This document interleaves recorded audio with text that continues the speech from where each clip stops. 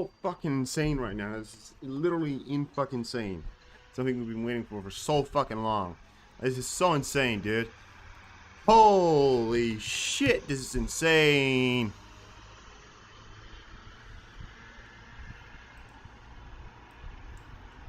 Dude.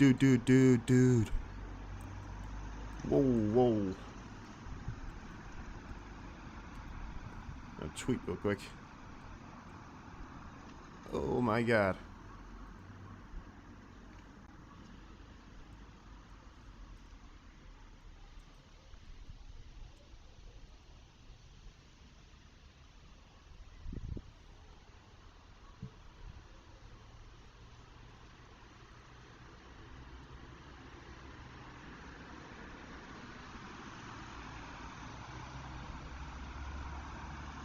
Dude, this is fucking insane. It's just, I mean, it's not just come in. It's 3 hours ago, but I didn't fucking know it was happening. Got the report for you right here. The Freedom of the Russian Legion is currently conducting assault operations on the territory of Belgorod region of the Russian Federation. Again here, the breaking news here, the Ukrainian Allied Freedom of Russia Legion, made up of ethnic Russians, announced that it has crossed the border from Ukraine, has entered the Russian Belgorod region. Battle against the Russian army are underway. This is fucking insane right now, dude. Holy shit. I mean, I didn't even manage to get that much done. I didn't manage to get that much done, but I guess I'll just be working here in the background. This is just me wanting to get this up because, I mean, this is beyond insane right now. Holy shit. This is insane, man. They did it before. They've done it once before. This is the second time. And Belgorod region is the same area they made it first. It's come out from all the big news guys. There's some Visegrad, Warfront Line. I mean, every single one of them. The Russian Federation is conducting assault operations in the territory of Belgorod region. According to the parliamentary primarily information, the raid is taking place in the settlement of Staroseli and Terobreno. So this is the picture of the area in where their so-called taking operations is going on right now. This is insane. This is actually happening. No reports now. There are no wounded or dead among the legionaries. We are working according to plan. Leave details about minefields to Konashchenkov. We continue to cleanse our house of Putin's filth. They emphasize. Holy shit. I mean, I don't know what the fuck. I don't know what the fuck they're doing there. I mean, this is not exactly new news. This is 4 hours ago. But holy shit.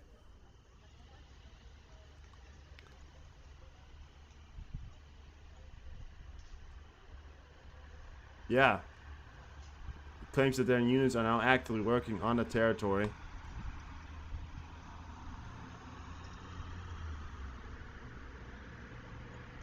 NATO has signed a contract for supply of ammunition to Ukraine plus members of alliance for 2.4 billion.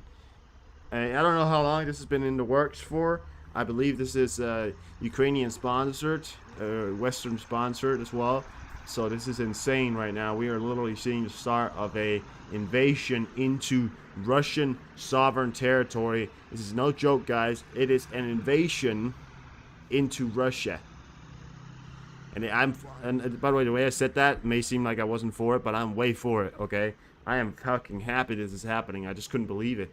We're now talking about the first time since like a year ago that there's actually been an enemy force, not Russian army, on Russian territory, invading Russian territory. This is insane. It's happening. We don't know what the fuck else to say. I don't know what else to say to you right now. I'm just gonna get on with some news that I've got. I didn't manage to get that much news in because this came out, but I guess we'll go through some of the news that I do have. We'll talk about the PMC Wagner plane I'll get some for you if anything new happens. If we get any new news, I'll monitor the situation as we go through the news right now. So I'll continue to monitor the situation here in the side here, and we'll go through the news here on the other side. So bear with me. All right, shit, man. I mean, I don't know what the fuck. It's insane because it's actually like they're fighting, and it's the home guard, the Russian home guard as well. I guess I can show you where the Belgorod region is, just for people who do not understand where that area. Belgorod is in Russia, and there's now a sovereign territory in Russia that's being invaded by an enemy force. This not happens. The Russian Freedom Legion has invaded the area before, but this is the first time in a very long time there's been an actual credible threat towards the Russian territory. So this is insane right now, and it's so fucking amazing that it's happening. You know, this is an actual fucking like invasion. So there you go, guys. This is Belgorod. Supposedly it's in Kharkiv, right? So it's in the Kharkiv region. Supposedly right now, they said that they were somewhere along up here, somewhere in that area. They're probably still working to get across. We don't know how many. We don't know who is part of that region, who's part of the people of it, but we do know that it's happening. I mean, this is not from like some small time news, okay? It's not some small time news media. This is like the real big guys, the big guys that are actually talking about it. And this is like way played down news, because this is actually extremely important news. And when we're talking about the idea that a Russian town could be captured, and that hasn't happened since World War II, you know? If they capture Belgorod, you know, that hasn't happened since fucking World War II. This is insane right now. We've got this chopper as well. This is on Flight Radar, and it's flying just outside Belarus. This is from Latvia, sorry. So it's keeping an eye on Belarus as well. More news on that. There are still 500 PMC Wagners left in Belarus. Some of them, the rest of them has supposedly returned, or is fighting on the Russian front line as either instructors or fighters. So that's happening there. So yeah, we got this chopper right here. We're gonna continue to track that. It's so close to the border, it's insane. All right, well, let's check this other thing out here. The PMC Wagner. So yeah, if you were following me yesterday, you know that there was a plane. Well, not yesterday, 2 days ago when I was talking about it. There was a plane that crashed in Mali, in West Africa. Clashed and exploded. It has a plane. It cost $50 million. Belongs to the PMC Wagner militia group. So I guess we'll show you the video here. So we've actually got the video of how it crashed. So check this out. It didn't even take off. Supposedly it took off right there. So you see, it kind of took off or landed. I think it landed and didn't manage to brake in time. It just kept going. I think the brakes probably failed or something like that. It just kept going, fell off, and literally crashed like into the fucking. The wheels must have broke and crashed into the ground, and then you see an explosion kind of happen a bit later there. There you go. That's the explosion that happened. That was actually what appears to have been carrying Wagner soldiers or equipment at least. So that what got lost because some stupid pilots couldn't figure out how to fly. So that happened. So we got the video of that. Thank you very much for that one. I don't know. I feel like I want to talk about the news, but as well as I want to just, yeah. It's so weird. This is not my prime time for streaming, by the way.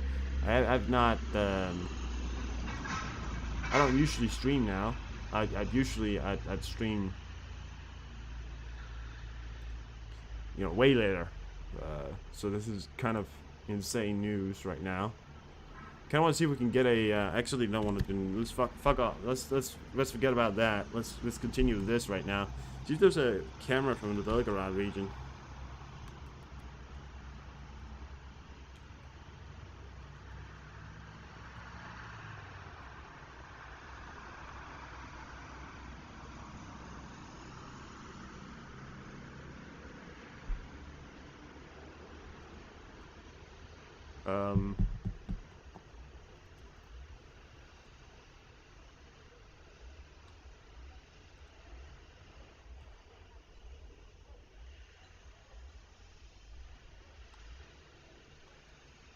No, not really.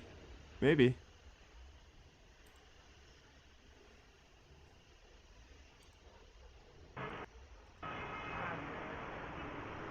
Belgorod? What's that say? Russia, St. Petersburg, Russia. Well, this is St. Petersburg. It's not Belgorod.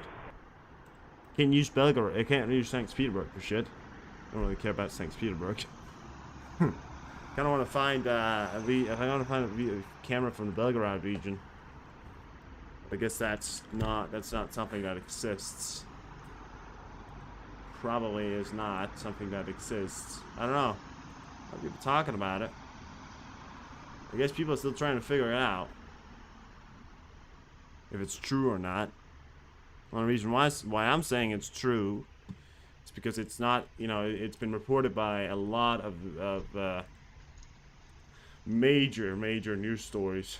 Maersk has reported about it. We have Null reports. We have fucking Vicegrad. We have, I don't know, Flash maybe. Flash, which is one of the guys that I follow. Well, I follow pretty much all of those I just mentioned right there. Flash is one of those I really trust when it comes to the news, but I don't know if he's talked about it. Let's see, I'm gonna go all the way back here.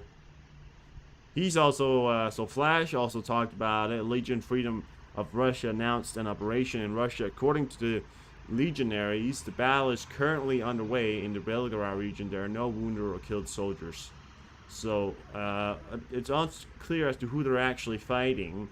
But the great thing about it, you see, in any military, if you have a distraction at your homeland, you know, you have this massive, all of a sudden, well, I don't know how massive they are. We don't know how many soldiers there are. Let's imagine they're somewhere in between of 10,000, maybe. I don't know. Maybe it's less, at least in the thousands, you know, probably, invading that territory. And if they're fighting against this home guard, which is the Russian Federation, Russian home guard, or whatever they are, or the region in Kharkiv, you know, that's all of a sudden a distraction for the Russian army. They have to move. You know, all of a sudden, if there's a lot of people, you know, they have to move some soldiers from the front to be able to quell that.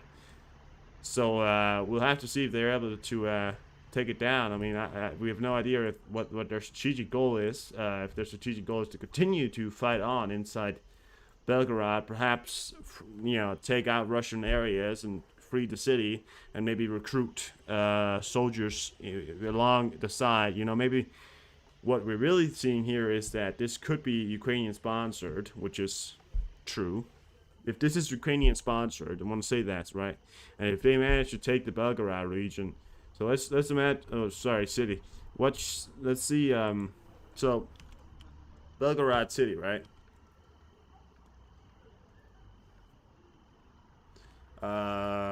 Population.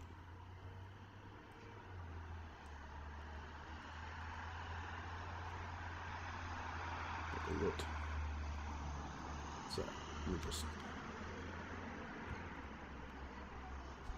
let me just spell it right for you. Spell it wrong.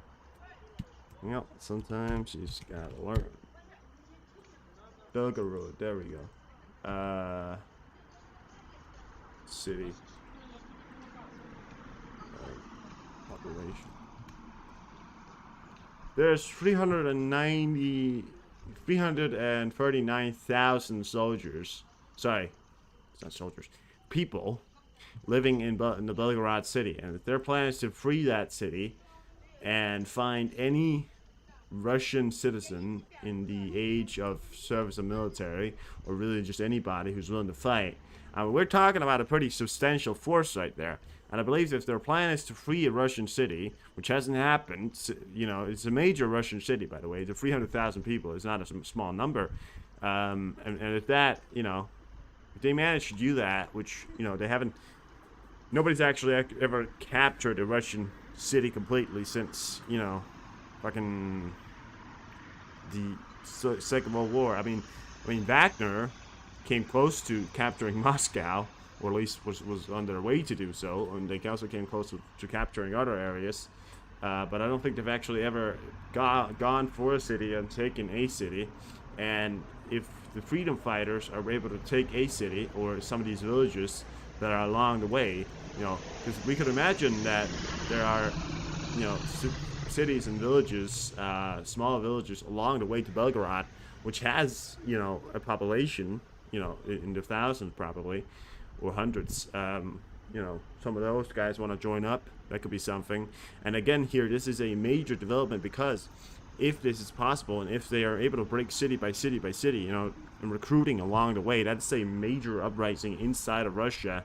With, you know, if they're able to take city by city, that's, you know, all of a sudden you may be looking at a 100,000 force. I mean, I'm just, you know, I don't know, but you know, that would certainly be something that would be sponsored by the West. Why? Because that would be a literal topping of the Russian army, and we don't know how fast this is happening, but we could imagine that the Russian army, those freedom fighters, the Freedom Legion, has to fight pretty fast.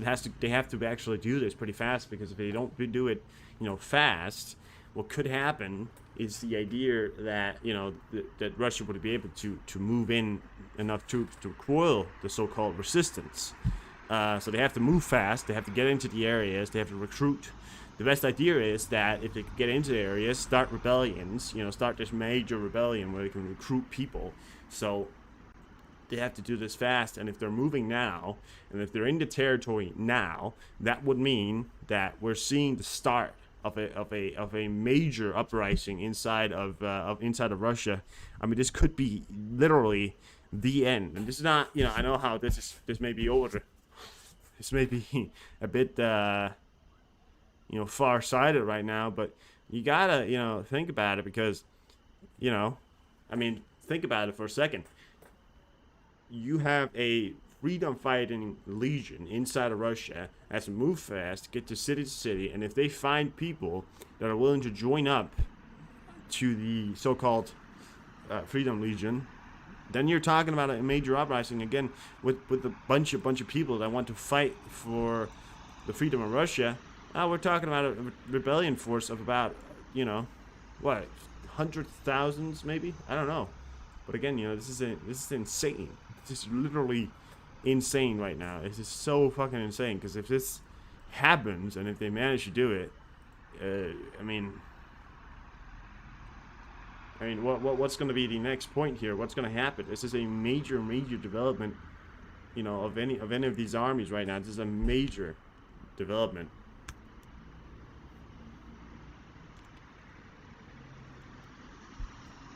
I'll save the bigger news for tonight.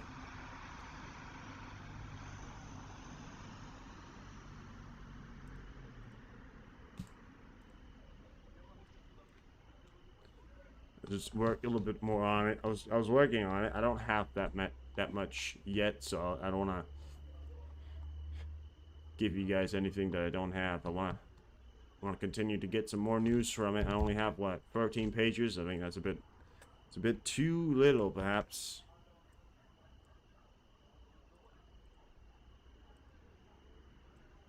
We'll continue to monitor the situation, of course, as we go along here, and this will be, you know, something I think many of us have waited for. I've certainly waited for it for a while. I've waited for it for a long time.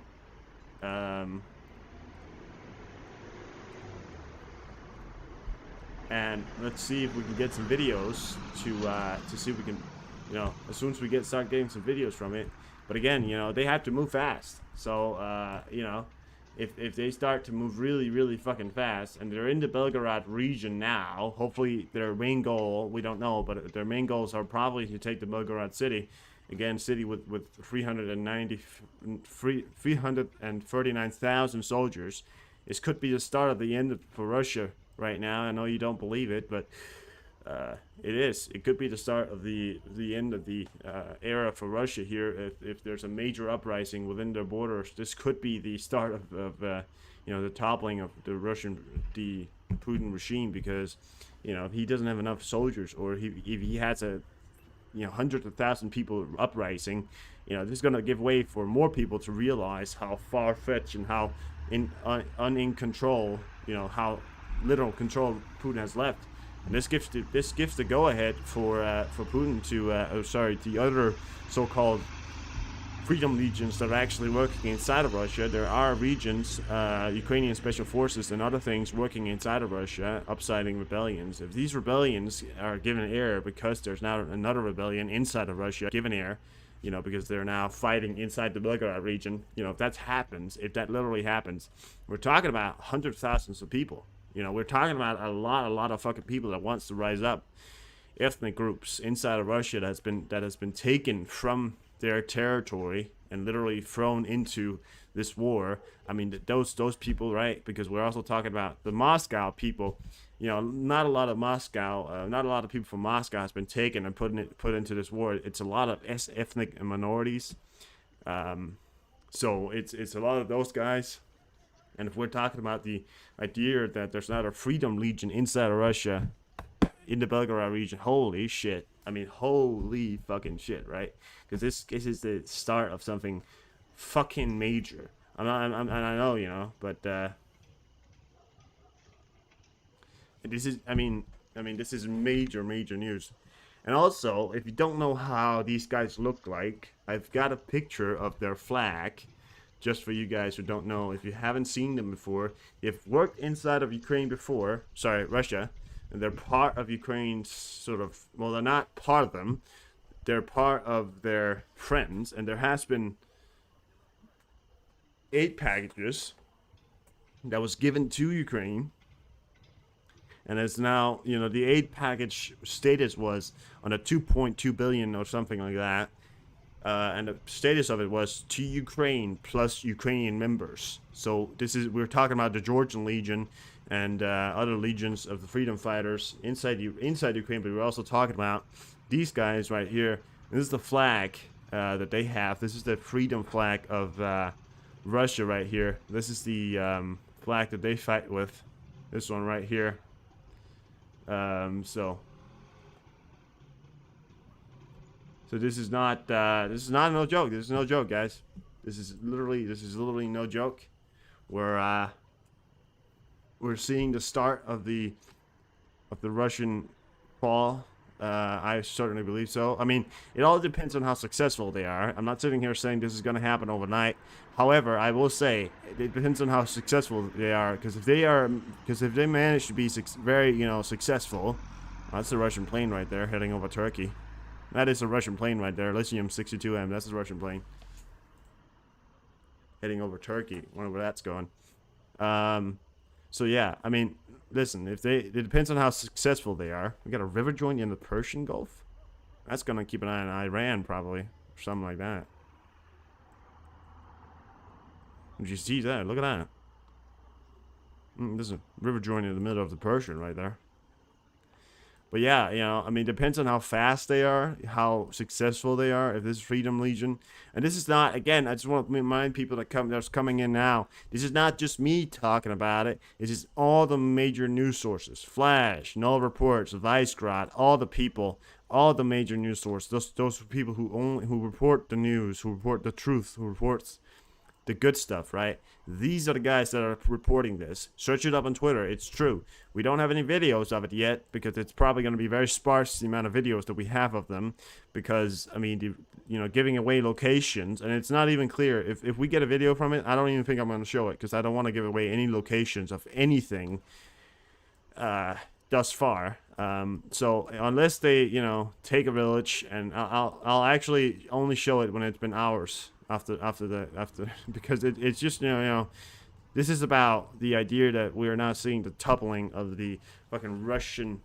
Empire, right? Uh, Holy shit. So this is fucking, I mean, insane right now. And I just got another news on my phone here. An epidemic as violent sickness is spreading, can break the ribs, and be dangerous to children, like really small. Holy, this is in Denmark. What the fuck's happening right now? Okay, an epidemic has hit Denmark. Alone 37 has 200 cases of keyhoste. How do you translate that? I don't know. But yeah, this is matter right now. Small pandemic. I don't know. It's a pandemic. But listen, that doesn't matter right now. It's in my country, but it doesn't matter. It's a violent pandemic, and apparently, well, not a pandemic yet, but it's apparently some kind of violent. But it doesn't matter. We're talking about the Belgorod fortress right here. We don't know where they are. However, we know that they've gone in somewhere, inside somewhere in the area around Kharkiv. I'll show you the area again. Anybody who's joining right now, show you the area again here, guys. So check this out. This is where they are. This is where they've gone in. This is the Belgorod region. Now, Belgorod contains 339,000 people. Again, this idea that they're going to uprise and take over is very much true because, recruiting along the way is not something that hasn't been seen before. We saw it during the Russian Civil War in the 20s? 30s? Something. I don't know. It was just after World War II, right? Sorry, World War One. Yeah. Remind me of that later. But again, these are villages. Thousands of people again. If any of these people who are tired of war and living just upside this war right here, and we're talking about these guys being liberated. We're talking about additional soldiers. We're talking about the idea that if they are recruiting villages along the way, and if they manage to take the Belgorod city, that's a lot of people to recruit all of a sudden. Not all of them is going to be on board, but apparently, if there are people that are willing to go on board, we're talking about the idea that there's going to be an uprising inside Russia.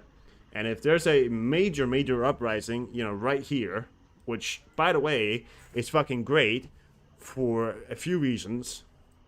First of all, this is Kharkiv, right? This is the area that the Ukrainians have taken back. They've taken back the area all the way to up here. Let's get you guys the deep state map here. Let me just give me a sec right here. Give me a deep state, right? So, just to explain how great this is, and the reason why it's so great. So check this out right here. So, we now know where Belgorod region is. This is the Belgorod region, right? And if they manage to take the Belgorod region, which is, a far-fetched idea, but if they manage to at least disrupt and create chaos inside of that area right here, we're not cutting off the idea that they can even, bring supplies in right here, because there's a whole army right there, right?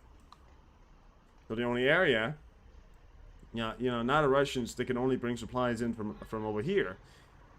And although they can't do that, the Russians have actually recently built super highways inside of these. Well, they call it super highways. It's really just highways. I've got the pictures of it actually. Let me show you. I think I've got a picture of it, of this so-called highway network of what they've built to bring supplies. I don't have the picture. I thought I had the picture. I think I got the picture somewhere. There we go. So, so again, they're bringing supplies in, and this is coming from over here, right? So check this out. This is coming from over here. So that's coming from over there. Oh, did I switch place again? Oh, over here.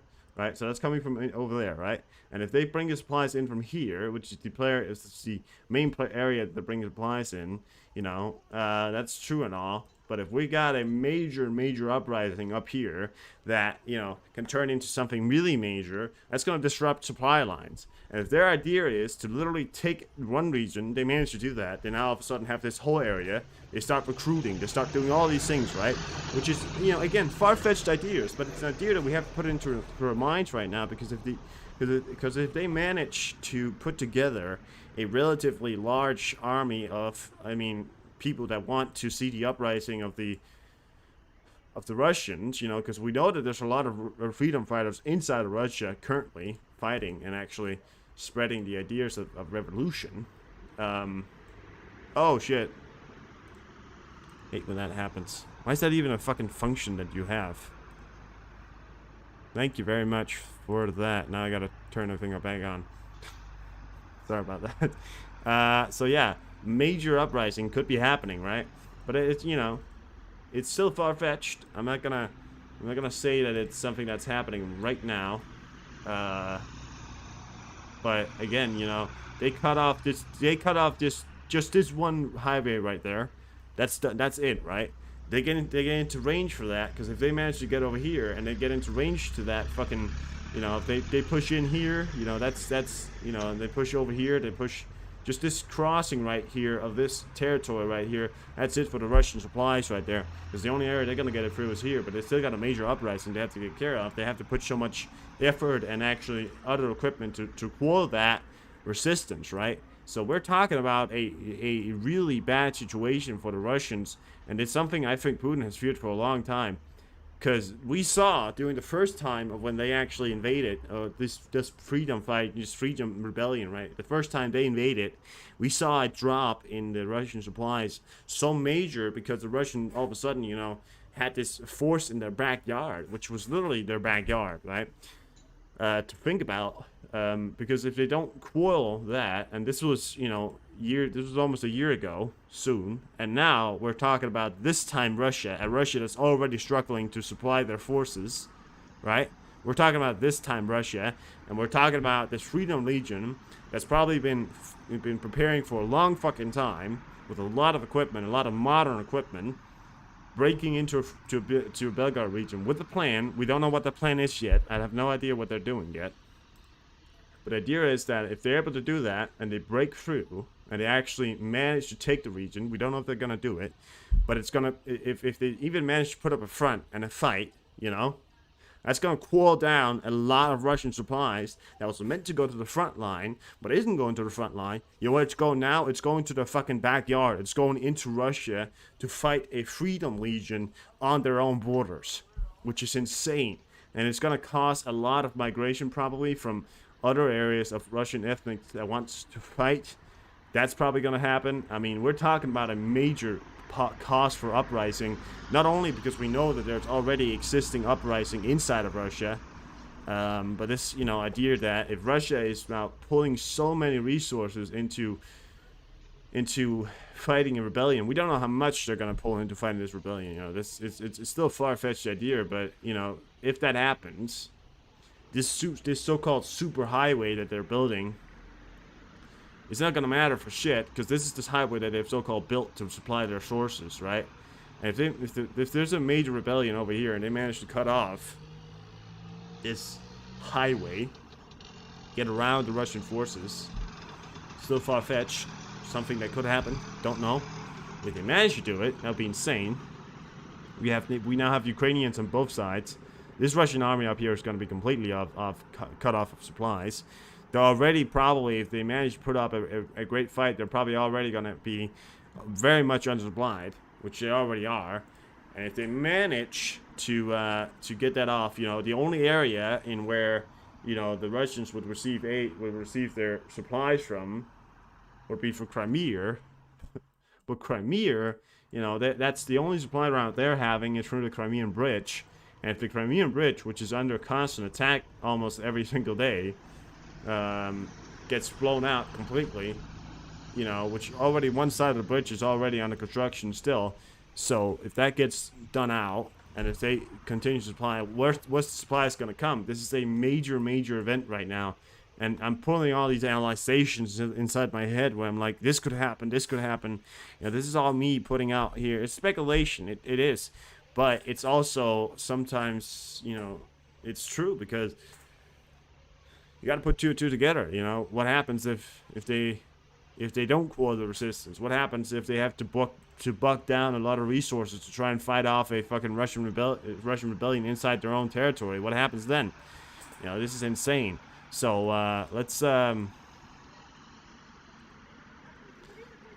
hope they don't. Let's hope they don't fuck up. Let's hope they don't fuck up. Let's hope they continue to bring up some more fighting, and let's hope they do it. You know. This is actually a Latvian chopper right now on the border of Belarus. Keeping an eye on Belarus. Never actually seen this before. 86, how are you? Welcome. Can you believe it, 80? Can you believe it? They're fucking. There's a Freedom Legion of the Russian army, ethnic Russians, actually fighting inside Russia right now. This is the second time in a very long time. You know, this is. I mean, a year ago they invaded, or close to a year ago. I don't know. It's quite so many months ago. And now they're doing it again. And if they manage to take a town, you know, a Russian town hasn't been taken since World War II. We're talking major uprising. I've gotten all these analyzations since I had my head how this could cost, you know, all these resources to be bucked down. This is insane.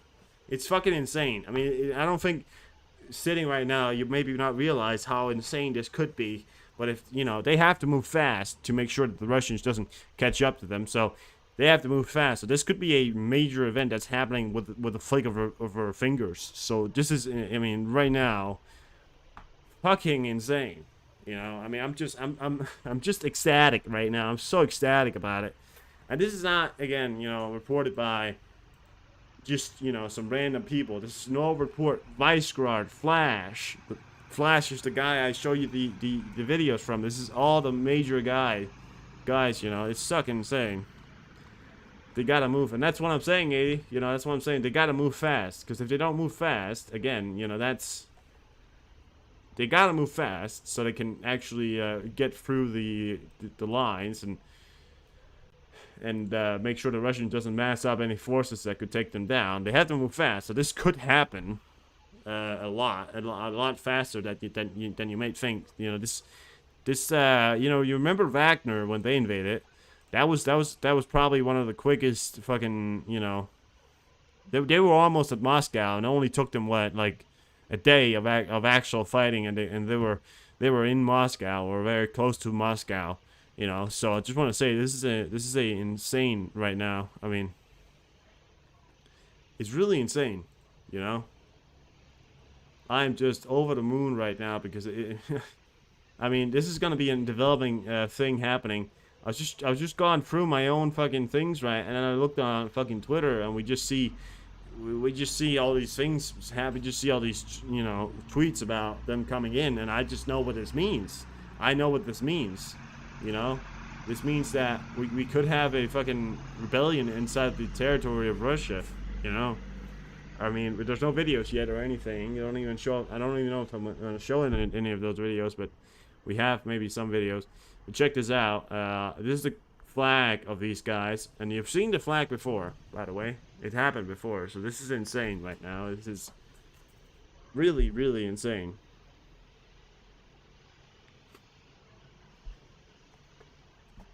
Wow. Just, I mean, just wow.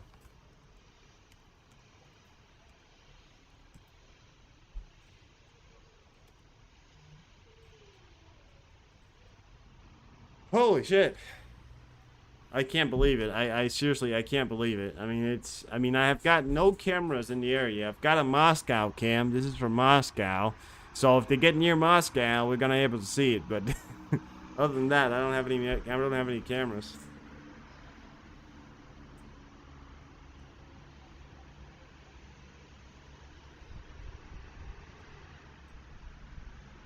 Holy shit. That's not turning around. Latvian plane keeping an eye on Belarus as well right now. Sorry, helicopter, not plane. Not a lot of air activity over the Russian right there. We have some air activity. We do have this RDS 393, which is a Special Flight Squadron 204-300. That's a cargo plane right there. We got some interesting plane development down here. We got a Lithium 62M long range transport. So this, I believe, belongs to a Russian delegation or something. They're now heading towards Turkey. I'm not sure what they're doing there, but they're doing something. 2 planes, 2 cargo planes heading up. Alright, well, look at that. We got the landing, probably. Planes all over. Yeah, I've got a St. Petersburg camera, but, God damn, that's a fast car right there. But, I mean, St. Petersburg is in the other end, so I don't know how much... I don't know how much that's gonna, you know, help me. I got the St. Petersburg camera, bring it up, but it's in the other end of the fucking... It's in the other end of, the world, so... And, by the way, I just want to point out that the U.S. gave away a package deal for $2.4 billion. This $2.4 billion package had a... Or 2.2, 2.4... Had a note on it that said, fucking... To Ukraine... or to Ukrainian members, right? So we know that we know right now that it could be possible that the U.S. and Western members, Western countries, have known about this for a while and is an active sponsor of what's happening right now. And if that's true, holy shit. They've probably known about it for a while, let's be honest. You know, let's be honest. The U.S. probably knew this was going to happen, and they probably knew it was going to happen a long time ago. But, still. They are saying that there's an actual battle going on, so we know that there may be gunfire. There's got to be gunfire exchange right now. There's no, you know, reports on how many soldiers. There's nothing, you know, where exactly they are. Of course there isn't, but they've got no reports on anything, you know. You'll donate? Yeah, I'll fucking donate as well. I mean, Jesus fucking Christ. We all gotta donate, you know. I mean, this is, you know, this has probably been, by the way, I want to point this out. They went in a long time ago, and then they sort of, we don't know what happened to them, because apparently they're now saying nobody died, so we don't know if they went in, sort of scouted the area out, knew what, and now they're going back in with knowledge of what happened, you know, last time. And now they're going back in with a renewed idea of what they're gonna do, and with extreme amount of help from not only Ukraine but the Western world and modern weapons. They're operating inside of Ukraine, so this is a Ukrainian approved operation. This is Ukraine approving a literal... You want to point this out, guys. This is how insane this is. This is Ukraine approving an invasion into Russian territory and helping them equip them. This is where we are right now. Holy shit. And by the way, they're more than allowed to do it. This is not me pointing out that, oh, why do you do that? You know, no. They're allowed to do it. I just want to say, this is insane. I can't get over myself. I don't know why. I'm like a little kid right now. I just fucking, I mean, I don't know why. I mean, it's, you know? I mean, this is pretty cool. It's pretty cool. It's pretty cool. I mean, I'm gonna probably keep it up right now. Gonna keep the live going. I do have my document, so I guess I'm gonna keep working on that. We got the I only had the 13 pages. I mean, we barely got through any of it before I saw the news, and I decided to just, you know, go live so we can. Holy shit! So we can get that going. But holy shit!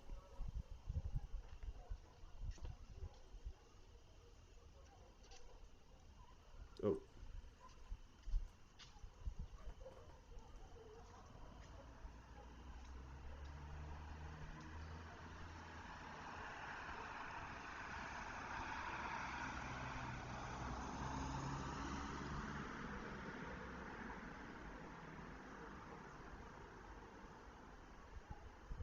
Uh,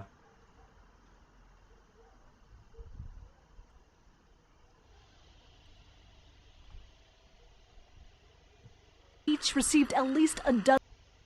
okay, we got. I'm looking at this in a little bit later. Then I don't know. I mean, it doesn't really matter, does it? I mean, this is more of a pressing news. I mean, the only thing I really care about right now is this. I don't give a fuck about anything else right now. Because who cares about anything else right now? This is a Russian Freedom Legion inside Russia. Who cares about anything? This is the most developing news right now, you know?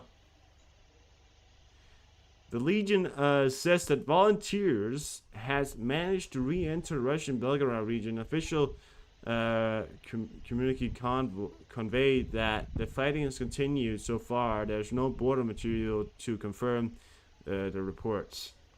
All right. All the big guys are saying that they're in the area, that they have crossed the border, so they're not, they're not in the territory. They're just saying that there's no reports whether or not how many, or if anybody's gotten hurt, or if anything is happening. Well, we know something's happening, but if anything, what's happening, and who's happening, or who's doing what? It's holy shit. I mean, it's just fucking insane right now, and I just wish I wish them the best. I wish them the best. I wish that they can take on some of those goddamn assholes,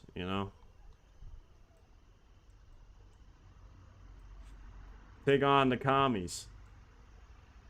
Bring them to justice. That's what I wish for them. Bring those goddamn commies to justice. That's what I wish.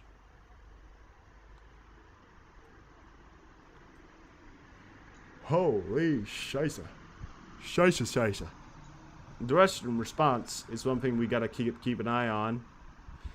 Also, again, yeah, the Russian response is something that we gotta keep an eye on, because the Russians can't just bomb the shit out of their own villages. I mean, they can't just do that. I mean, I'm sure they can, but they do have to keep up appearance. And if the Russian people get note of the fact that the Russians are bombing their own territory, I mean, they can't just do that. They can't, not only for Putin's own image, but the idea that they're bombing their own people, that's so far-fetched. I mean, I know Russia is far-fetched, but I mean, that's maybe too far-fetched. I mean, because not only would it cost the immediate downfall of Russian regime, Putin's regime, but it would probably also cost the Russians to not only want to be part of this Freedom Legion, but actively support it in any way they can.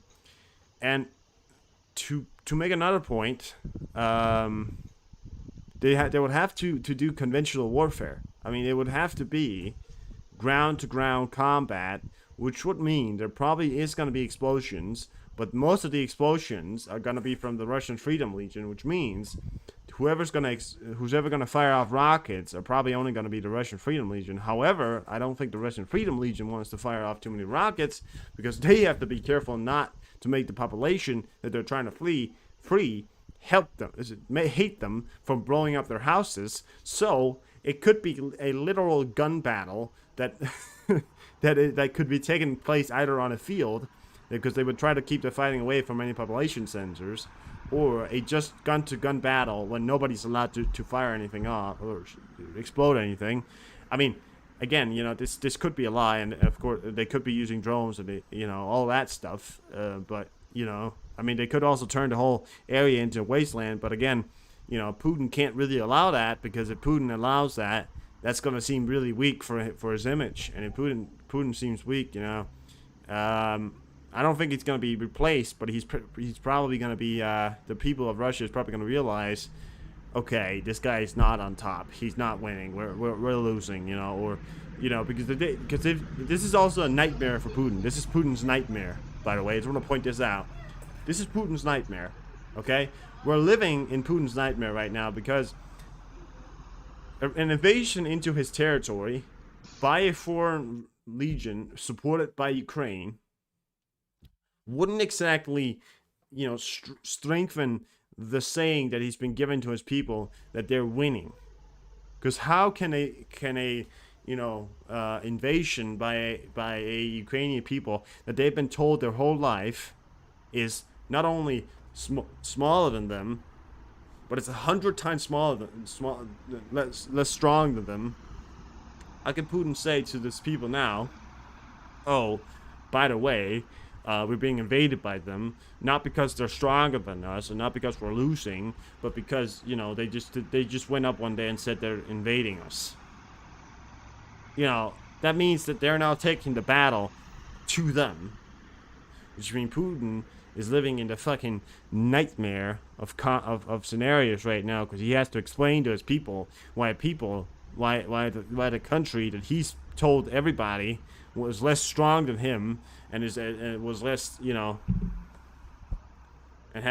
it was a weaker country, has now invaded their territory and is in their backyard. So again, if Putin allows this and doesn't quell the invasion, this is a nightmare scenario for Putin. So yeah, first time. Yeah, it's the first time for everything, but this is the start of something. This is the start of something great. This is the start of something we've all wanted to see for a very long time. Is it the start of a Russian civil war? I don't know. Is it? I mean, if one region is liberated and one region is now, actively fighting back, and there's people in this region, how many people's in the Belgorod region? Let's look it up. Belgorod region.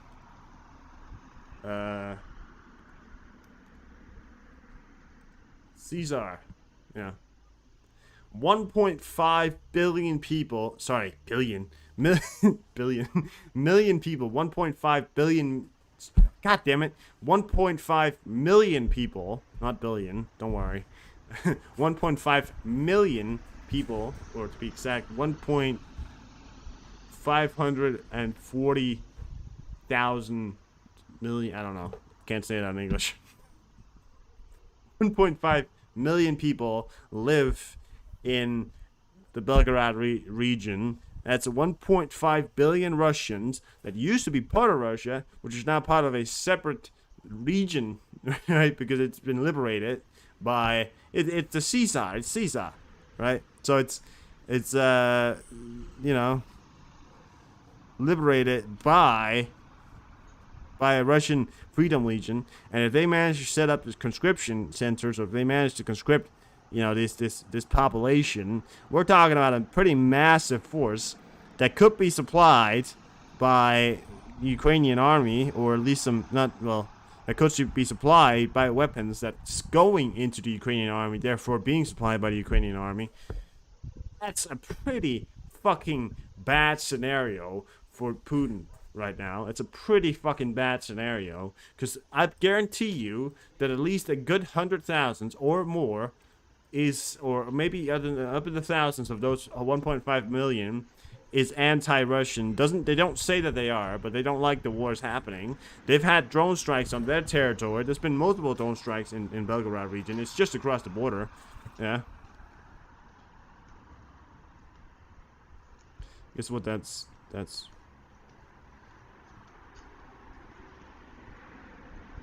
Caesar. Yeah, I guess so. He's the liberator. Yes, Caesar. Or what's his name? We could also call him Genghis Khan. He was a big. You get. He goes by the liberator. Whoever the leader of this so-called freedom fighting of Russia is, I salute that man. Not only do I salute that man, I salute every person in that legion fighting for the idea of a free Russia. So thank you very much to that. Let's fucking go, right? Let's fucking go. Jesus Christ. This is probably why Ukrainians have probably not been making massive strides on the front line. And I know why now. I think the Ukrainians have played us. You know why I think they've played us? Because I think the Ukrainians said to everyone, we're taking it slow and steady. And they probably did because they were supplying another army. I mean, think about it. What if the Ukrainians didn't make the major breakthroughs? Well, they still are making major breakthrough and they're moving forward. But what if they didn't make these major breakthroughs because they were supplying an army that was going to invade? That isn't part of their army, but they were supplying an army that was going to invade the territory of Russia, disrupt supplies, making their invasion of the occupied territories 100 times easier, saving ammunition and equipment for the time of when that set territory in where the Russians get the supplies from is either occupied or under constant threat of missile threat or explosions or disruption, right? That means that the Russian army, already undersupplied, would be more undersupplied, would probably be not supplied at all, you know? I mean, think about it. So the Ukrainians are just going to start breaking through the fucking front line. They'd just break through the front line easily because they're fighting against, what, an untrained, a undersupplied, you know, tired, probably, starving Russian army that is still big in numbers, but it doesn't matter at that point because if you're tired and if they're sick and if they're, you know, undersupplied, they don't have water, they don't have the basic means to live and fight, you know, an army that is supplied, not tired. Well, they may be tired, but, you know, I mean, yeah.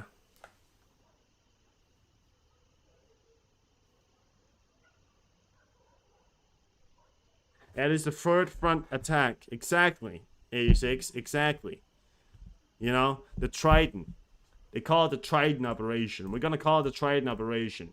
2 fronts for now, but where was the third front?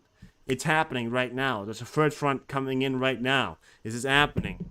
The Ukrainians have played us. They knew it was going to happen. So they've been supplied a third fucking army. And I fucking respect that shit. Because they played well, they probably didn't play the West, did they? But I reckon that everybody knew about this. The U.S. probably knew about this. Many probably knew about this. And it was only the real high command. And that's why the high command of the U.S. and some of the European countries haven't said that they didn't support this, that they thought the movement was slow, because they probably knew that this slow movement had a meaning because they were supplying an army on the other front. And by the way, the Russians haven't said anything about this. So supposedly they didn't fucking know that there was a supplyment of an army called the Freedom Legion. Maybe they did, but they didn't pay attention to it. I don't know if they did. I mean, however, the Russians have kept soldiers bogged down in the Kharkiv region. Sorry, in the Bulgar region. They have actually kept soldiers just across the front on the Bulgar region. So, in all fairness, they could have actually known it was going to happen. So they've kept soldiers there. I mean, this is all a weird scenario right now, and we'll probably not know much before some hours. But, I mean, am I going to sleep tonight? I don't know, guys. Am I going to sleep tonight? I don't know. You know? I don't know if I can sleep tonight because it's, you know, I mean, I don't know if I fucking can sleep tonight because this is a, holy shit. I mean, I'm just, you know, it's all clicking inside my head now. It's like, oh, and, you know, holy shit. I mean, and this is not, you know, this can't be disproved at this point because it's been reported by everyone. I mean, everyone's reporting on it. Flash, Viceguard, No Reports, Oints Defender, maybe.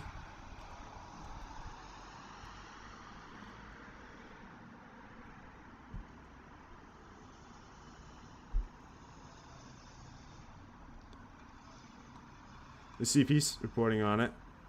Oh, he hasn't reported anything since 12 hours ago. Well, that doesn't matter then. Holy shit, you know? I mean, this is, yeah. God dang.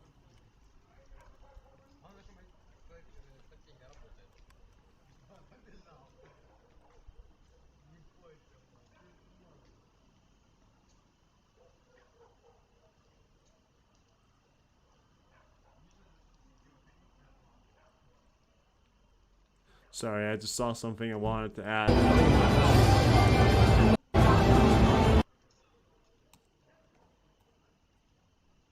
Yeah, we'll probably go through the news, but it'll probably not be before, you know, the usual time. So we won't do the news stories that I've got for you.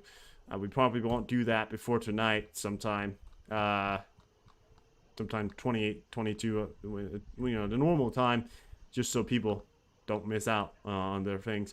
This is just, you know, this is a special report, guys. This is a special report right now. We're in the special report era, because holy shit, I can't stop saying holy shit because it's, you know, this is a holy shit scenario. You know? Oh wow, wow, wow. You know? I mean, I can't wait to get the news that they've taken the Belgar region, or they've taken a village, or that they've moved forward. Or, by the way, the last time that it happened, I went on Deep State, and you were actually able to see where they were because they were reporting on it. They haven't reported on it yet because the last report that came in was the 27th. So we're probably not going to see any news on movement of these soldiers before tomorrow. But I want to point out, when we saw you Deep State, Matt, so they've actually kept what this appears to be, right? This appears to be that they've actually kept Russian soldiers, or at least, you know, brigades, one brigade or something like that, bogged down in the territory on this road right here, which they knew that there possibly could be an attack coming in from this so-called Freedom Legion. So there could be soldiers at that front, or just a few miles back from that front. Oh, sorry, but you get it. So, yeah. God damn. This is so fucking... this is so cool. This is so cool.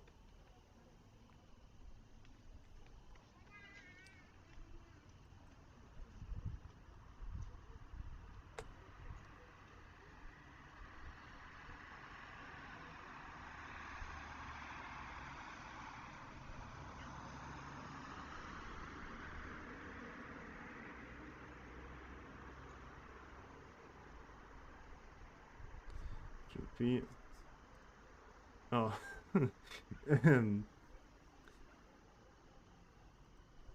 Yeah, he's heading towards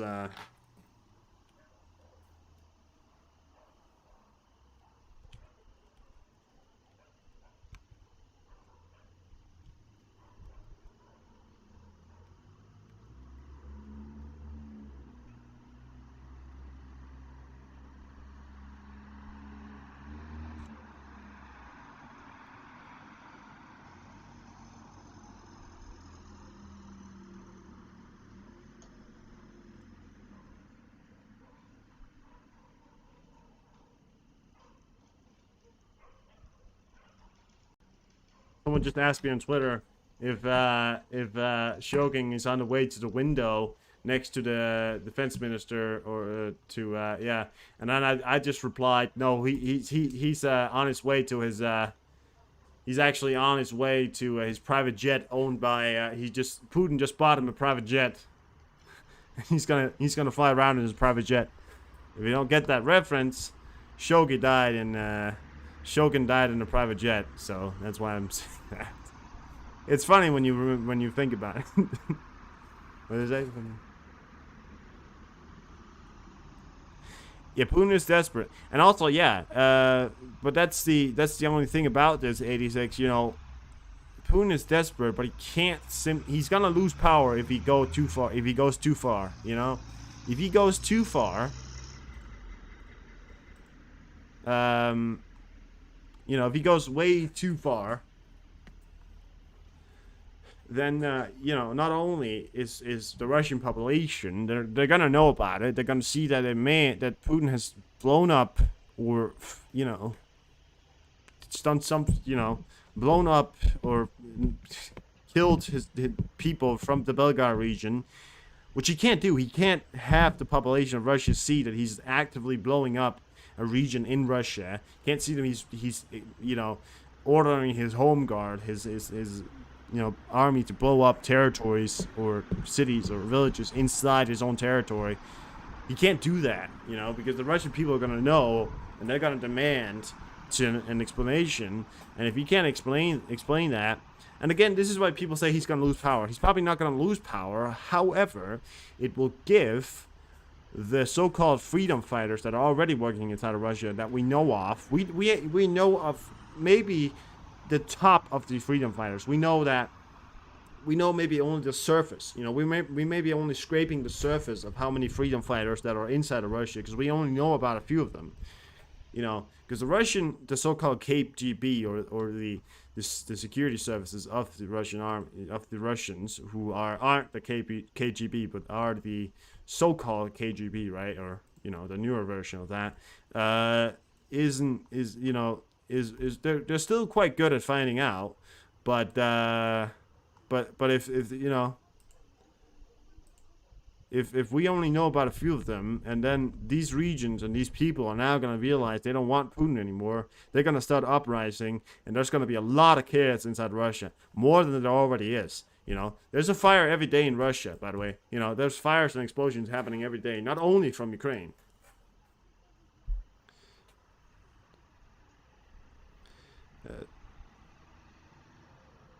That's exactly why he got so far. 86. That's exactly why Shogi, or what's his name? Prigoi. Yeah, Prigoi got so far. The self-report, they have 2 battalions. Are you talking about the freedom fighters? Or the 2 battalion? Alright. But yeah. That's exactly why he got so far. Because Putin, when Wagner came in, Prigozhin was very well liked. And if you see the videos from the era of when Wagner invaded Russia, or at least into Moscow, the people were very much in favor of having him there, and therefore Putin, not because the people were in favor, but they have 2 battalions. All right. Well, thank you very much, 86. I didn't know that, but thank you. Do they have their own website or Twitter?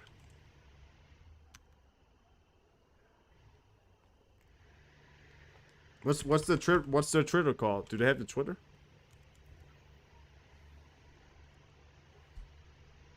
All right. Well, I didn't know they self-report it. Thank you. Well, he simply can't be seen blowing up buildings and cities. Not only is it going to be a blow to the economy, which the fragile Russian economy can't take that many blows, not anymore. So he can't do that. So so there's no way. Oh, yeah, hold up. All right, thank you. There's absolutely no way that he's going to be able to blow up anything, because you saw Prigozhin. Putin knew exactly where Prigozhin was. He knew exactly where Prigozhin was, and he didn't blow Prigozhin up in his armored car brigade, because if he'd do that, he'd kill Russians. There's no way he would be able to hit Prigozhin, exactly where he was in that brigade. However, he could do it when he was in the air and over a field. That's one thing he could do. But I just want to say that Putin couldn't blow him up the first time, because it was going to be impossible to blow him up the first time, because he wasn't because he was near Russian population. Prigozhin knew as long as he was near Russian people or in a major city, he wasn't going to get blown up. He wasn't going to get killed. Because Putin couldn't afford to do that. He simply can't do that. So this is a nightmare scenario for Putin. Something that he's literally, I think shitting his pants over. I'm sorry, but that's literally what I think he's doing right now. He's literally, shaking his pants right now, because if this happens, and if they actually manage to get that done, they manage to do some bad stuff or some good stuff. This freedom battalion managed to do some fun stuff,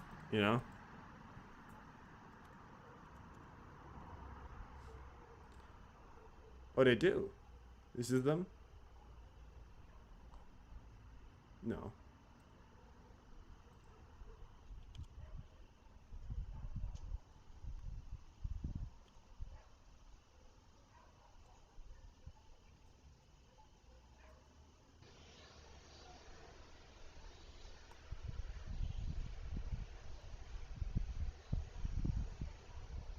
It's them? No. I mean, they have to be pretty big, don't they? I'm just trying to find that Twitter there. I don't know. I didn't even know that they free reported.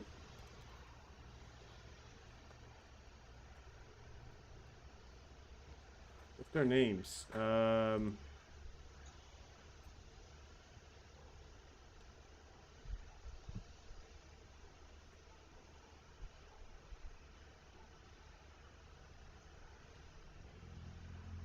Well, if it's okay. Well, I think it's the freedom of Russian Legion. That's their name.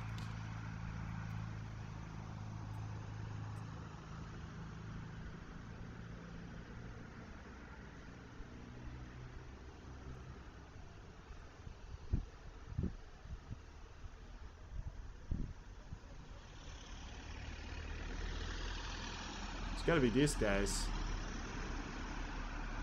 Info and video dump.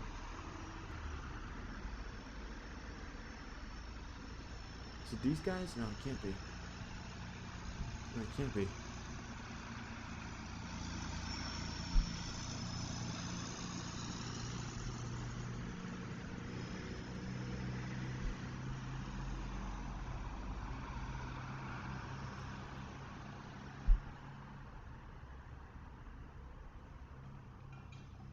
There's one talking about bitcoins. I don't know.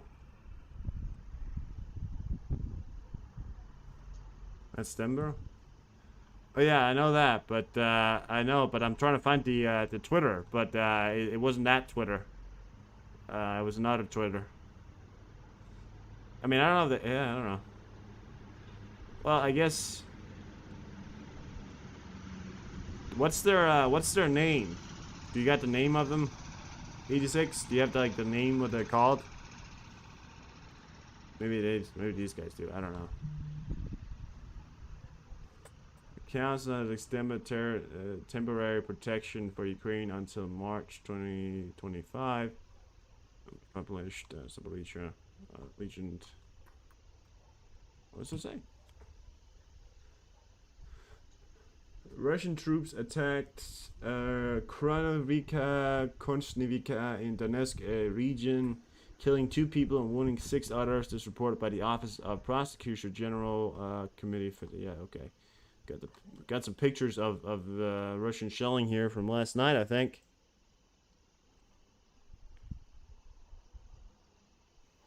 So this is a region from last night. Again, Russians, you know, shelling, of course, extremely military targets, not, you know, houses. That has nothing to do with it. Oh, thank you very much.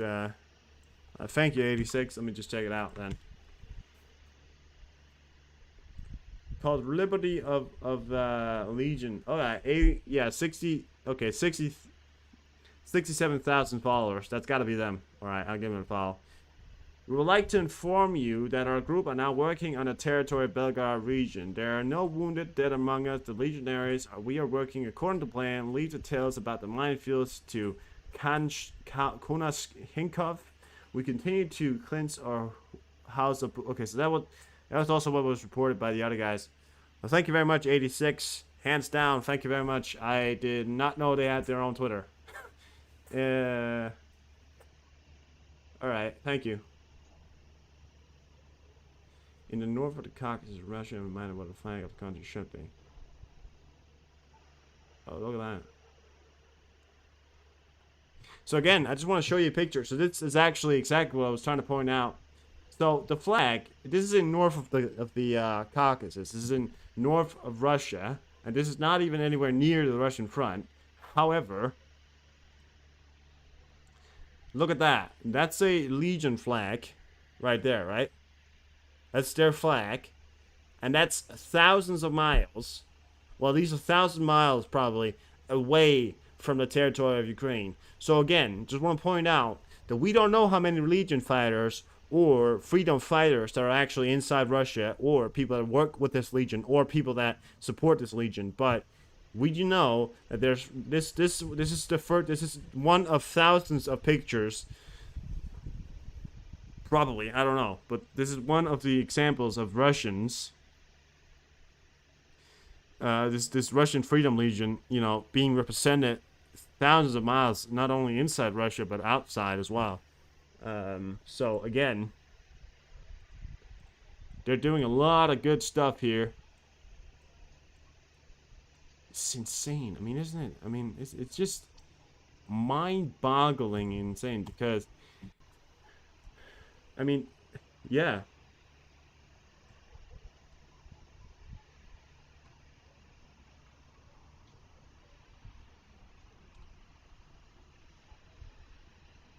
As reported 5 hours ago. So by the way, again, they're working on the territory. It was 5 hours ago that they reported it.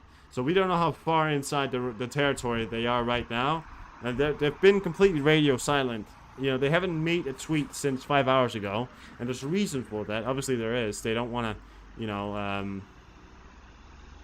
they obviously don't want to, they obviously don't want to, show it off or tell everybody where they are. But as of right now, it's 5 hours ago, and they've been inside Russia since then.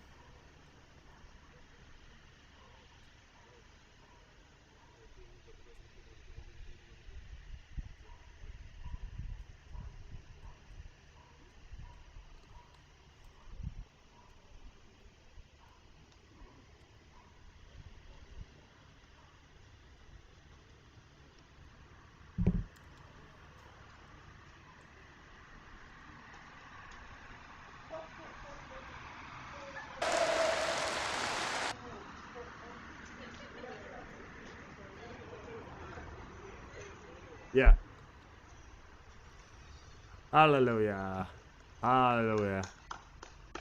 Holy shit. More footage from Vinnytsia of the inner airport in Tasny Upestanik. Cause of the blast could be batteries for electrical vehicles igniting according to MASH. Oh, hello. Powerful explosion in Tashkent, capital of Uzbekistan. Boss reported that this is happened at a local airport. Let's check this out. Good God, look at that. You can get a police scanner from.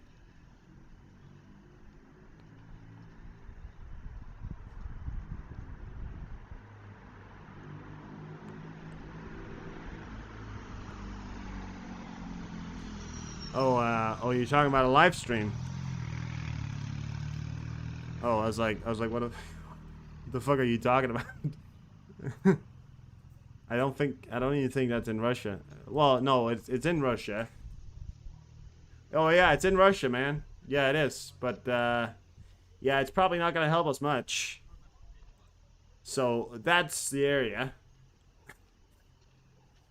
And then, and this is where it's happening. Sorry, yeah. No, that's where it's happening. Right there. So that's the camera that you got, the territory, and that's. So no, I don't think we can use that too much. Sorry. That's pretty far. Maps.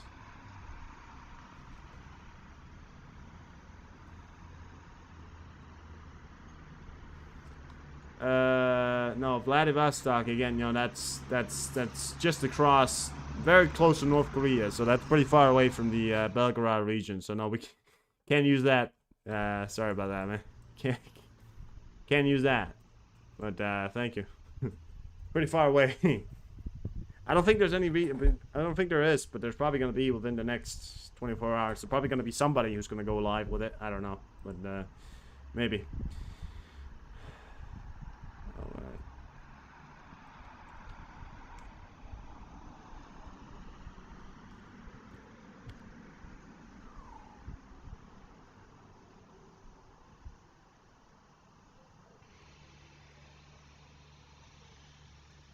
Yeah, it's alright. I mean, Jesus Christ, I just don't know. I mean, it's just, you know, so fucking majestic right now. It really is, because, I mean, if this, we don't know what exactly they're doing, where exactly they are. All we know is it's happening. Che ci Right? That's vuole? all I know of. Taможня. All I know of right now is that it's happening. Astaghfirullah, astaghfirullah. And I love it. And I love it.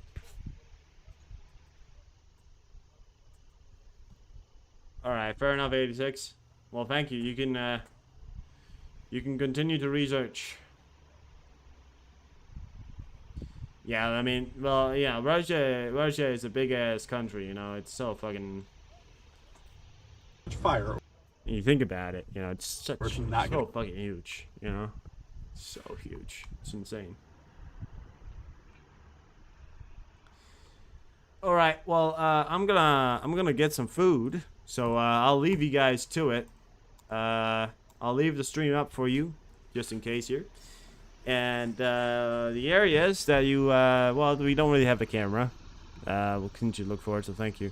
If you do find it, 86, if you find any area, or just tell me if you find any live cams. I'll also look for some if I can find anything.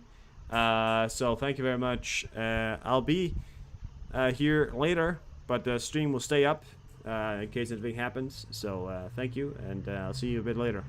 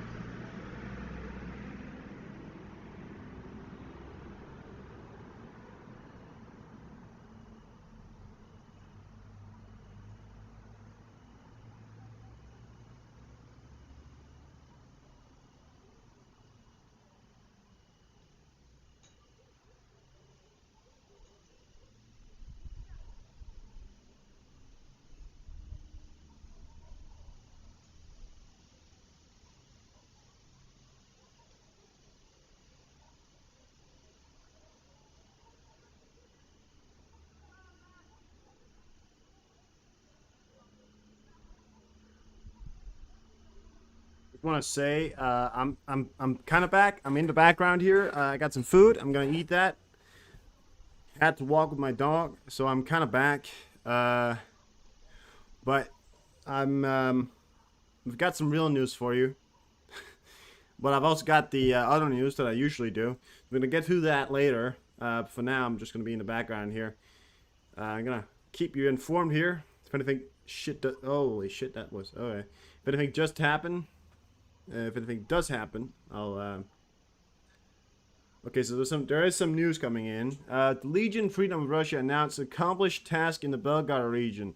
The assigned task has been completed. All Legionnaires are safe and sound. The enemies has suffered losses in manpower and equipment, the Legion said. So, apparently the Legion has now completed our task. It's unclear if they're now retreating, but apparently they are not. This may be a picture from the last time, but it's gonna look something like this. This is from the Sumy region, which is not.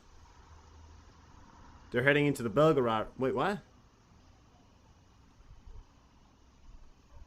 They're heading into the Belgorod region or the Belgorod? They're heading into the Belgorod region. Is that? Well, I don't know, because they were saying Belgorod. Flash said he was saying. Check it out. When he reported on it. Just see.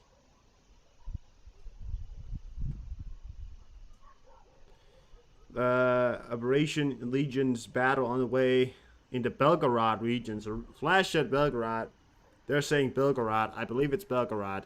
Could be Belgorod, but I still believe it's Belgorod. All right. Well, that's it I got for you right now. I'm gonna leave you here to it. So, yeah. Apparently they completed their task. They're probably gonna stay in the area. Hopefully fight more. But let's see what happens. All right. I'm gonna turn off my mic here. Sit in the background here, eat some food, and I'll be right back after that.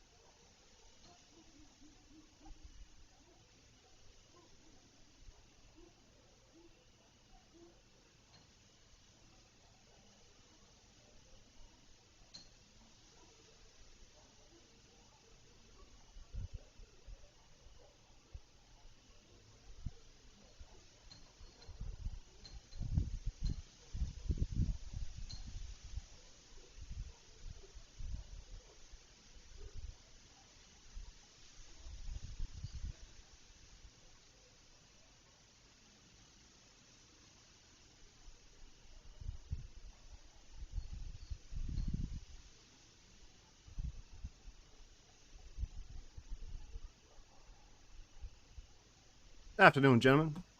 Ladies. Alright.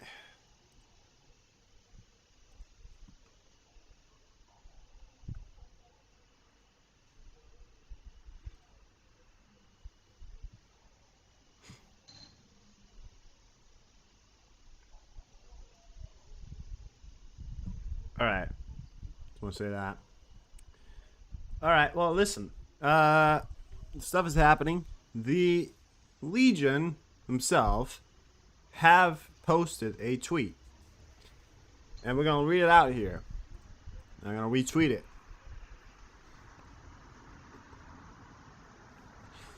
The Legion assault team has accomplished missions in Russia. Having spent about 24 hours in Belgorod region, we can safely say the assigned tasks were accomplished. All Legionnaires were unharmed. The enemy suffered losses in manpower and equipment. Remind Putin's regime dogs are raids on Russian territory on a new reality. It will happen at any moment, necessary for us and unexpected for you. You can hide all losses you want, but you know very well how many funerals you write to the mothers of your subordinates. We will not stop. Russia is our home, and we will fight until we liberate it. There's some night vision goggles. Apparently, they're taking some pictures. So this is from the Legion's Twitter. This is from their Twitter. This is the Freedom of Legions. This is from their Twitter. And this is pictures from the raid. Supposedly, it's a raid inside their territory. So not a full-scale invasion. However, technically an invasion. But it's a raid inside their territory. That has gone ahead and been pretty successful. So, with that said, well done. Now, we don't know if they're still in there. They're saying that... Holy shit. Okay, so they're saying that it happened. Oh, shit. Oh, fuck. We got more news. Alright. They're saying that, of course, we've been in there. It's 24 hours. So it's been happening for a while. And they're probably not in there still. However, they're saying that the raids inside Russian territory from Ukrainian territory is going to increase. We don't know what they did. We don't know why they did it. We just know that they must have done something to either disrupt something or to win something. We don't know. Kirk's Crimea. Ladies and gentlemen, are you ready? This may be the most shocking thing you'll ever see. And you're gonna be happy. Mesk, pretty trusted source, just posted this 31 minutes ago. Kirk's Crimea. And there is fire in the image. Go all the way, I say, yeah. So, Witchy, this is from Kurt's Crimea, from the Kurt Strait Bridge. Maybe. This is Mask. Not any random person. Mask just posted this. This could be true, ladies and gentlemen. We could have seen a hit on the Kirk Strait Bridge just now. 31 minutes ago, this was reported. I've got some other breaking news here. Iranian shaded drone factories on fire in Tehran. Iranian dictatorship supplied these drones to Russian dictators to murder Ukrainian civilians, and that is a true statement. Strong one, but true. Here you go. There, it's on fire. Yeah. Please let it happen. This is from Iran, and this is a drone factory that's on fire in Iran. Repeat that. Drone factory in Iran on fire. Said drone factory used to supply Russian troops. It is a bad day to be Russian. It is a very bad day to be Russian. It's a very bad day for Putin. It's a very bad day for Putin.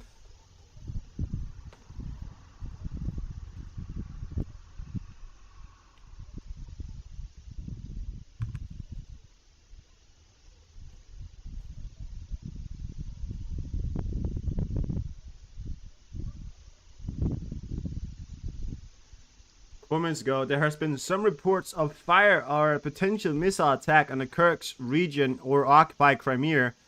No report on Kerch Strait Bridge. They're now saying, okay, so it's in Kirk. We don't know if it's the Kerch Strait Bridge.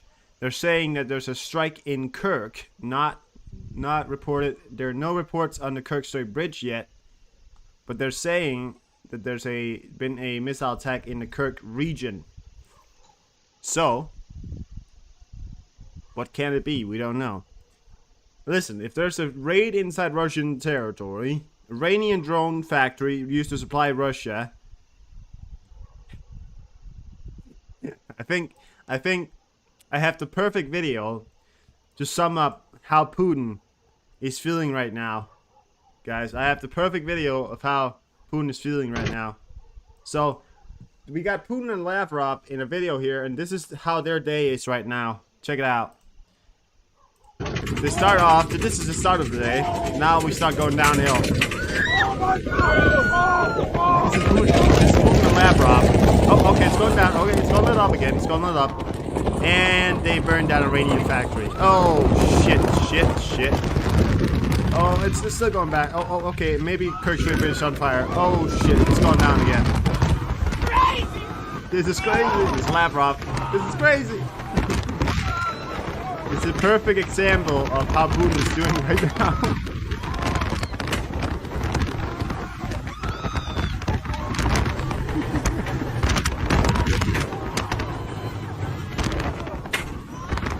It's been a roller coaster of a day.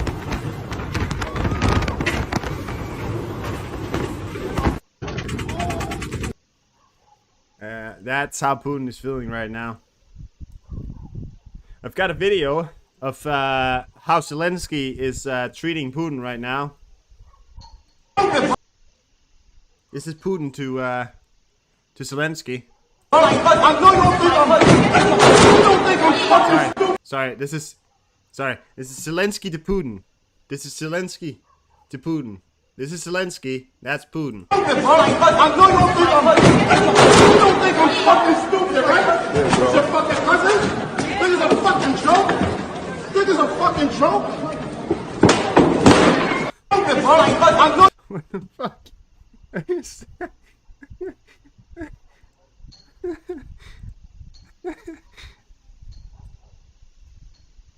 Oh, that's fucking hilarious. Anyways, we're gonna get on with the news here. Yeah, let's get started on our news. I didn't manage to get that much. I only have 14 pages, because you can imagine why. God damn, it's hot. Russian forces testing the remote control for the current ATMG. The remote control allows the system and operator to be placed separately from each other, which significantly increase the safety of the personnel. So, this is a Russian invention. We are going to be talking about it, whether you like it or not. So, that's the, I believe, the rock of the system, and then Проводим испытание установки Корнет. Корнет находится на рубеже открытия огня. Оператор находится в укрытии, замаскированный. Значит, прицел дневной. Look how many fucking toilet rolls is on the ground. How much do they? How many fucking toilet rolls do you need? I mean, look at how many fucking toilet rolls on the ground. They don't just go. They don't just do number two. They are number two. Тепловизор. Все это перекрестия откалиброваны, смотрят в одну точку. Внимание! Пуск!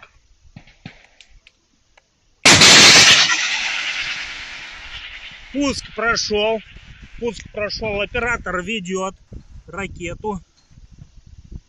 So he's showing that they're in a bush, right? Смотрим And визуально. that helps them being covered while firing off the system. Цель. The only problem is that's the rocket they fired off. Пуск прошел. Пуск прошел. it's- Оператор The ведет system works. ракету.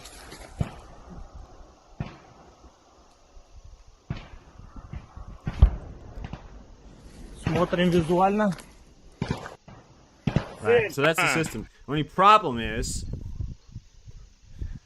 not only does it take probably close to 30 minutes to set up, as soon as you fire it off, you know, Ukrainians know where you are. The Ukrainians, they'll fly over with the drone, they'll see there's nobody there, and then they'll see a wire on the ground, because it's not remote controlled. It's literally a wire on the ground. They'll see the fucking wire, they'll know where they are. Like, I mean, I get it that it increases the safety of the Russian personnel, but they first of all leave the box on the ground with the fucking ammunition in it. I believe that's the box with the munitions in it, which, why would you do that? And then second of all, it's not even remote controlled. They got a wire on the ground leading into where the guy's sitting. Открытие That's the огня. wire. Look at that. Оператор It's находит leading, there's a whole wire on the ground leading into a system where they're sitting with nothing on in a fucking bush. You know? в Украине. And they say, oh, we can be far away from it. You're not gonna be fucking safe. If somebody sees that, they shoot at that, they miss by just I mean, they don't even have to miss. They just have to hit right there, right? And by the way, again, why the fuck is there fucking millions of toilet rolls on the ground? Look at that. That's all toilet rolls right there. Why is there millions of toilet rolls all over? Are they using it for protection? I mean,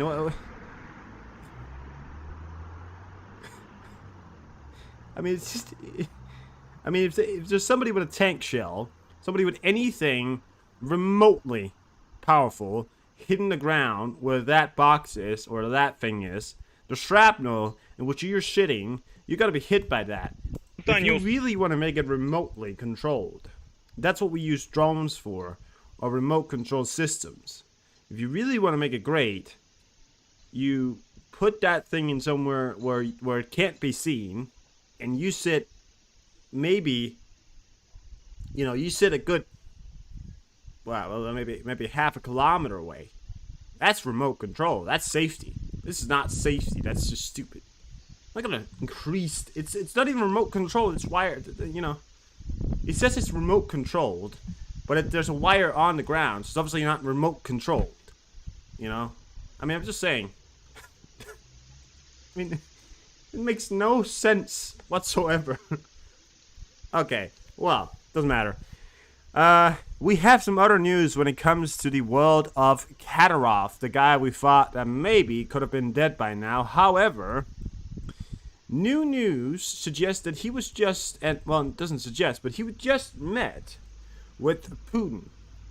However, it appears that the Chechenian leader voice has changed dramatically. It appears to be him, which is one thing. However, the voice of him appears to have changed dramatically. Спасибо, что нашли время, чтобы увидеться, встретиться. Я просто хотел бы до того, как начать про республику, это тем, чем мы занимался на начало и по сегодняшний день на территории СВО.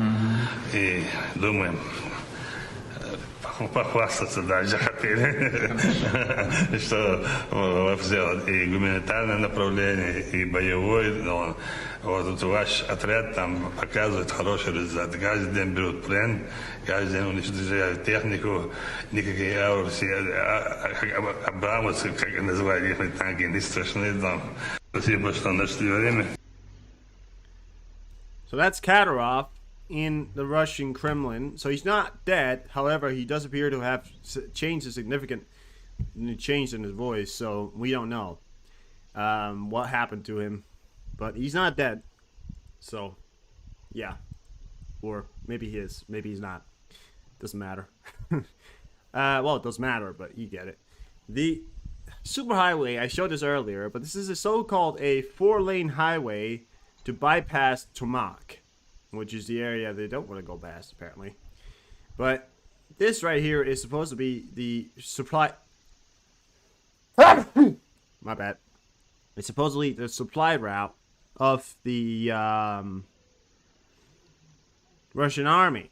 And you'll notice how it's gone into the Donetsk area and Zaporizhia, connecting down with Crimea, and very, you know, thickly connected. And then you'll notice that there's one area in particular where they've built the highway to, which is near the nuclear power plant. The nuclear power plant is here, and supposedly they've built the highway all the way up here. So they built a highway connecting on supposedly to the so-called Zaporizhia power plant, which is their crown jewel of things they've taken. But this is supposedly the highway of, you know, this is maybe new things being built, or things that they've want to build or gonna build, these things right here. But they're connecting it together, and yeah, there's not really anything stupid. There's not really anything stupid about this. It's just, yeah. I mean, they're connecting it together down here, as you can see. So they're preparing, supposedly, to not be able to drive from up here, but be able to drive from down here. It is maybe a significant shortage, but what it appears to me is that they're preparing to drive in this lane down here and not drive up here in which they used to drive. So that's also something. Yeah. Russian airports are paralyzed due to a cyber attack. Earlier, Russian media reports that the Leonardo airport check-in system is undergoing a massive DDoS attack from abroad. I got no idea what that is. I'm not that much of a tech-savvy guy. There you go. And this is one out of many videos that are coming out of Russia recently of their flights and everything just not working. These are Russians stuck in the airport. Now, you've been stuck in the airport before, maybe. But this is the Russians. Right here. And every day, daily, there's not even a joke. Every day, daily, recently, there's been a video of Russians being stuck in the airport. I'm not even kidding you. Like, it's, yeah. Yeah, dosed, or DDoS, dose, or something like that. Attack from abroad. Something like that.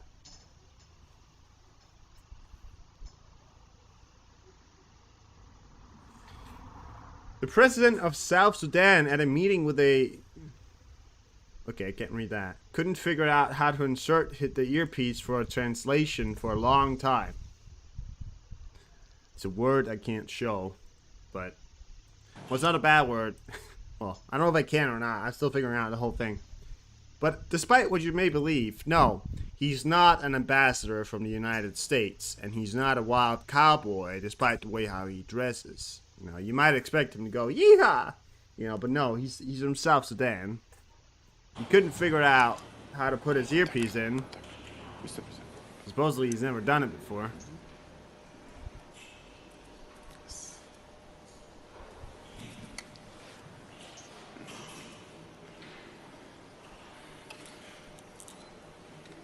Yeah, I'm surprised he didn't just go ahead and go, yeah.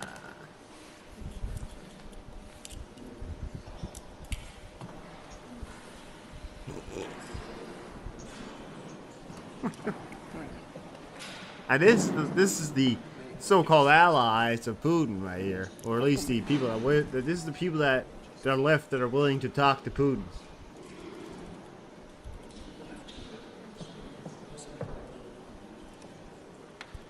Putin's thinking, shit, is this my life? Is this the people? Is this what I have left? Is this the people? You know? I mean, it's sad, you know. I don't know much about this guy other than he likes to be a cowboy, but Yeah, I don't know. It's a weird style. I mean, lose the hat, but, you know. I don't know. Russia says the next batch of Su-57 and Su-35 jets has been transferred to the Russian MOD. I don't have anywhere to actually verify this. However, there's a video of it, and this is supposed to be the so-called Su-57s and Su-30, 730, yeah. Transferred to the MOD. What the fuck was that? That's a fucking nuclear weapon right there. What? So they're not showing a video of a... That's a jet right there, and it's got a nuclear weapon on it. That's a nuclear weapon. How do I know that? There's a fucking nuclear symbol on it. Have you ever been out, you know, and somebody asked you, you know, what is that? And then you look at it, and there's a picture of what it is and a description of it, you know, and then the person still asks you, what is that? That right there is a nuclear weapon. Now this is a reason video. I'm not sure. So MOD is the, I don't know what the MOD is. The Air Force.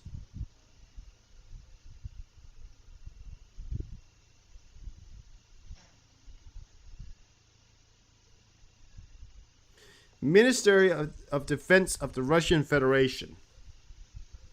So MOD stands for Ministry of Defense of the Russian Federation. So a Su-57, Su-30 something, right? Su-35 has been transferred. I don't know if this is a recent video. Okay, I just want to say I don't know if this is a recent video. If it is, there's a video of a jet being transferred to the Ministry of Defense with a nuclear weapon on it. Two nuclear weapons. Look at them. There's two of them.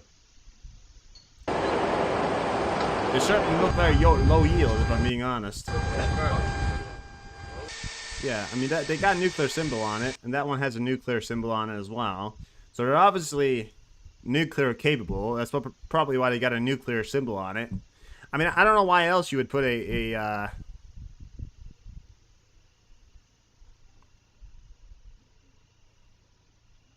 back into the corner, he may... Well, yeah, I mean, I don't like the nuke word, as you know, but this is weird. I mean, now they're showing a video of nuclear capable... Is this from now? Breakfast without...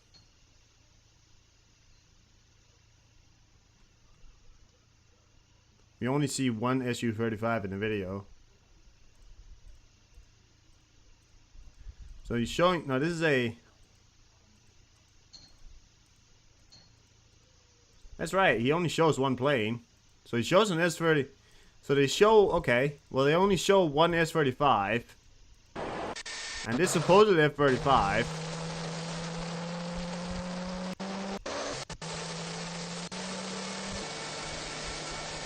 I'm a little bit confused. Because I thought... Class report, right?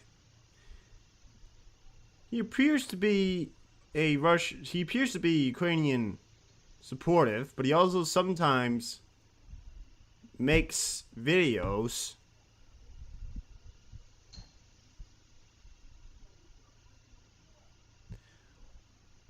well, I mean, Richie, I mean, low yield is still a nuclear bomb, and it's been made very clear by the West that if he nukes Ukraine, that's a no-go for NATO. I mean, that's where we draw the line. I don't know, man. I mean, I don't think that's gonna be something that we're gonna have to worry about. But yeah,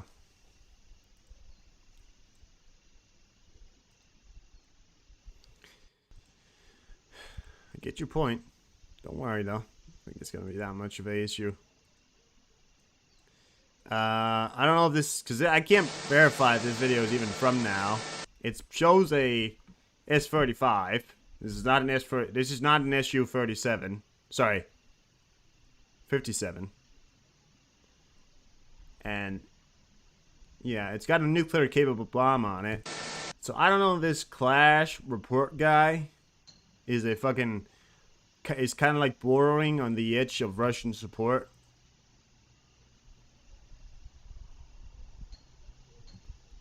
The Su-57 is just like the T-14, a Russian fairy tale.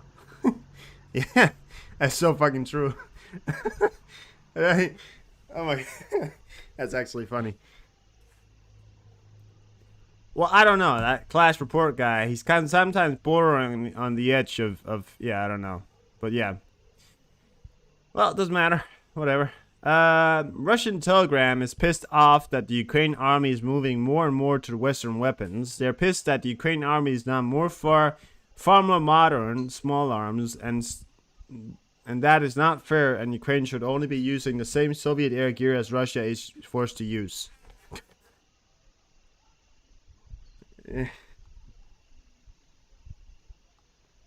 But he is evil, and he is evil. That's true. The Russian Telegram channels are telling the Ukrainians that it's not fair that they're using modern weapons. They should also be fighting the Russians with the same shit that the Russians have. If that's not the most ridiculous fucking ask of any... Go away, please. Thank you. God, I fucking hate this Windows shit sometimes. Fucking Bill Gates. I mean, can he not fucking fix his shit? I mean, it's that fucking simple, dude. Fix your shit. Fix your shit, you fucking asshole. By the way, there was a river joint. There's a river joint somewhere in the Persian Gulf. Just want to say that. There's a river joint somewhere in the Persian Gulf. So, that's happening right now. There's a river joint in the Persian. Keeping an eye out. Yeah. Into work, got you on. Alright, fair enough. Well, I'm going to continue here. Alright, well. We have Russian Finance Minister Antonov Silayunov told his way of fighting inflation, which he read on the internet, if you don't buy anything, then prices are good. It's basically like saying, hey, you know, if we don't spend money on anything, we don't lose money. Have you guys ever thought about that? Listen. No, hear me out. No. Hey, listen. Hear me out. If you don't spend money on anything, you don't lose money. I mean, what? I mean, is that, why didn't we think of that? You know? Why didn't we think of that? Wow. Whoa. Wow. That is just, I mean, have you ever heard of such intelligence? If you don't spend money on something, you don't lose the money. If you just starve and don't, you know, buy heat and all the things that's essential for you, you don't lose money. I mean, you've got the video of him saying it. Check it out. So there's English subtitles. I read on the internet what seems to be the right opinion about inflation. The Russian ministers need to get away from the internet. It said that if you don't buy anything, prices are good.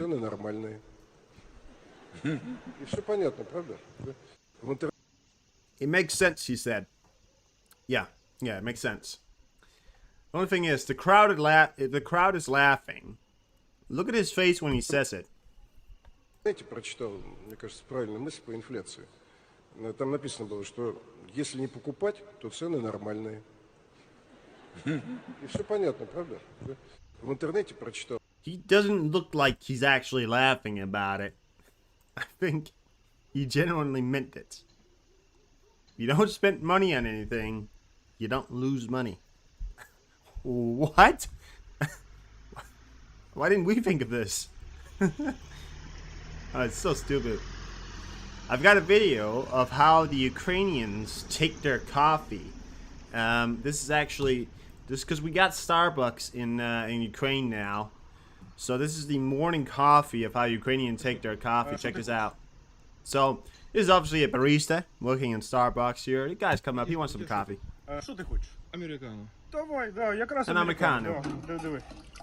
На, тримай, друже. А с There you go, молочком? man. Молочка трошки? Да, да, Трошки, With milk? да, Yeah, трошки okay, молочка okay. тобі. О, Ага. а сиропчик можно? The syrup? Є, Yeah. а який тобі? Вишньовий? Да. Пойдет, Cherry, да? yeah. Добре, на, тримай. О, спасибо. А цукру скільки? 2. Дві, да? Ага. Чуєш, а може тебе компотика ще? Ебать. Давай, компотика тобі. Братишка, у тебя что тут? Що ти хочеш? Американо. Давай, да, якраз американо, да. I love the fact that they still have humor, you know. It's so funny sometimes. I love the fact that they're making fun of that stuff. Yeah, it's so fucking funny as well. The funny thing is, that thing right there is actually, that's the only thing, this right here, right? This can right here, is the only thing that I know that despite tanks, right? Some tanks and some planes, this is the only ground equipment, right? Well, okay, despite the AK-47, the special equipment that you make food out and all that stuff, the only thing that the Russians and the Ukrainians are using, which is the same, is this thing right here. Is the same thing. The Ukrainians are using it for coffee. Do you know what? And we can also use it for soup and all that stuff. That's the rest of what the Russians are using for. The only thing I know of as special equipment. I don't know why. I mean, that seems to be because that's the only thing that actually kind of works with the Russians. Okay, so we have another video here of self-entitled Russians. Here we have a school principal of a school in the temporarily occupied Eroda complaining about the lack of respect from Ukrainian children for the occupier teachers. What we are finding out here is that the children are forced to sign Russian anthems. Sorry, what? Oh, sing. He said, okay, he wrote sign. He meant sing. My bad. So, anthem. And despite grave danger, many refuse due to the lack of staff. Occupiers bring teachers from the Far East, including Buryativa, to work on Ukrainian land, but this is not working either. So here we have Russian self-entitlement. A occupier teacher says how the children dare not to be respectful to them after they invaded their territory and are forcing them to sing Russian anthems, and now they're complaining about how the Ukrainian children aren't being respectful. Вы должны понимать, что мы делаем сейчас все возможное, чтобы воспитать нормальных русских детей в школе. Again, to raise normal Russian kids in the school. You're not raising Russian kids, you're raising Ukrainian kids. That's how fucking self-entitled you are. You don't even, I mean, fucking Russian kids, really? You couldn't say Ukrainian? I mean, this is also on Russian TV, by the way, probably. У нас постоянно звучит русский гимн. Мы увеличиваем количество этих уроков патриотизма. У нас Patriotism classes. большое количество уроков по русской литературе и истории. False history, by the way. Дети отказываются. Некоторые прогуливают уроки. Есть те, которые... Вот у нас был случай недавно зафиксирован, когда детям младших классов, немножко, буквально 2-3 человека в одном классе не встали принципиально на гимн. Did not get up out of principle when the Russian Federation anthem was playing. So, again, what she's gonna do is use this to say and as well the Russians and these guys and these teachers, right? You know what they're gonna use it for? Their main objective is to use what we're listening to now as a way of explaining just how, you know, undisciplined the Ukrainian kids are and all that stuff. You know, they're gonna say, oh, listen to how they're not being respectful and disciplined, and therefore, you know, you just know that the Ukrainian kids aren't, and because our Russian kids at home, you know, they stand up, they're disciplined, you know, they're well taught, but the Ukrainians don't because they're blah blah blah, right? So again, you know, it's pure Russian propping up their own sort of stupid regime ideas. Teachers about the Russian history.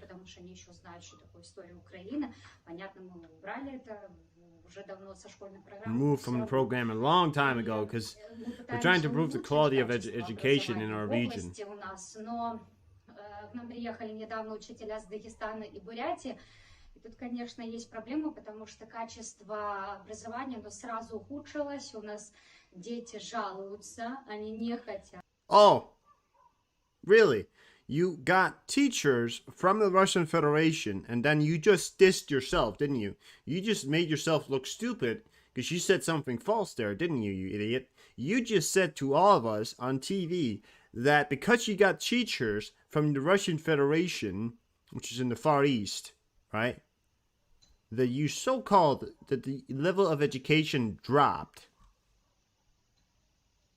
Oh, Ходить really? на уроки, и чувствуется, что нет еще это уважения к учителю. Сейчас будем общаться с их родителями, потому что надо... Level of respect for teachers palpable, yeah. Fucking, you know. Новые подходы к детям, пока вот работаем. Approach to children. Fuck her. Fuck everything she stands for. Fuck her family, and fuck everything about her. Fucking piece of shit. No, seriously. Because, you know, I've never ever in my life known anything more annoying than teachers. This is not just happening in the Russian Federation, by the way. This is teachers all over, right? I've never ever known anything else more annoying than a teacher that thinks they're self-entitled and that because we have to have a moral ground to respect them, we have to, you know, we have to respect them because they're teachers and all that stuff. Oh, really? Great stuff. Thank you very much. Okay, well, we got some better news here, and actually some funny news, and I want to show you this because this is actually interesting. We have a dozen of Russians surrendering in the south front. Now, I've got two videos. The first one right here shows the Russians surrendering here, and we can't play the music, but you get to see it. And it's not in the middle of the night. It appears to have been through infrared camera that they saw the Russians clawing out there. And again, look, and I just want to point out, look at what they're wearing, you know? And what they're wearing is actually the interesting part about this particular clip right here, because we don't get to see what they're wearing. We'll actually get to see it afterwards. And I'll give it to you afterwards. So all these are Russian soldiers surrendering, you know, and these are actual Russian soldiers surrendering, but there's something interesting about what they're wearing, and we're gonna get to see exactly what they're wearing in the next video here. This is just to show you what happened. I'm gonna show you in the next video here, and this is to show you what links the Russians are now going to. They're actually infiltrating the so-called Russian lines here. So check it out. So we fast forward. You've seen this, right? So now we pass forward to the real-time video. Here you have it. What is he wearing? Oh, he's a Russian on the ground. What's that flag right there? This is a Russian soldier laying on the ground with a Ukrainian uniform on. This is not Ukrainian surrendering. This is Ukrainian uniforms on Russian soldiers. Why do we know this? First of all, they're in combat, and look at what they're wearing. Just want to point this out. They're in active combat, and look at what they're wearing. Many of them don't even have a helmet on. And I don't know if it's because they dropped all of their helmets. They walked up with a gun, right? Now, I don't even know if it's because they dropped their helmets, but they're wearing Ukrainian uniforms. All of them. Look at the last guy as well. Look at the last guy as well.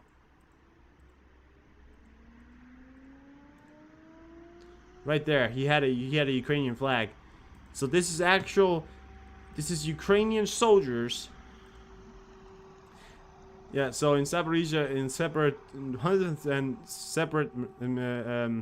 mountain assault brigade in cooperation with military intelligence captured an enemy unit which with Ukrainian uniform tried to infiltrate into Ukrainian controlled territory to carry out sabotage. This is Ukrainian uniforms on Russian soldiers. This is fucking Cold War all over again, guys. The Russians attacked the Antivika coke chemical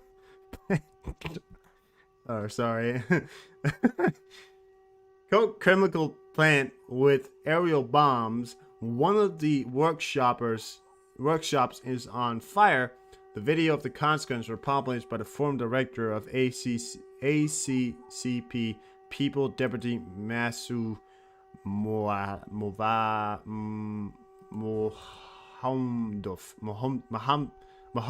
I don't know. But check it out. So it's not a chemical plant. However, well, it's a chemical plant, but it's a coke chemical plant. I believe it's, you know, it's Coca-Cola, right? I mean, I hope that's what it is. But it's on fire. So we don't know if it actually caused any serious sort of health issues, which could be true. I mean, even if it's just Coca-Cola, the chemicals that they use to make that, you know, in its unpurified form is pretty toxic. That's also something to mention. The things you put in your body. I mean, I'm nothing better. I do it too. You know, it's just to think about the things that, you know, things that they put in there in their purified form is pretty toxic. Well, if it's bombed and ignited, you know, that's, you know, anything really, you know. But so this is what's happening. That did happen here, and that was in Adarik. That's in Ukraine. So yeah. The special workers are at the area. The rescuers probably trying to put it out. However, it may be a difficult fire to put out, and we're going to have to keep an eye on it if it develops into anything serious, which I don't hope it does. However, we're still going to keep an eye on it. There is an air raid going on in the back here. I think it may be from Donetsk, which is something. Turn a little bit up here. I think we got an air raid going off here, and it's from Donetsk. So keep an eye on the cameras there. We got a pretty clear camera right there. We got some Donetsk cameras over here. Generally can't see the names of these. No, we don't. We don't have one. Maybe that one. Yeah, that's the same one, isn't it? I think that was Donetsk. And this one, yeah. So we got a Donetsk camera right there. Keep an eye there. This Sunday, October 1st, Ukraine will mark the day of its defenders. For the first time on a new date, this day is devoted to everyone who's fighting for our nation, everyone who adds to Ukraine's strength, and everyone who has given their lives to Ukraine. On this day, Ukraine will pause for a minute to honor those who gave their lives in defense of our country and people. May this become our new tradition. 9 a.m. Sunday, October 1st, Central Square and streets of Ukraine cities. A minute of honor, a minute of silence, and eternity of memory for our fallen defenders. So, if you got a video of it here. So, October 1st, keep that in mind. We're going to be live here, and we're going to definitely cover that. Yeah, I don't know if it's going to be a live stream, but I know it's going to be covered pretty extensively. And, out for the gates. All right, nice. So yeah, we on October 1st, we're gonna cover that. We're gonna cover the it's a new date. It's a completely new date actually. It's the, what's it called? The Ukrainians, the Day of its Defenders. I think it's gonna be called a day. Yeah, or you know. Yeah, Day of Defenders, and that's what it's going to be. They fought for us. Their lives stopped so we could live on freely. At 9 a.m. on October 1st, Ukraine will come to a standstill. All the cities, traffic, people. For a moment of silence. To pay tribute to the soldiers who fell defending our country. Let their sacrifices not be forgotten. The heroes don't die. That's 9 a.m. October 1st. We're gonna be live. It's gonna be 8 o'clock in the morning for me, but I'm hopefully gonna be live. That's on Sunday. So remember that on Sunday, 8 o'clock, I'm going to be live, and we're going to match that up. I'm going to see if there's a live stream, no matter what, if there is. We're going to be live exactly when it's 9 a.m. in Ukraine. We're gonna hold the minute of silence on this channel. If you want to be there for that, it's gonna be pretty early in the morning, pretty late for you guys, because it's 9 a.m. So let me just check what is 8 a.m. in.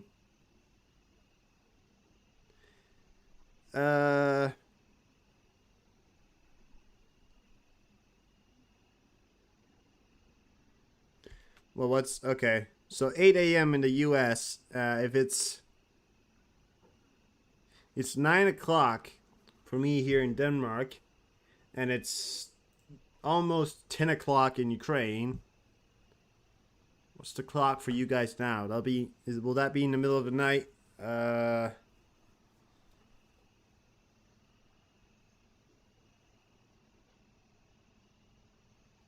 What's the time? You say it's 4 o'clock. It's 2 o'clock in the USA.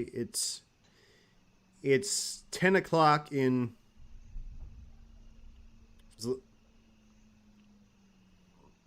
So Los Angeles, it's 11, and Chicago and Washington is 2. So we got, how many hours are we from? We're right now,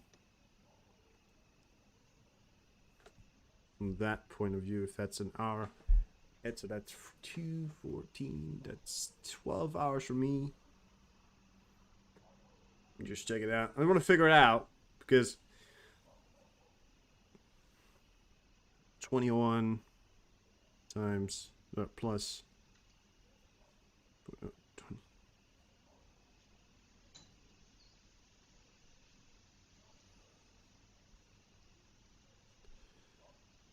Yeah, it's gonna be 22. Yeah. Okay. Am I just stupid right now? Wait, hold up. 1, 2.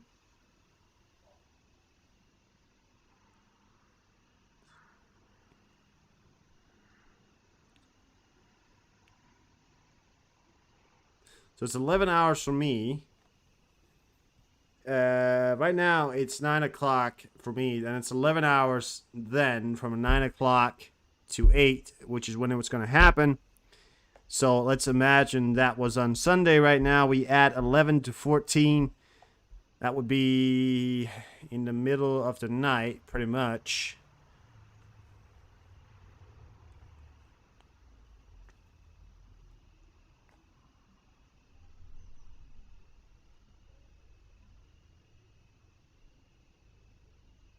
But 2 a.m. 2 a.m. for you guys. So I don't know if you're gonna be there, because I think it's gonna be at 2 a.m. on the Sunday. So it's just gonna be, well, maybe earlier for some guys, because it's a 3-hour back. So if you're in Los Angeles, it would only be 10 o'clock for some of you guys. But all the way up, if you're in Washington, it would be 2 a.m. Chicago 1 a.m. Denver would be 12. So if you're up till then, let yourself known. I'm gonna be there. Just keep an eye out on my live. I'm gonna be there. And we're gonna be live on the Ukrainians Defenders Day. We're gonna match it up. We're gonna hold that minute of silence. And then we'll move on from there. But that's something I want to honor. So just want to make sure you got that. Math is not my strong side. I think it's just because I'm tired. Holy shit, that was embarrassing. Anyways, doesn't matter. Let's move on. The village of Andriivka was once here. This is it until Russia arrived. So, this is the village of Andriivka. And believe it or not, this used to be a village. You can't really see any houses there anymore because they're not there. This is the area in where the houses used to be. This right here. That over here. That right there, as you can see, is literal potholes of, I mean, over there, over there, over there, over there. this all right here is just shell holes or from explosions and big explosions and smaller, and yeah, I mean the whole field and everything. Over here is the houses that used to be there. This is the village. Now the Ukrainians, some of these Slavic countries, especially in Poland, they have this weird, well, not weird, but there's a sign where they built the houses up along the road. So it's like you get to a village and this is the road, right? And it's just built houses up along it. So this is how some of those houses look like. And that right there, where you can see kind of rubble just left, is actually an area that used to be villages, but simply isn't there anymore. It's simply just rubble, and everything around it is just potholes. So I mean the trees and everything. So it is just, I mean, it's crazy just how many miles and from every meter of area there's just holes after holes, you know, from explosions. It's just so insane. But yeah. Anyways, we'll move on from that, just so I'm going to give you how it looks like in Ukraine. What happens in the world, whatever the external circumstances are, we in Ukraine must remember that only our terms and only our internal attitudes towards Ukraine, towards our freedom, and towards our goal define when we will achieve our aim, the main aim, Ukraine victory. We have a video from Zelensky, 4 minutes long, and we're going to watch it because I want to support anything he does, or most of the things he does. Well, no, anything. We're going to watch this video here. This is from your daily update from Zelensky here. So enjoy that. He's a great speaker. So 4 minutes long, and we'll be right back. Дорогі українці, українки, короткий звіт за цей день. Довгий, насичений, багато нарад, різні зустрічі. Ранковий селектор, доповіді військових, СБУ, МВС, зокрема щодо російських обстрілів та ліквідації їхніх наслідків. Окрема увага Херсону, Херсонщині. Цими днями Росія з особливою жорстокістю обстрілює Херсон, Береслав, села Херсонської області, артилерія, керовані авіабомби по будинках, фермах, по звичайних магазинах та інфраструктурі. Свідомий терор окупанта. Мої співчуття усім, хто втратив рідних та близьких. І я дякую кожному і кожній, хто працює і у цій області, на Херсонщині та в усіх інших наших регіонах, які зазнають подібних ударів. Харківщина, Донеччина, Запоріжжя, Північні області. Надзвичайно важливо, що попри все були і рятівники, і порятунок. Коли вони є, коли життя рятується, терор не переможе. Я дякую усім лікарям та працівникам ДСНС, усім волонтерам, поліцейським, усім комунальникам, енергетикам, місцевій владі та кожному, хто допомагає. Я дякую за збереження життів наших людей та за відновлення життєвих умов. Окреме доручення військовим, будуть окремі доручення і усім, хто займається міжнародним напрямком. Нашим воїнам потрібно більше інструментів, щоб знищувати і російські ракети, і шахеди, та інші ударні дрони, і російську авіацію. І я вдячний усім у світі, хто вже допомагає і готовий збільшити допомогу нашій державі саме такими засобами, які здатні забезпечити більше захисту від російського терору.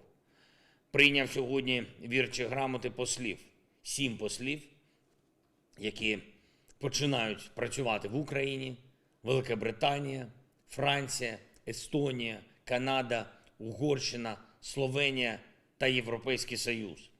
Поспілкувався з усіма, вони налаштовані на максимально продуктивну роботу з Україною і впевнений, саме така робота потрібна зараз усім нам, усім у світі, хто прагне наблизити завершення війни, наблизити нашу спільну перемогу. Маємо відтепер і нового амбасадора нашої фандрейзингової платформи United 24. Ним став британський актор Марк Стронг. Ми говорили сьогодні, я подякував за рішення Марка працювати за напрямком освіта і наука.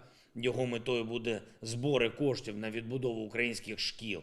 Наше завдання – дати усім українським дітям можливість навчати в школі, а не дистанційно, там і тоді, де і коли це дозволяють, а вже ж безпекові умови. До речі, завдяки United 24 вже зібрано понад 470 мільйонів доларів, майже півмільярда благодійних внесків з більш ніж 110 країн світу. Різні країни, різний рівень внесків. Це і люди допомагають, звичайні люди, і компанії. Я дякую всім. І ще одне. Провів сьогодні кілька підготовчих нарад. Ще в цьому місяці ми плануємо потужні заходи для посилення держави і вже працюємо над змістовним наповненням жовтня та листопада. Україна буде сильніша.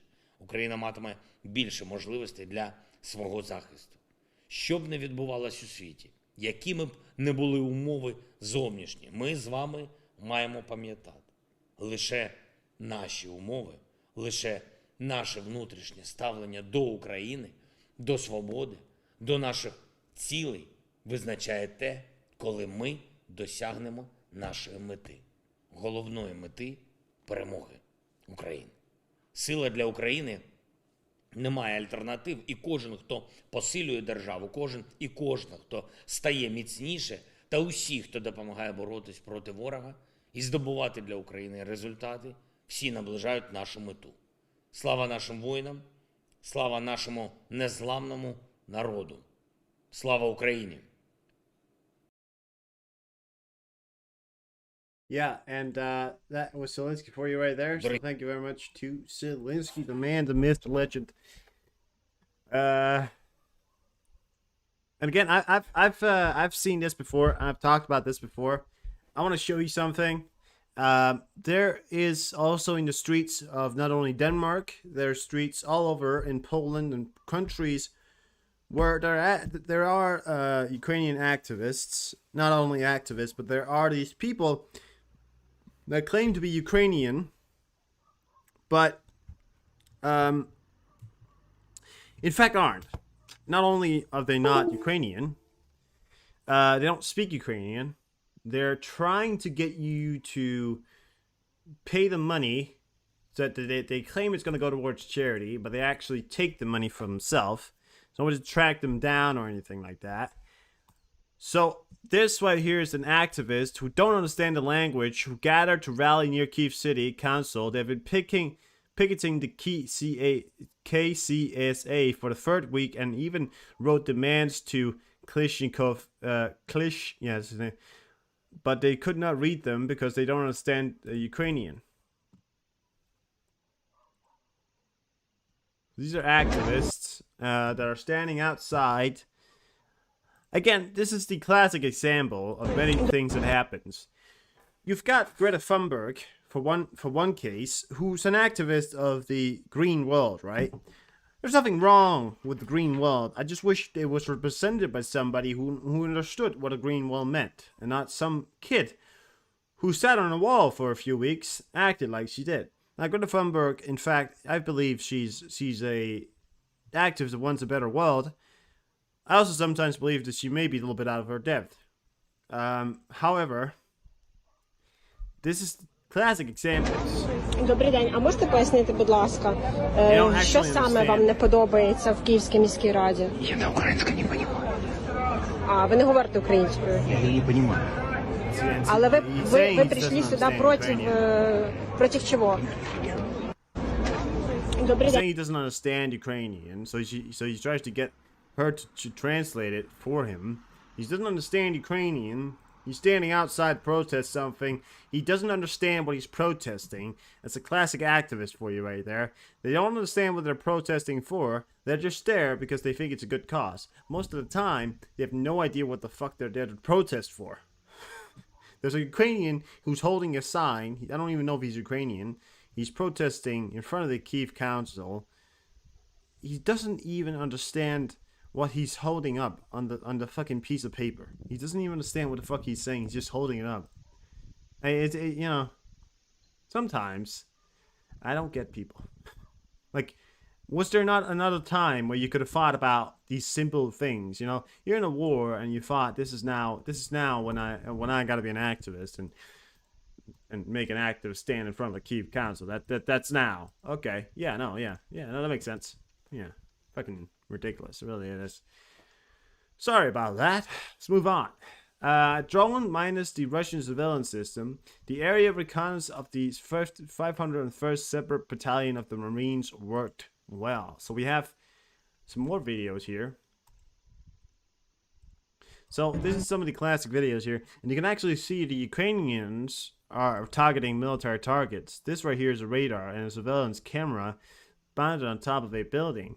The building is war-torn, where pretty much everything is, but the Russians, of course, still needs to have radar and surveillance systems, but the Ukrainians are very cleverly taking them out, limiting the ability for much of the Russian idea of being able to move forward or even communicate together, you know? I mean, these are radar towers, these are surveillance towers that are surveilling troop movements, that are surveilling, you know, anything that is very important knowledge that the Russians need to have to conduct anything really militarily or something. When the Ukrainians said that they spot it and they take it out,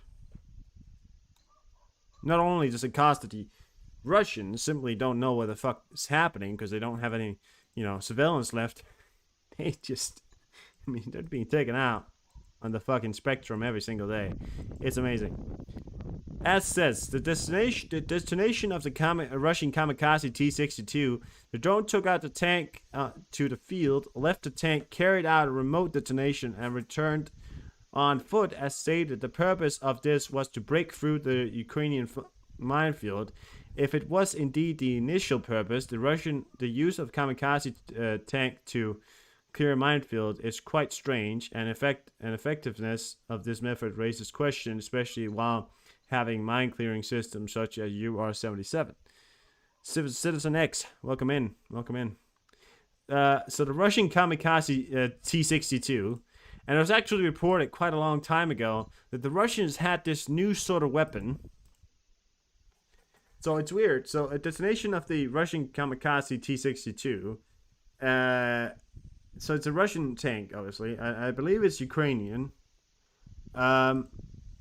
That are filling it with, actually the Russians quite a long time ago actually did it themselves. However, this is also a video that came out. This is the Ukrainians that are supposedly clearing mines by taking what may be a damaged T-62 or something like that. You know, T-62s are old tanks. They're not, you know, anywhere near effective to fight in a war anymore, which hasn't really gotten to the Russians yet. But this right here is what the Ukrainians have resort to use them to, which is to clear minefields, or just to have an early 4th of July. We don't really know. There has been some question raised. They had the UR-77, which is a mine clearing machine, but at the same time, you know, they're not really going to be able to use that tank for much else than sitting in the back lines. So why not just blow it up? You know, why not just blow it up and use it for something useful? Because otherwise, it's not really that useful. You know, it's a T-62. It's not really any useful tank anymore. It's made in what? It was made in 1961. The T-62 is a Soviet middle tank. The first was introduced in 1961 as a further development of the T-55 series. And this is a T-62 right here. So this right here is pretty much, you know, this is a Soviet tank. It's an absolute tank because it means that it doesn't, you know, fare well in war anymore. And even it can even lose, and it would be able to lose against the Russian T-90. So this is not, you know, a tank that you want to be riding around in doing, you know, the Ukrainian war. So that's why they blow it up. You know, could use it for something useful. So why not blow it up? Back move and the southern suburbs of to be Paris, to be precise. This is what's left of it. The hellscape of Russian liberation in Donbass. So again, this is the so-called Russian liberation of Ukraine.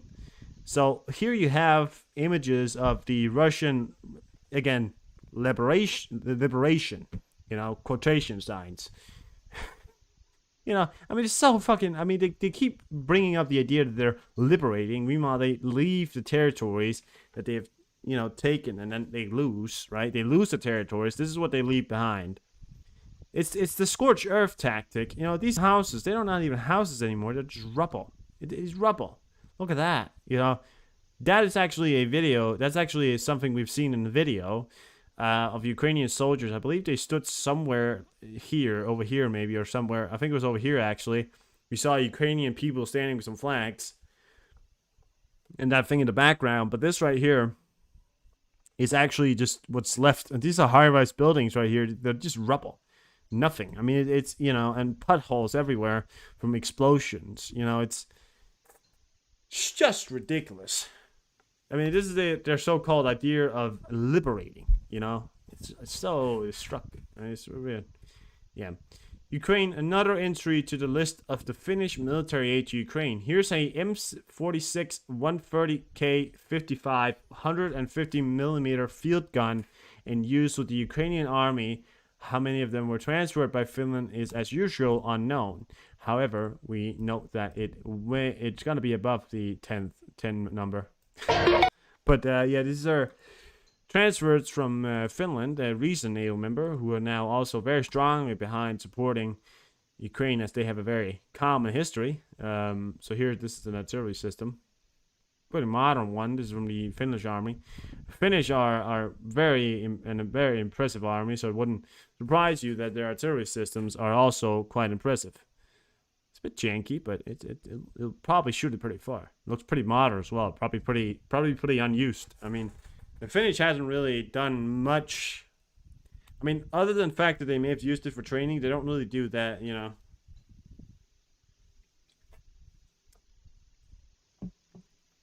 Say that 10 times fast. The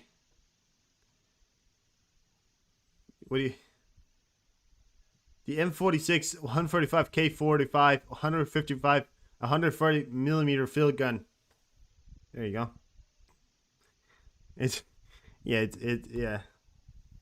The names are weird about them. Yeah, they're so weird.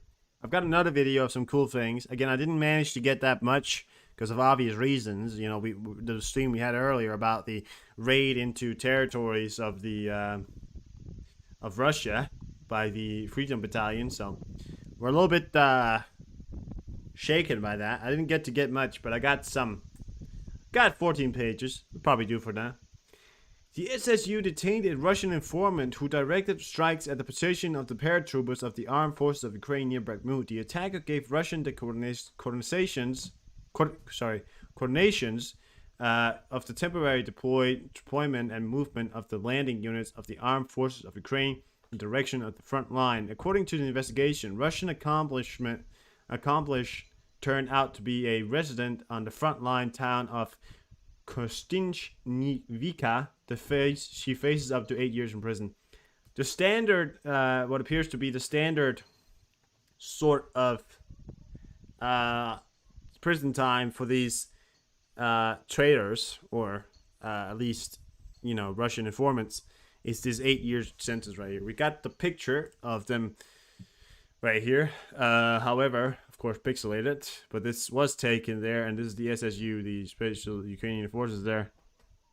But yeah, so they detained her in the area there, and they're getting really good at detecting it. We've got the Russian losses as of September 28th, so it's obviously from yesterday, but it's recorded today. 330 troops, 12 APV, 22 vehicles and fuel tanks, 4 tanks, 38 artillery systems, 9 UAVs, 1 MLRS, 1 anti-aircraft gun, and 2 special equipments. So no tanks or boats or submarines, no planes, no helicopters. There's actually been a significant decreasing in the amount of planes and choppers they shoot down. The reason why is because they're not there anymore. The Russians aren't using the planes and the choppers. You know why? Because they're afraid to lose them, so they don't use them anymore. So yeah. This is reported by the Kyiv Independent. Go check them out on Twitter. They give this out daily. All right. Russia's Stellar 10 air defense system with FPV drones by the Atom Technic Group. Tactic Group, sorry, not Technic. Here you go. This is the Stellar 10 air defense systems from the Russians. Or the Russians used them. By the way, we're tracking some P3 action out here. I don't see P3s up all the time, so I want to track that. We're tracking some sort of submarine action out there. I'm going to get a look at that. But this is them taking out that tank right there. I was born by the beach, water around my bones. Oh, sorry about that. So, there you go. That's how they take out the Ukrainians. Sorry, Russians. Sorry, so much fucking... Yeah.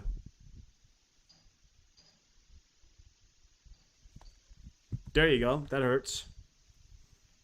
That most definitely hurt. Okay, another one here. A Swedish BVS-T Viking. 10 Viking, sorry. A Swedish BVS-10 Viking.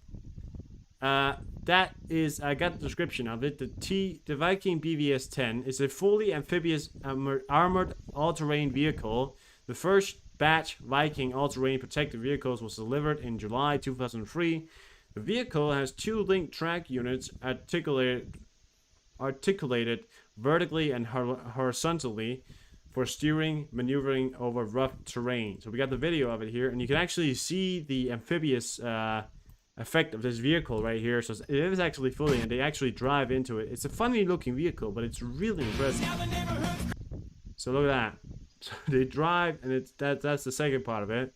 Supposedly to bring either troops or equipment, I believe troops, but they can actually drive into the water. Look at that right there, fully amphibious. I think the back end then sort of floats while being dragged on there. All-terrain. It's truly an all-terrain vehicle because they gotta drive into the water, really anywhere they want.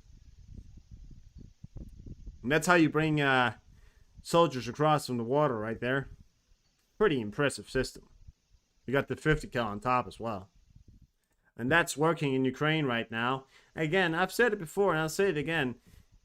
We did just have an incursion from this Freedom Battalion, but however, I still believe that there's a third invasion force coming in somewhere on the Russian lines, and I think it's going to be amphibious. I'm seeing more and more amphibious things coming from the Ukrainians. So I'm just saying, you know, just keep an eye out. The SSU has collected evidence on terrorists who tortured Ukrainian prisoners and demanded money from their families for stopping the torture. The predator is Colonel Slimskan. Okay. Emyaksoyev, I can't pronounce that. The commander of the 3rd Company on the Police Regiment of the Federal Department of Departmental Protection of the Russian Guard troops in the Chechen Republic. There you go. It is documented that Akhmesov demanded 500,000 UAH, which is Ukrainian currency, from the wife of a military officer, as well as 20,000 USD dollars from relatives of the two kidnapped local residents. So, again, more stories of Russians kidnapping for money, torturing and killing for the idea of money. Great guys, right? No, fuck them. This T-72 tank, which served in the Russian army, was captured by our soldiers in battle. Soon it will change its picture and turn its turns to the east, exactly where it was produced until 2005. Again, the T-72 is a tank that the Ukrainians... By the way, I just want to say that the Ukrainians are getting their hands on anything they can fight with. However, I think there's been a sort of drawing the line on this T-72, because the T-72 was produced in 1969. The Leopard, which is the most modern tank that they have, by the way, just want to say that, was produced in 10 years later, the first batch of that. That Leopard tank has then since been updated internally. Not sure about the T-72. T-72 was was stopped being made in 2005, as you heard right there before. So this bad boy right here is gonna be probably fighting in the Ukrainian army. We don't know if the put a KFC bucket on the top. We don't know if they're gonna be if it's internally updated. They did say new pixel. They may be updating it to Ukrainian standard. However, that's how far I know from right now, at least. Course, it's a tank, and it can shoot, but it's also an obsolete tank. Again, it's not really a tank you would be using. I mean, it's one of the main Russian tanks. Obviously, the Russians use mostly T-90s, but the T-72 is still a tank they modernly use, which also gives you the idea of the Russian capabilities. Demining the fields of Kherson region using the newest remote-controlled Slovakian complex Bosonet 5. So again, the Ukrainians have this demining equipment, which they use for demining. You know, I want to show you that at work. This is how they do that. So check this out. It's got this big thing in front that makes sure it doesn't, you know.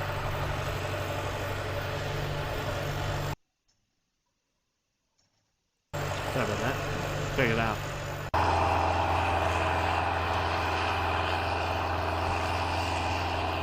So that's the chains up top working. Peace sign right there from the Ukrainian soldier. It's remote control, by the way, I believe. There's nobody in the thing itself. He's standing with the controls. I think it's swinging something around. That's what we're seeing there.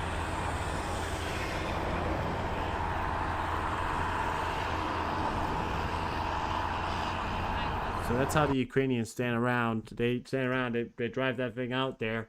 It drives over mines with that thing it's got in the front, and it demines the fields and the earlier occupied areas of the Russian occupiers and gets that away from them. So, quite dang. Kazakhstan, which is weird. Kazakhstan, the leader of Kazakhstan, was just in Russia, saying that, you know, or at least very much looked like he was still supporting. But here you have it. Kazakhstan supports EU decision on sanctions against Russia for aggression against Ukraine and will not give Moscow the opportunities to circumvent them. President of Kazakhstan, Kassym-Jomart Tokayev, said at a briefing in Germany. So here we have a video of that. I don't know if it's in English or not. It's not, but we'll watch it. What he's saying is, we're standing behind Ukraine. That's basically the whole translation you need for that. Well, not standing, maybe not standing, but at least not standing behind Russia, which is, you know. This is Kazakhstan.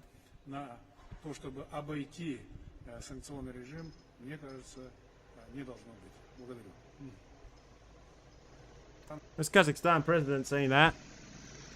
That's a Middle East country right there.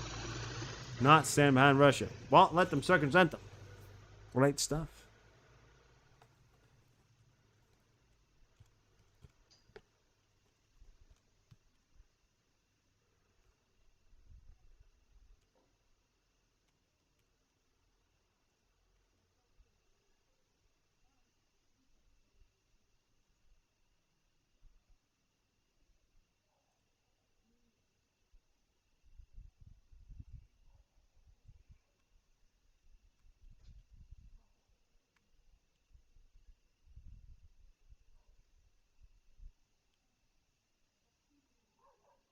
So, okay.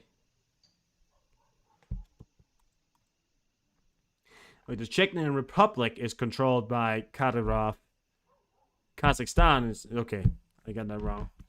Kazakhstan, I believe, is still isn't that's a former Soviet country, right? Not sure though. I think it is. Don't ask me that. The U.S. suspect the two of the largest Swiss banks are helping Russians circumvent sanctions. Bloomberg, the U.S. Department of Justice, is investigating Credit Suisse Group and its parent USB Group AG. Prior to the Russian invasion of Ukraine, Credit Suisse served wealthy Russian managing their assets with more than 60 billion. By the time of the invasion, the figure had fallen to 33 billion. So the US is now expanding actively. Again, the Swish seems oddly, weirdly, still not completely on board. It's the Swift. It's just Swish. You never know about those guys. In Britain, an unknown people cut down the Robin Hood tree, one of the most famous in the country. The Sizemore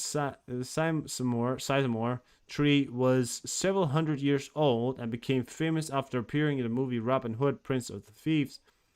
Police have launched an investigation into a deliberate act of vandalism. So this is a tree right here, a history momentum, a tree hundreds of years old.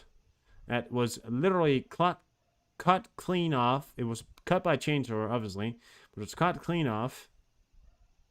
Historic tree, cut clean off. That right there, by the way, I believe is actually a Roman wall. Am I wrong to assume that's a Roman wall right there? It has to be, right? It has to be a Roman wall. It has to be a Roman wall. That has to be the wall that the Romans made during the time of the Roman occupation of England. It has to be. Really? I mean, that's two historical things right very close to each other. I don't know. Maybe it's not. I mean, either way, if that thing then fell down onto a Roman wall, ugh.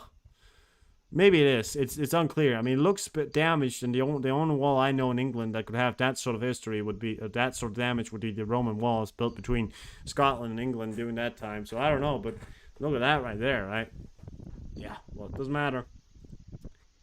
Well, the wall doesn't matter. To the tree, I think matters. I mean, that's vandalism right there. So maybe figuring out, we're gonna get to know that. Latvian parliament bans radio and television broadcasting in Russian language. The decision bans all public media from using the Russian language until January 1st, 2026. And then there will be no more Russia and no more people from when it's necessary to broadcast in Russian, local media reports. Yeah. So they won't, broadcast in it. They won't go there. They won't broadcast in Russia anymore. Never anymore. Well, at least until 1st January 2026. So a pretty long-standing ban. Well, no. A congressional hearing on removing Russian from the UN Security Council is actually in session and has been put out. So they're actually giving out the idea that now the UN is actually actively talking about removing Russia from the UN Security Council. And if they vote on that and actually get that through, then the Russians won't be part of the UN Security Council anymore, which could be a major breakthrough. A good thing for all of us. Okay. So, President of Zelensky received a credential from the ambassador of Estonia, France, Slovenia, Hungary, and United Kingdom, Canada, and the delegation of the European Union. Check the fuck out.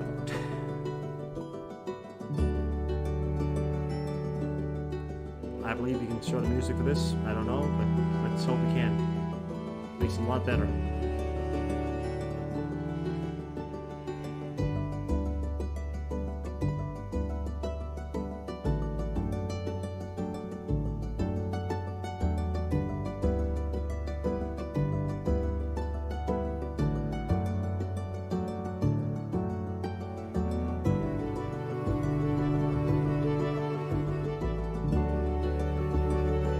That's the notes they got. Sorry. But I just wanted to show, I think that right there, is that the notes? Or is that what they have to play? Or is that just because it's Ukraine? I thought either way that was pretty cool. Sorry. I wanted to take that out. It's an M1 Granada they got right there, right? Is that an M1? The rifles they got. That's the M1 Granada maybe? I don't know. Pretty standard gun doing World War One. Yeah. World War Two maybe or something. Yeah.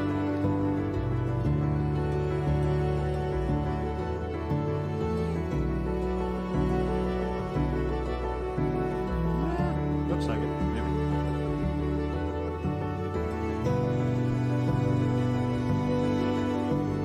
I like how that's my focus.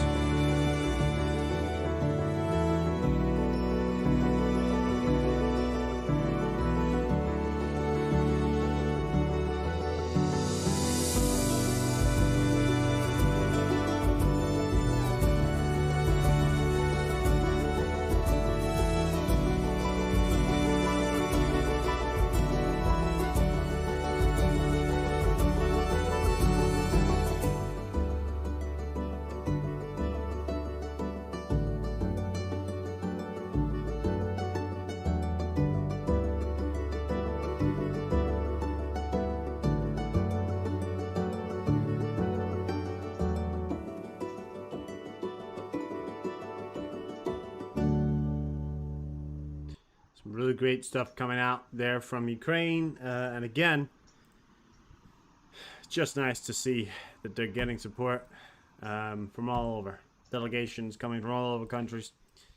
Good stuff.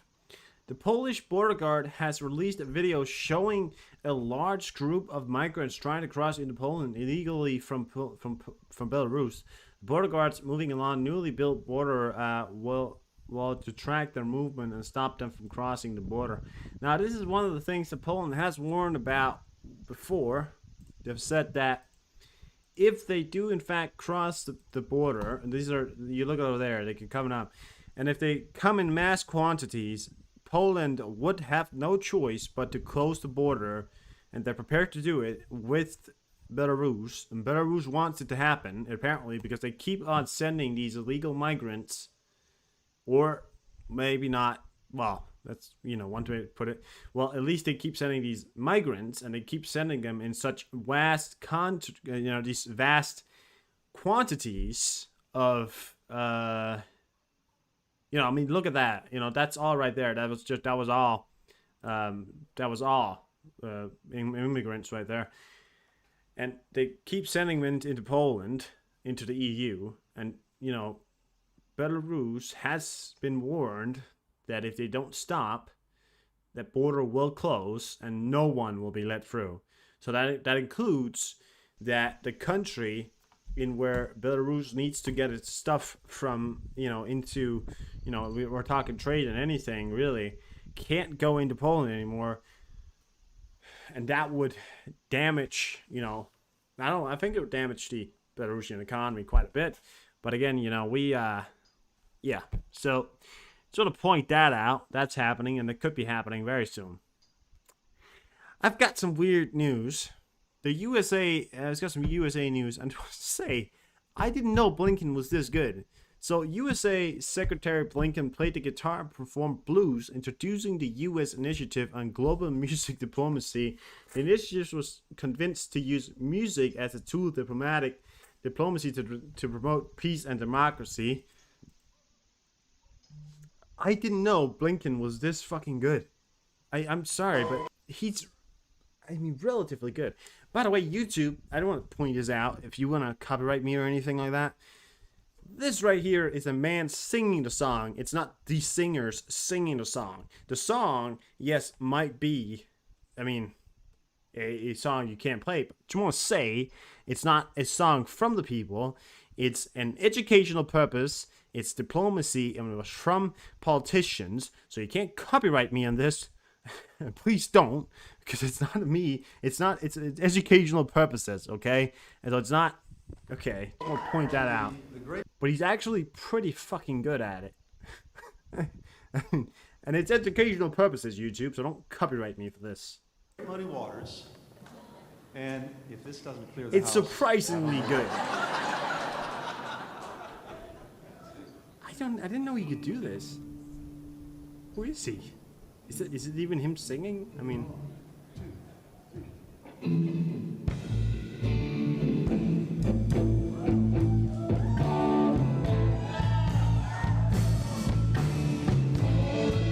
god, if I get copyrighted for this shit, it's educational. It's U.S. Secretary Blinken, goddammit. It's not the blues. I'm not playing the blues.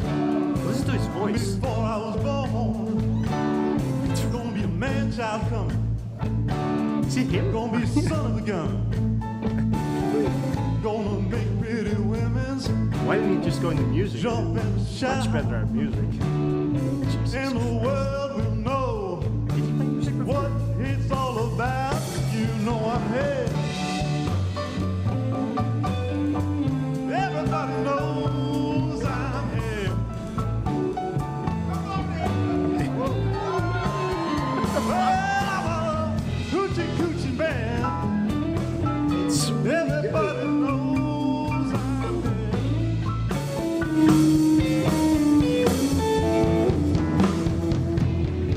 Got my black cat bone. Got my mojo too. Got the Johnny Conqueroo. Gonna mess with you. Gonna let a little girl take me by the hand. Then the world will know. Hoochie coochie man, you know I'm here.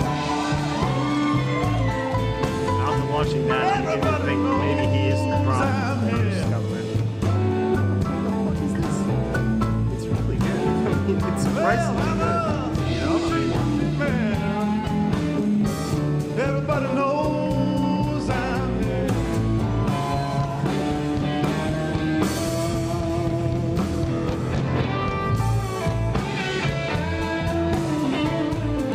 It's really.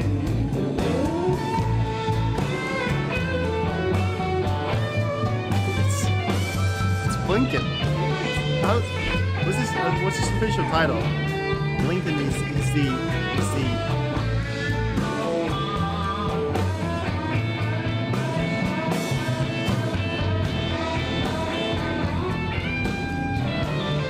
U.S. Foreign Secretary, right? Or was it? In the seventh hour of the seventh day of the seventh month, State Secretary of State. heard seven doctors say State Secretary of State. You know? he was born for good luck. Now can't you see? What the fuck? I got $700. Don't you mess with me. Everybody knows I'm here.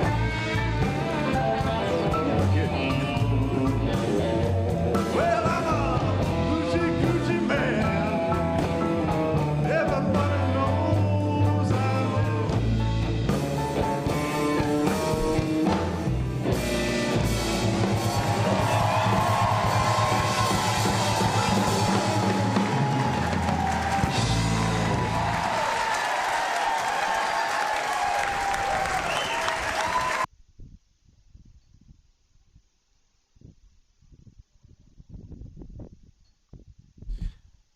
Oh, surprise, surprise. You know, one of my videos got copyright strike. Not this one, but there's a video. Okay, so opening ceremony part 1, and then there's a video that was made for one company Ltd, right? And the countries where it was blocked in was China, Hong Kong, and Japan, and Masawi. Just want to point out, of course, one of my videos criticizing China got blocked in China. One of my videos, the last time for the Kosovo, the one I did on what was that? Tuesday, got fucking blocked in China, in Hong Kong, obviously owned by China. I look like I give a shit. It's criticizing China, got blocked in China. But wow, I mean, that was pretty good. I mean, I didn't know you could do that. You know, I really did not know you could do that. I mean, really, I swear to God, like later today, I'm gonna get a copyright reason. I'm gonna like, you can't do that. You can't show Secretary of State Blinken showing that music. It's like, it's not him. It's not the blues. It's him playing. Jesus Christ, come on, guys. Educational purposes.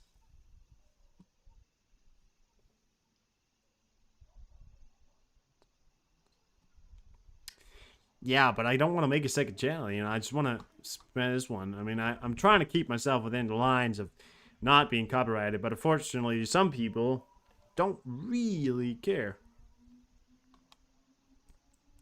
Because apparently, criticizing them, because they're so fucking sensitive, and if you say anything, you know, remotely out of line with their ideologies, they will get you to... They will copyright it, but it wasn't. It's a Chinese company, 100%. Don't get it wrong. It's probably a Chinese company. You know, that was criticizing my video. It was also blocked in most of Asia. So, well, what's that? What's that mean? What's that mean? You know, this is fucking China's work. I tell you what, it's fucking China's work. It's a company called.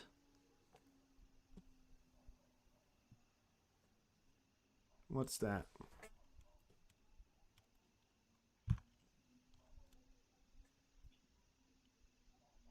Yeah, it's a okay. No, Republic of the Korea. The one leads the Korean industry. It's a so it's a Korean company. It's a Korean company that wasn't blocked in Korea when I showed it off. Right. Okay, makes sense. Anyways, doesn't matter. I really don't care. The U.S. has imposed sanctions on a number of companies from Iran, Hong Kong, UAE, and Turkey that supplies part for the production of shaded drones. So, again, shaded drones looks like a scaredy. You know, it's becoming more and more of a hard thing for Russia to get their hands on, which is a good thing. So, a lot of border guard patrol right now. I don't know if something's going down in Belarus, but there's been some border guarding going on here in the countries here. We got the second plane. We had a chopper along here in Latvia doing rounds about up here, so I don't know if something's going on. I mean, we'll have to look it up. Armenian and Azerbaijan. That's all. I don't have much for Azerbaijan, but I have this one here. Another member of Armenian-backed illegal regime in Karabakh, David Babayan, voluntarily surrendered to the authorities of Azerbaijan. He's been serving as a so-called foreign minister of Atseka. So he is now voluntarily gotten himself over to the Azerbaijan forces. Now, Taiwan's first indigenous defense submarine. Taiwan has just launched their first submarine. Ooh. Good God. Oh, no, I didn't mean to put it... Okay. It's a bit too much quality right there. 4K quality. That guy's streaming in 4K quality. That takes effort. That takes a lot of effort to stream in 4K quality. Let's track this tanker down here. Let's do that. Don't really... okay. Well, yeah. So they have shown off a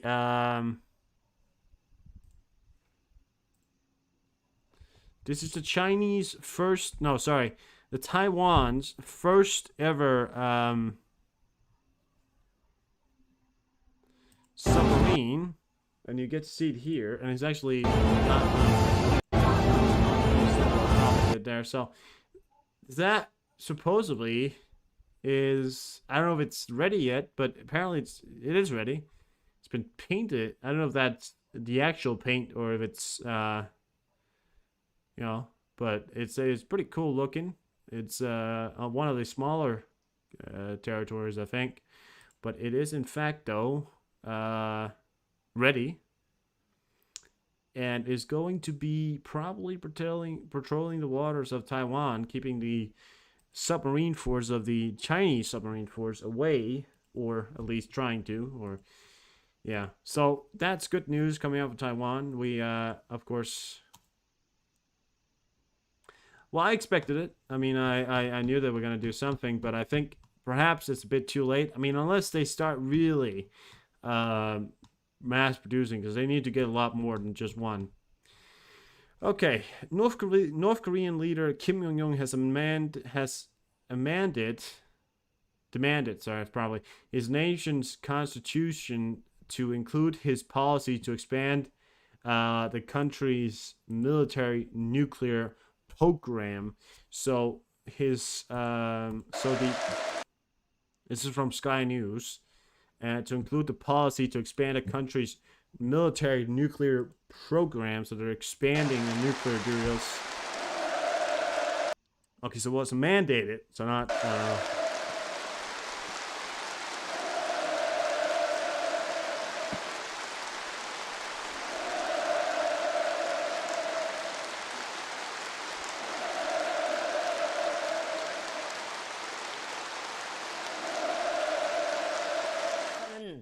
사회주의 강국 건설 And stop 위협 clapping 시행의 새로운 until he says he 오적이 can't. 격변기를 맞이하고 있는 우리 혁명에 있어서 중요한 의의를 가지는 투쟁 Increase in 방향과 nuclear, 정책적 과업들을 언명하시면서 The large world collective 얼마 nation 남지 않은 confronting the U.S. 연말까지 in a 완강하고도 new Cold 실속 있는 War. So he's called it a new Cold War. And we've called it a new Cold War. He recognizes it's the Cold War. 전체 행사를 촉진하는 불멸의 대강을 받아는 Grave and ominous approval to new plans in the Constitution. Crying, he's crying. Alright, that's what he's doing. The guy is crying. So every time apparently he holds the talk, it's so emotional that the guy is now crying. Great job.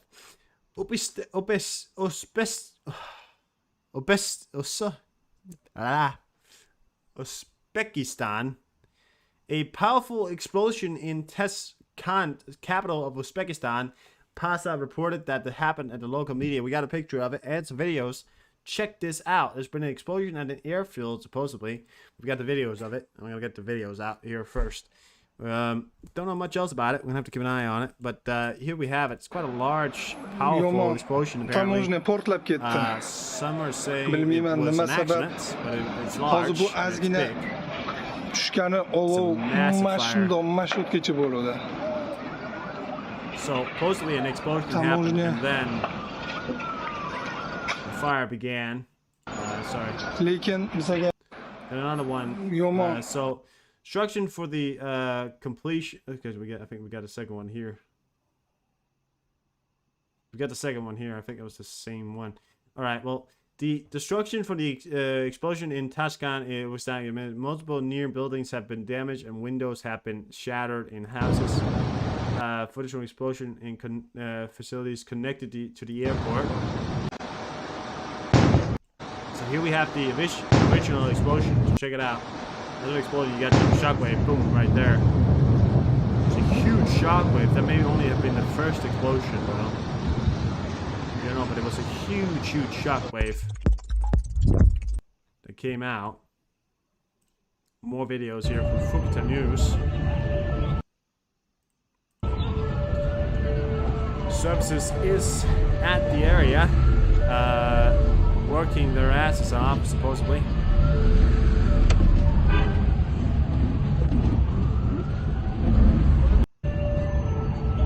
Trying to cool the fire.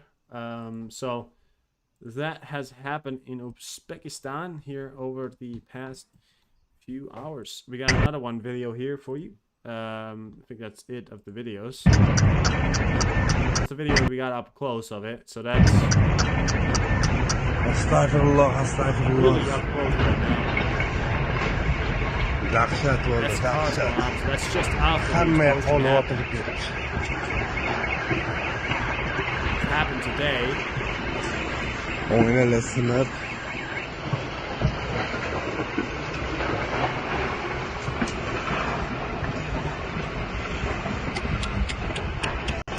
Being shot from the sky there, so it's got some kind of kinetic. Some people were saying it may have been batteries, or something like that. And the official description was: cause of blast could be batteries for electric vehicle igniting, according to MASH. So it was a special facility. So what was it? Destruction in Kazakhstan, blah, blah, blah, blah, blah, blah. Facility, explosion at a custom facility connected to the airport. So a custom facility exploded due to... local media reported there were many airport workers in the room. Hospitals are filled with victims. Probably there has been some fatalities. Let's hope they get that under control. and don't get that out of control. Let's hope that doesn't happen. Let's hope they keep it in control for now, and let's see what happens. Well, I don't have any more news for you. Guess we're gonna have to go on here on Twitter, see if we can find anything. Don't have any other news.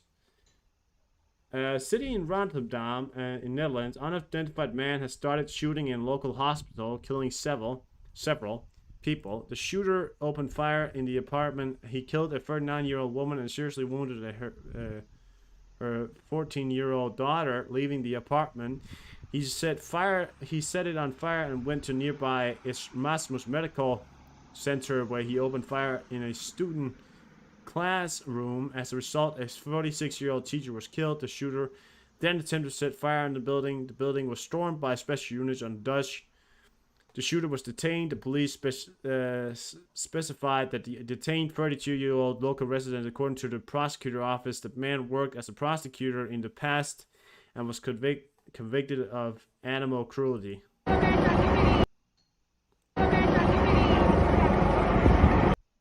We've got the video of a man. I don't know if we can show any more of the videos.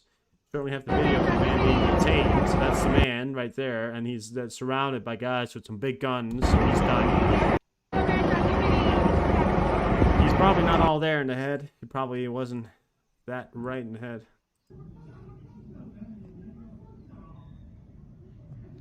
So that right there is the special unit storming the building. Well,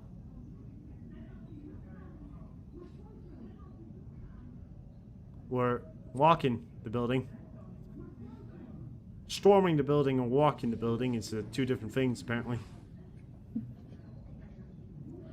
In jeans, so that's normal. I mean, this is not the first time.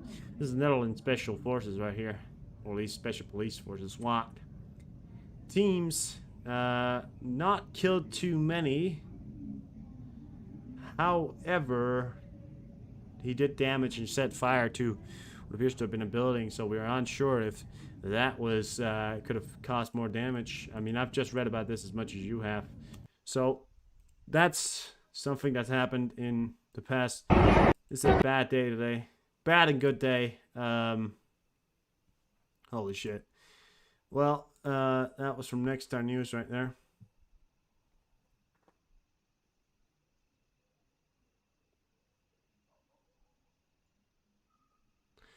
Russia has started trials against some of the Ukrainian POVs from Azovstal.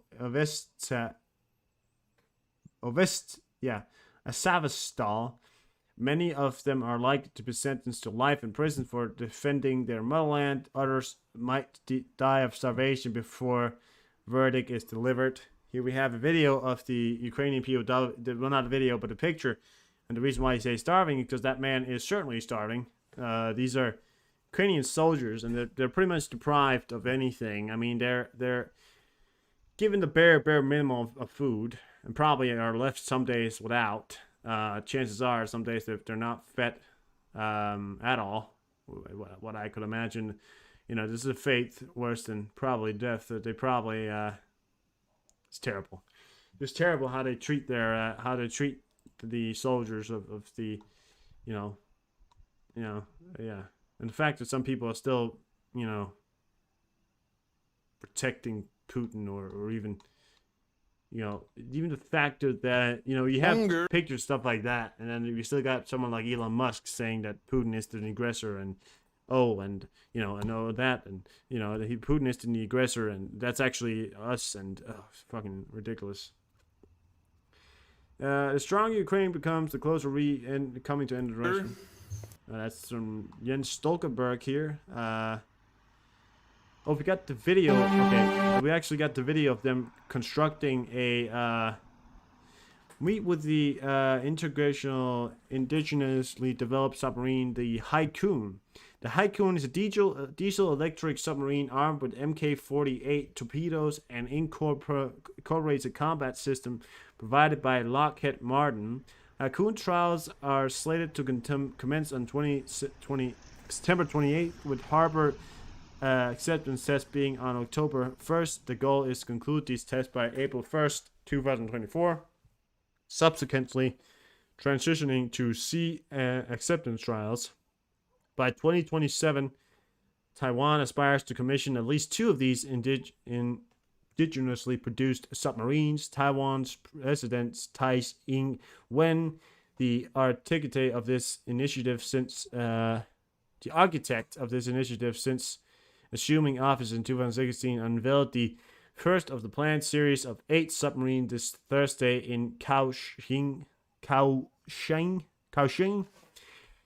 In the past, a domestically developed submarine was considered an impossible task, but today a submarine designed and manufactured by a country people sits before our eyes, Taisei said. The indigenous submarine endure benefit from international collaboration and technology transfer, making a significant achievement of Taiwan.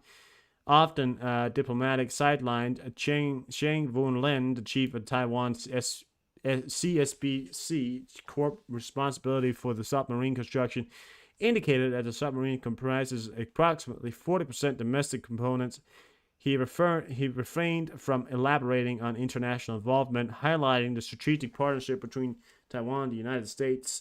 Despite the absence of formal diplomatic ties, the acting U.S. ambassador to Taiwan, Sandra Oudekirk, graced the unveiling ceremony. The U.S. remains Taiwan's principal defense provider. So, got the video of it. So, this is them putting it together here. So, let's check it out. This is an indigenous submarine.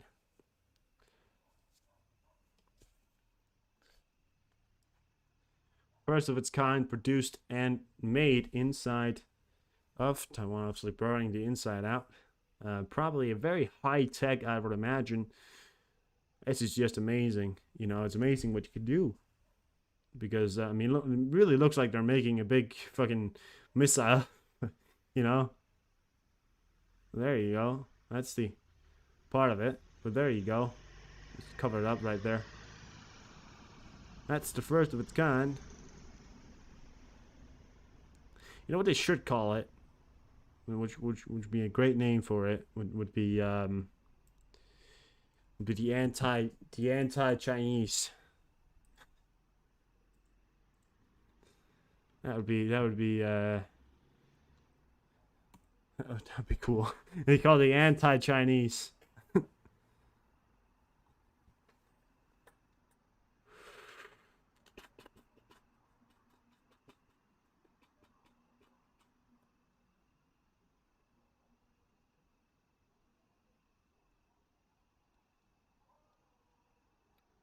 Blah blah blah. No, I can't show that. The Taugre are repairing. Oh, this is one thing I've seen before. So the Russian-friendly coup government in Mali is for some problems. Is in for some problems in the weeks and months ahead. Okay, so check this out. So the Tuareg, which I believe is a people or a government, I'm not sure, is preparing for war. We've seen the video, and this was some days ago, but these long convoys coming in, just filled up with these trucks right here. Very classical way of them fighting war. They drive around these trucks that are equipped sometimes with guns, other times they're just there's just a lot of people on it. SUVs. Sometimes they got 50 cals on it. I've seen some of it, but it's very rare to have it. I think there was one right there, wasn't it? That. Isn't that a gun right there? Is that just me? No, that may not be a gun. That's the fucking equipment they go to war in. You know, this is obviously not a government. Some sort of maybe a subsidized government in the unstable government. The unstable government are preparing for war. I'm not sure who they are.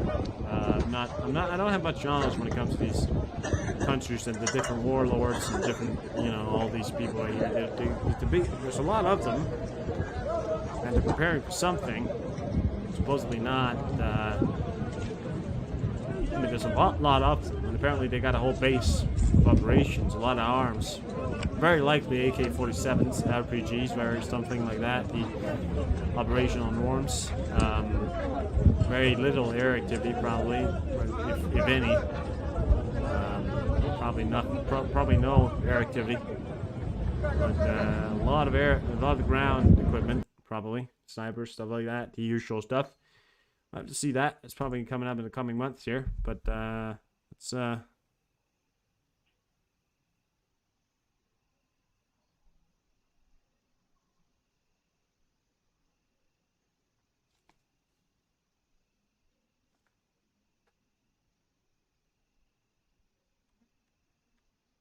redacted.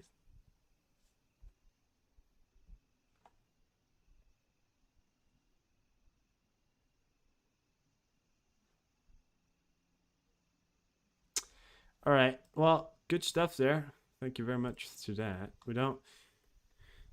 There's some kind of war tribe. I mean, they're a tribe of something. I don't know.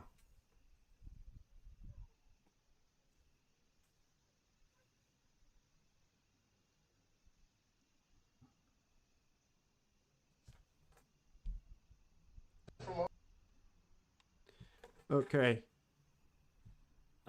Kirk Crimea. Everything is going to plan. We got another picture of that. Apparently, there's some kind of fire going on in Kirk. Not the Kirk Strait Bridge. We don't know that, but apparently there's some kind of fire going on in the area around Kirk. So maybe the Kirk Strait, but at least we know that they're targeting the area. So that's one thing.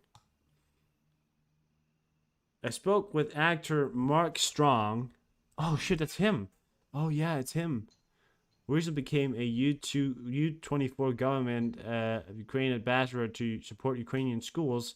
We both agree that despite the war, Ukrainian children must have a right to equality. Alright, well, let's watch that. Mark Strong, I know who that guy is. He was in fucking Kingsman. He was in, well, he's in everything, isn't he? You know? I mean,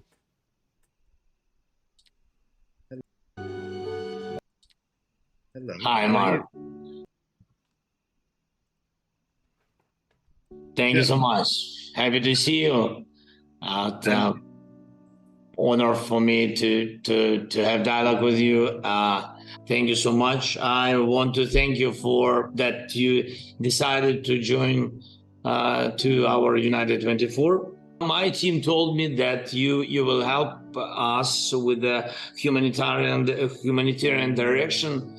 Yeah, there was I had that fantastic opportunity to play in that football match with Shiva and Alexander Zinchenko and all the Ukrainian players. You know, we had that wonderful day where I turned 60 on that day, and so I got to play in a football match with all these Ukrainian and other legends, Zola and Pires and all these guys, and what was most amazing about it is that we were able to raise some money for the Mikhailo Kotsubinski school, you know. And I, when Yaroslava asked me, I just thought, how can I help more? Because I think it's really important that if I can help in that department. I can help with the rebuilding of schools, which is essential.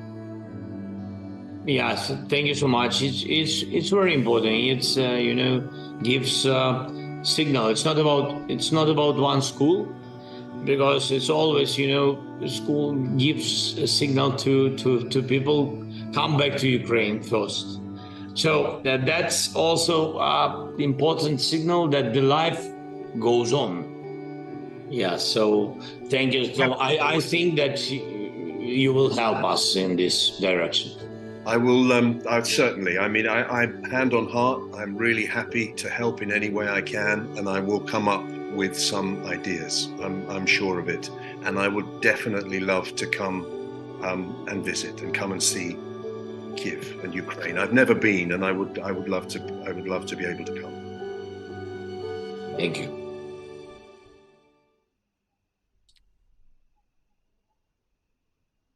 Mark Strong, everybody. Apparently the strongest 60-year-old I've ever seen. He doesn't look 60 at all. He looks fucking amazing. I mean, Jesus Christ, he's 60. He doesn't look like that. Okay. Oh shit, we got the video of the guy. So this is the so-called minister of blah blah blah, the former Karabakh whatever force. So here he is being so he's reported that a Armenian businessman and former head of government unrecognized Karabakh is accused of financing terrorism. So here you have it. Again, the video what I would say looks relatively fake. It looks real. It obviously is real. I think, if I'm being honest with you, this guy is the illegitimate head of government of a illegitimate territory, being arrested. Now, I don't know if it's true or not, or if he genuinely was part of this uprising, or not uprising, but, you know, sort of invasion. I don't know, but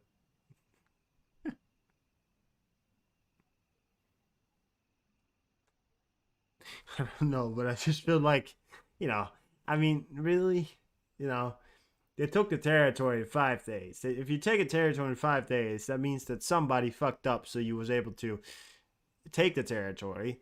Now, either he expected the Armenians to come help him, they didn't, and that's why he lost, or he wanted the Azerbaijan to come help him, and that's why Azerbaijan won, and that's why he's in jail, but obviously maybe not really in jail. I don't know. You always got to think there's a double side to anything, really, nowadays. It's true. Okay. Well, yeah, we got some more from Lavrov. Just him being stupid and saying that Germany and other people are destroying the. So we got something from Lavrov.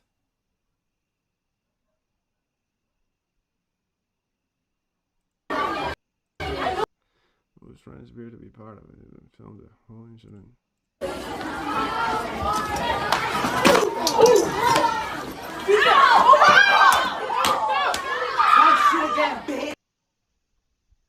So, Lavrov and Lavrov accused France and Germany for destroying the territorial integrity of Ukraine. Right, Lavrov? Alright. Well, keep it coming. Maybe one day you'll be right. When you mention Russia and them. UK Minister of Defense published a video unironically asking how many countries a year later publicly recognized the result of Russian shame referendums of the occupied territory of Ukraine, Donetsk, Kherson. 2 countries recognized them both. Oh, that's good. Check it out, guys. So this is the video. So check it out. How many countries have chosen to recognize? Sorry, how many to Putin's shame referendum?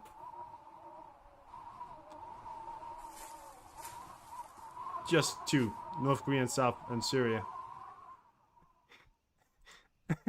That's pretty good. That's pretty good. That's from the U.S. No, that's from the UK government made that video.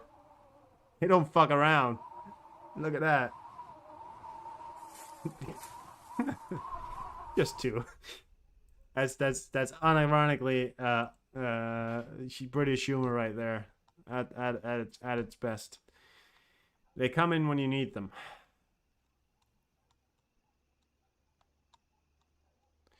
All right. Don't forget about how it actually feels about working. A large portion of the union workers that are gun enthusiasts.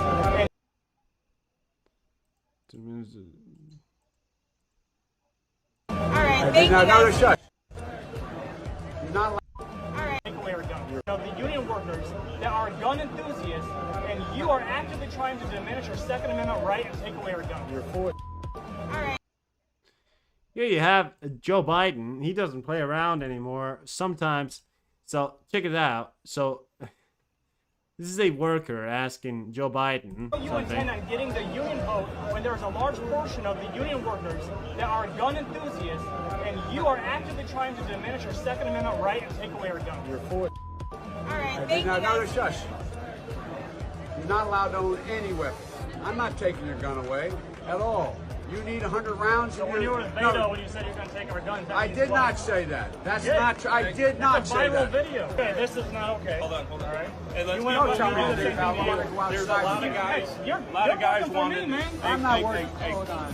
Give me a break. Don't be such a worry. That right there is your U.S. president right there, telling a worker that, despite the criticism, that's not allowed, and that's not something you should do as a president. you're gonna get criticism as a president. Joe Biden knows that. He's been the fucking vice president for a very long fucking time. You can't say that to anybody. You know, if he says that, then he says, oh yeah, I understand that, you know, that's something that you may be worried about, or yeah, we don't, you know, we don't have the facilities to take away people's gun, and we won't take away people's gun. What we will do is probably limit the numbers of facilities by taking away the guns from the people that, you know, don't deserve to have guns. Take away the guns from the people that don't deserve to have guns because they're mentally unstable. Don't give the people that is mentally unstable guns. Gun enthusiasts, people who know how to handle guns, people who are not intelligent, and who generally are gun enthusiasts who likes to go out in the range and shoot guns, and you know, if they're hunters, that's something that, you know, you should be able to do. You know, taking away the full right of the Second Amendment is something that's very much against some people who genuinely believe that they're protecting themselves with the guns, which they are nowadays. And if they want to keep their guns because they like the guns and they're not unresponsible with them, let them keep them. But take away the guns from the people that don't really have the means of capacity to have guns. Something like that. You could say that, right? That's something he could say, but apparently he's not. Apparently he just told the guy to shut up, and he's full of shit. And then his moderator, or whoever was beside him, was just, he just fully dictated her and say, no, shut up. That was Joe Biden. He got enough right there. Institute of War. Iran may soon conclude an agreement with Russia Federation on transfer of missiles. UN Security Council Resolution 2231, which prohibits Iran from supplying ballistic missiles to other countries, expires on October 18th. Russia aims to acquire Iran's Faith 110 and Solfeg-Ha ballistic missiles, both of which have a range of 300 kilometers or more. Both in, you know, conventional ballistic missiles, and that's fucking, I mean, if that happens, that's something we got to keep an eye out, because not only, I mean, I don't think it's going to bring any change to the war, but it's going to bring a change in the sense that it's going to be a mass destruction, because that's, you know, it's a very destructive weapon. Ballistics are big missiles, and they bring around a lot of destruction. Even when shut down, they can bring around destruction. So that's, yeah. All right. Well, anyways, guys, Flash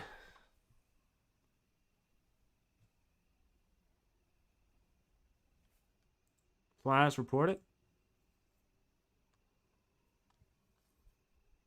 The Russian military in the occupied parts of Zaporizhia experienced a massive decline in morale in a number of cities. The fact of mystery death of personnel were recorded. This was announced by Ivan Fedorov, the mayor of the temporarily occupied Melitopol. According to him, the two bodies of the two Russians were found in Tomat, not on the front line, but in the rear. It's also known that Melitopol, one of the Russian soldiers, simply hanged himself because he refused to follow orders. Oh yeah, I've heard about that, yeah. And that's something they do. They generally hang themselves because they don't want to be part of the Russian regimes or the Russian war, and they genuinely hang themselves. It's not even a joke. Yeah.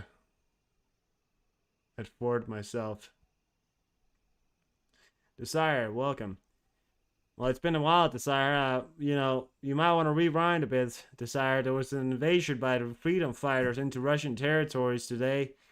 Probably back in Ukraine, but it's been a very crazy day. You might want to rewind a bit if you want that. Other than that, if you want to just stick around now, because I am going to watch Ukraine news here from Flash report. He's reporting on Ukrainian news here, so we're going to watch that. That's from today. And Union Work at Ford. Union Work at Ford, right? And your president right there just told the workers to shut up, you know. You get criticism as a worker. You did already? Oh, okay. Well, listen, you get criticism as a politician or as a worker or as a president, no matter what. But you simply can't lose your cool like that and say somebody's full of shit or that you want to see him outside, that you want to fight him. You know, what the fuck is wrong with Joe Biden? I want to see you outside. He wants to fight the guy who's generally asking him a question or is generally unsatisfied with some of the decisions that Biden is making. And then, he tells him he wants to see him outside. He says, I want to see you outside. That's not something you can do. And, you're not respecting the workers if that's your, what you're saying. That's stupid. He's so stupid sometimes, man. I mean, it's my opinion on him. It's opinions of other people as well. It's so, it doesn't matter. Anyways, let's watch this right here, guys. This will give you a full rundown. Other than what I've already given you. So, I'm going to watch that. I'm going to be quiet here in the background, and you get to watch this.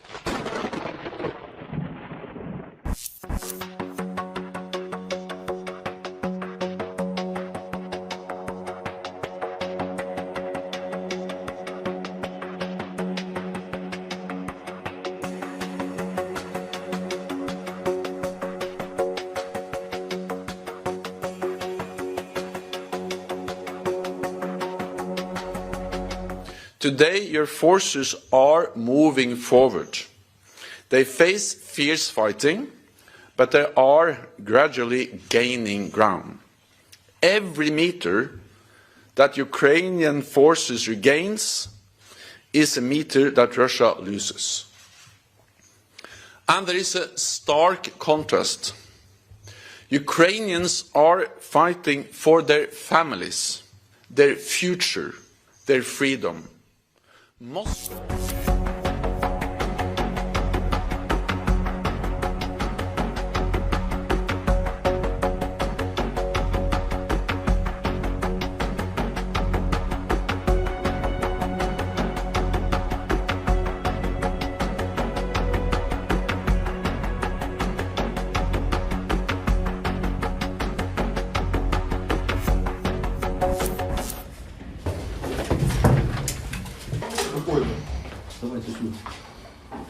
За ознаками вчинення кримінального правопорушення, передбачено частиною 4 статті 190.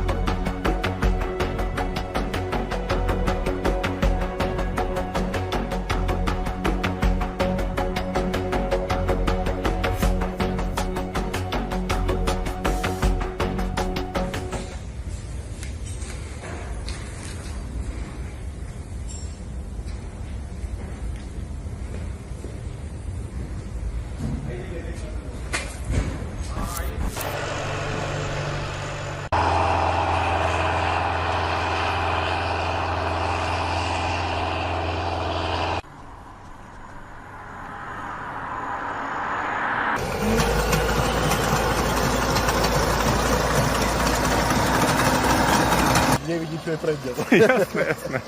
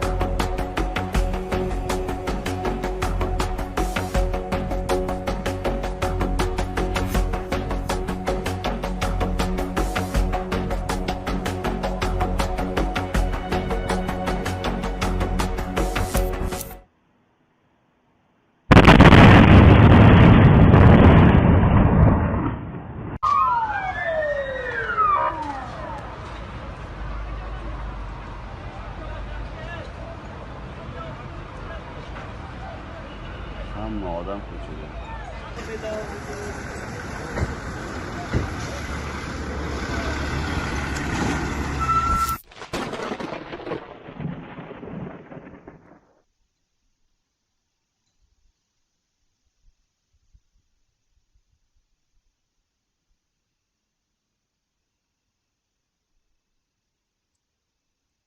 All right. Yeah. So we now got the explanation. According to local media, there, the fire was started. Well, that Uzbekistan was started by a lightning strike. That's an unfortunate lightning strike right there, but apparently it did. And also, there was another confirmation in that video there. I didn't know. We had the video of the what was that? The part of the so-called. What was it?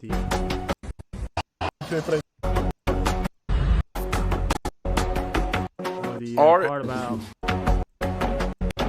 part about that call center. Holy shit, a lot of people arrested. The SSU has been very busy lately. Sweden, Denmark, Finland, and Norway will also boycott the return of Russian teams to EUFA competition in the U17 age category, is reported by the relevant National Football Federation. We remind you that on September 26, UAEF relaxed the complete ban on the participation of Russian teams in its competitions. But we are now boycotting it. So, yeah.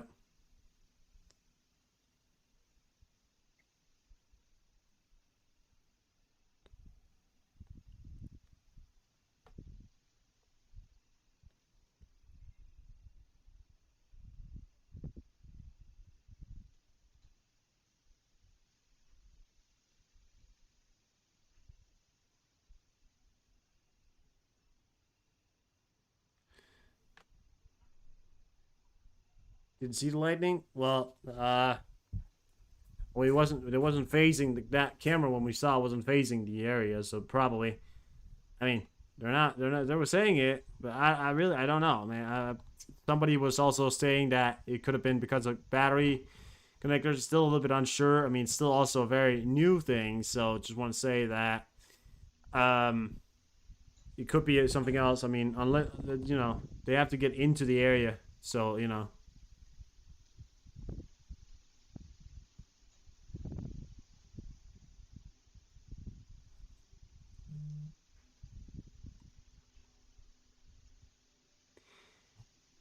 yeah. So, well, let's see.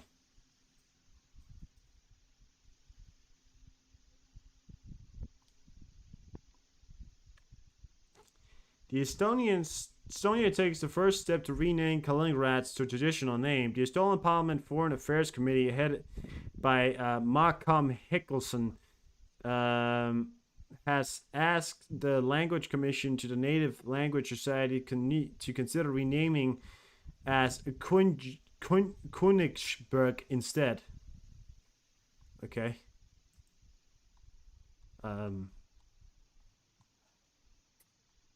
Yeah. I mean, yeah, I don't really have I don't really have a problem with that. I don't know what to say about that. I mean, yeah, no, you go ahead. Not really.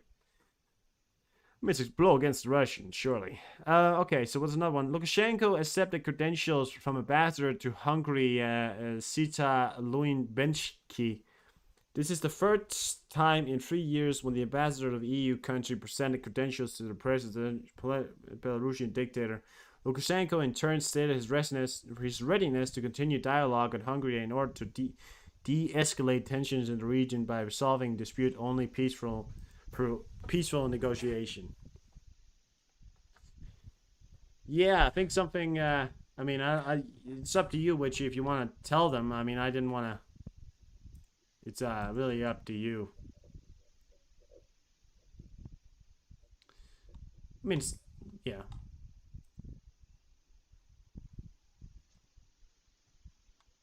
Good morning. We have a video here from Poland and Belarus.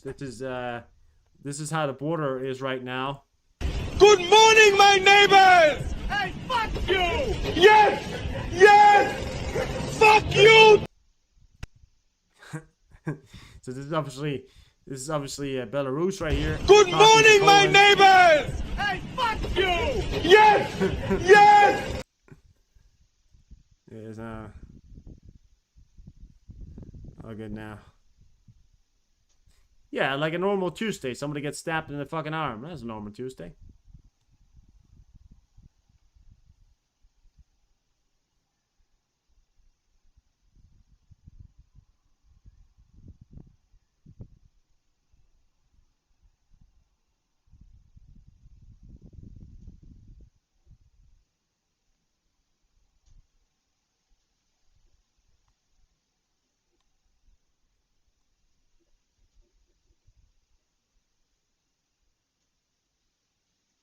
I don't really have anything else.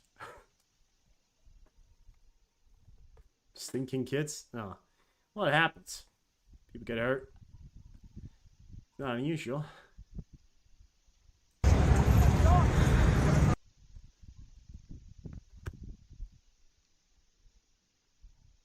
America. America. Get stabbed in the arm by your brother? America.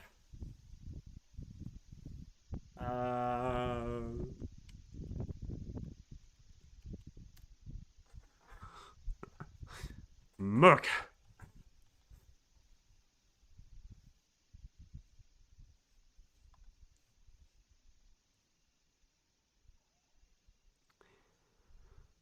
All right. I want to start a new segment of this channel. We're gonna do a small moment of silence. We're gonna start doing it. It's probably gonna be a little bit of a random time, but we're gonna do a small moment of silence while we're listening to Taps, because that's the memorial song.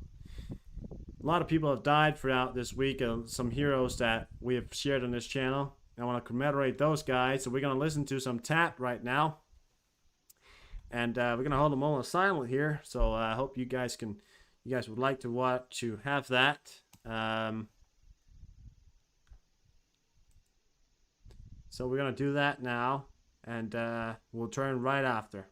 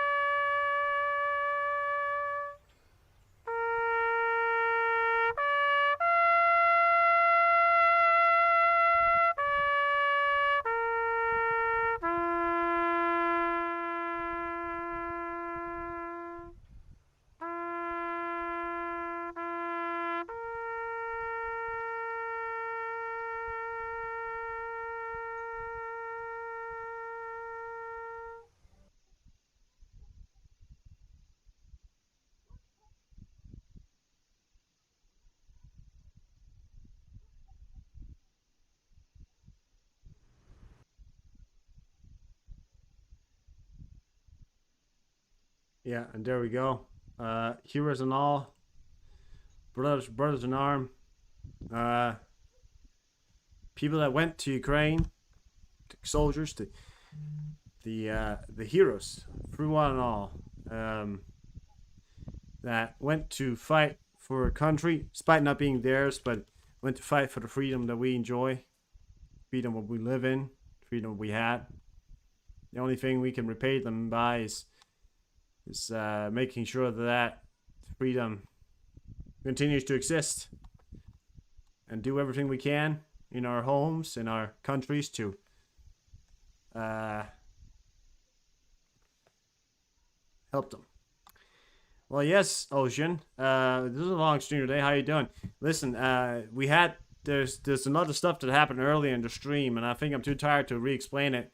The one thing that happened, Russian Freedom Legion a legion that has invaded Russia before, now today as well, made a raid inside Russia, and again, a very successful one. Tasks were completed. We don't know what yet, but we know it did happen. So, just want to say, want to watch that, you got to rewind a bit. We were talking about it earlier, but you can probably also get most of it on Twitter. That's what you want. Yeah, explosions in the Sumy region. Yes.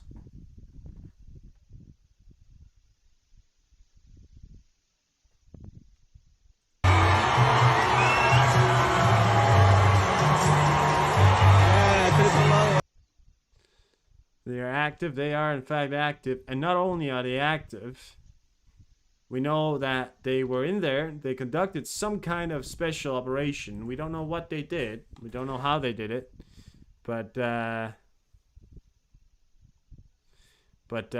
we know right now is that some kind of task was completed. All soldiers returned home. And that's all we know for now. We know nothing else. That's all we know for now, guys. That's all we know for now. Right, okay. Well, in case of any retaliatory attacks here, I'm going to leave the stream up for you, at least for a little longer. I'm going to go do something else now. So I'm going to leave the stream up for you to enjoy, or at least to watch out. Look at Ukraine. Make sure you're watching everything here. Turn this up for you here. So I'm going to go do some other stuff, and I'll be back. Turn off the stream a bit later. So it's going to be a pretty long stream tonight. Just want to make sure, because if the Russians or if anything else comes out, you know, we want to be live there, because I simply don't know if there's anything else that's coming out. All we know right now is that something has happened, and I'm still wondering as to what has happened or what will happen. So I'm going to leave it up for you, at least for a little longer. I'm going to go do some other stuff, and then I'll come back later tonight to see if there's anything else on the news specter. I think we've done most news. I think we've covered most of the world news. It's been a very exciting day today. So, thank you very much. I'll be right back, or, you know, I'll be back. I'll be back. What plane should you guys? You want to go on 88 speed, because that's the one, guys, that doesn't all of a sudden stop tracking. And we'll track this, whatever plane this is. This is a, look, it's landing. I mean, it's Lithuanian, so it's probably landing. It's been doing roundabout. There's been a lot of tracking of Russian territory today.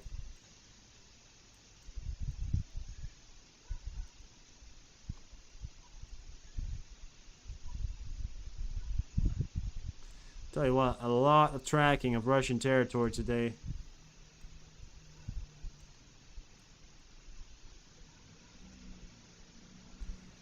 All right, well, we got a doomsday plane landing or doing something.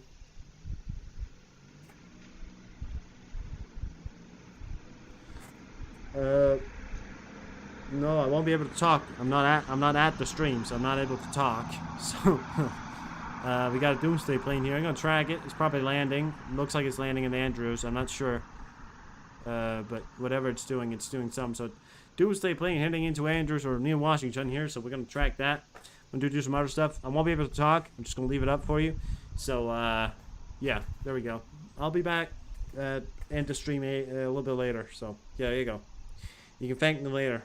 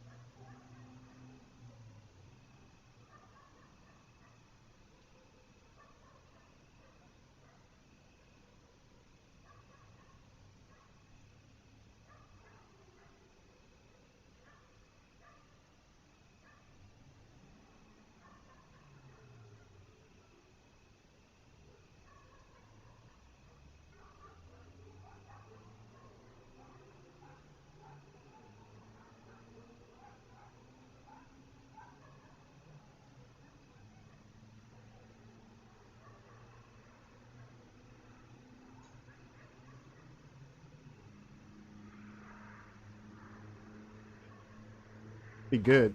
I mean, nacho cheese. They're pretty good. You know? What is this one doing? Oh, Joint and Base Andrews. Boeing 747-200. Doomsday plane landed on Joint Base Andrews. Not every day I've seen a Doomsday plane land on Joints, but I guess that's actually where they reside, or am I wrong? Isn't that where they reside? I mean, they're obviously Special Command. Not all of them, but some of them.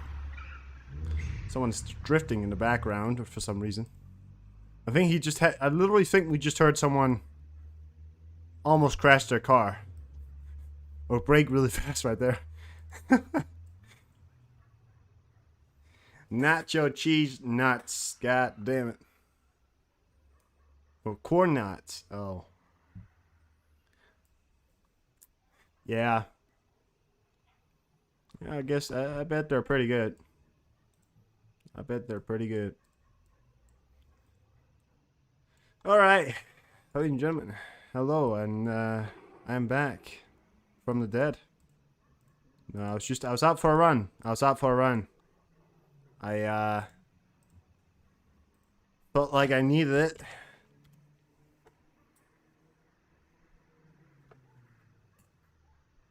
Yeah, I think we're close to hearing somebody crash back there. Alright, well, thank you to Witchy, who supplied us with a video of Caesar, the man, the myth, the legend, Caesar, the man who is the freedom fighter, or the future of Russia here. So this is the man.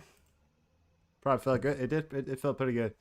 Our ultimate goal is absolutely clear: the siege and storming of the Kremlin. We will do what Prigozhin failed to do, said Deputy Commander of the Freedom of Russia Legion, Caesar. So he's the Deputy Commander, not the Commander.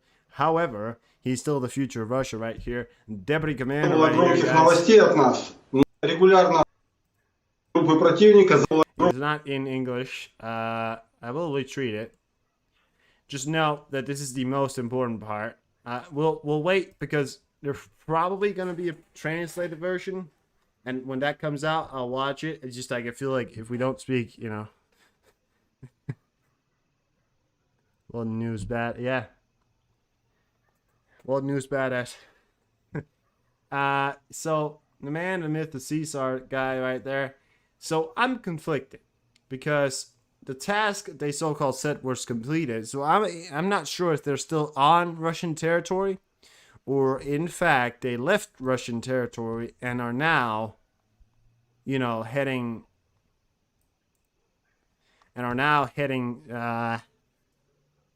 know, maybe, you know, stop this time. If he says it, this is the Deputy Commander of the Freedom Legion, the Deputy Commander. This comes right from him. He says they're going to storm the Kremlin. They're not stopping. Again, I've said it earlier, I'll say it again. This is the start of the end for Russia. Okay? The start of the end. Oh, fan explosion back there. I hear an explosion?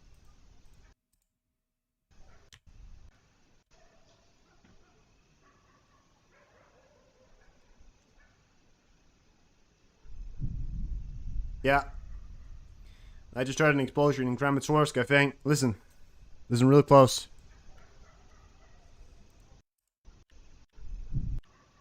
Listen.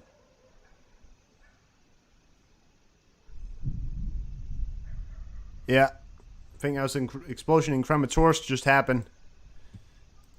I was caught by the camera over here, and there was a spike in the camera in the Kramatorsk region there, so explosion in Donetsk just got reported as well. So look at that. That was what we heard right there. So we just heard an explosion there in Kramatorsk. Just got reported here on Ukraine live map there. So, eek, right?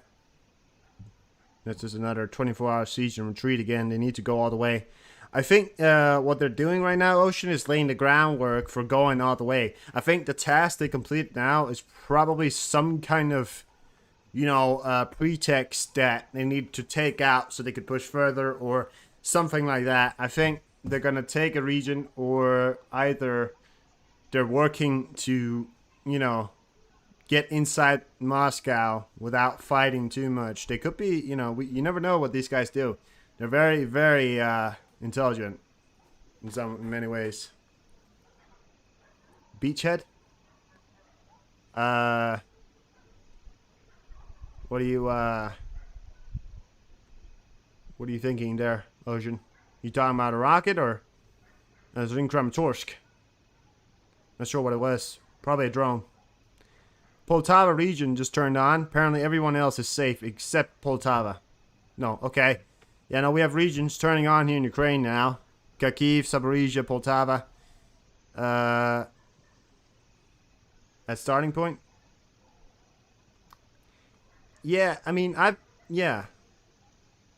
If you're talking about Crimea, if that's what you're thinking. I mean, I don't know, a beach, I mean, if you're talking about going, like, well, I don't know, really, Ocean. I mean, I guess, if you're talking about Crimea, I guess a beach invasion, is that what you're talking about? I'm not really... I may just not understand what you're saying. Anyway, I mean, it's got some other news here. In a speech to the nation, Swedish PM Ulf Kristersson, that's, yeah, okay. Kristersson announced he will introduce a law making it possible to deport non-citizens who affiliate with crime gangs, even if they have not been sentenced for a crime themselves. 12 people were killed in gang wars this month.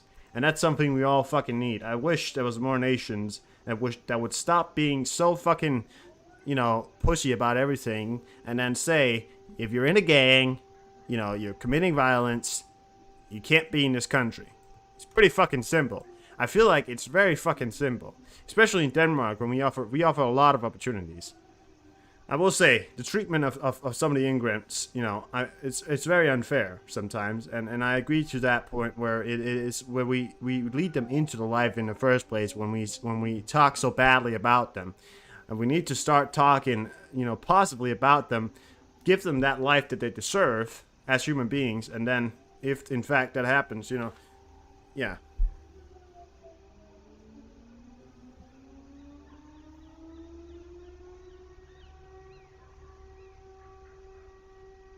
Okay, so it's an American way of saying it, Ocean. I didn't understand what you were saying. I guess that was a military term.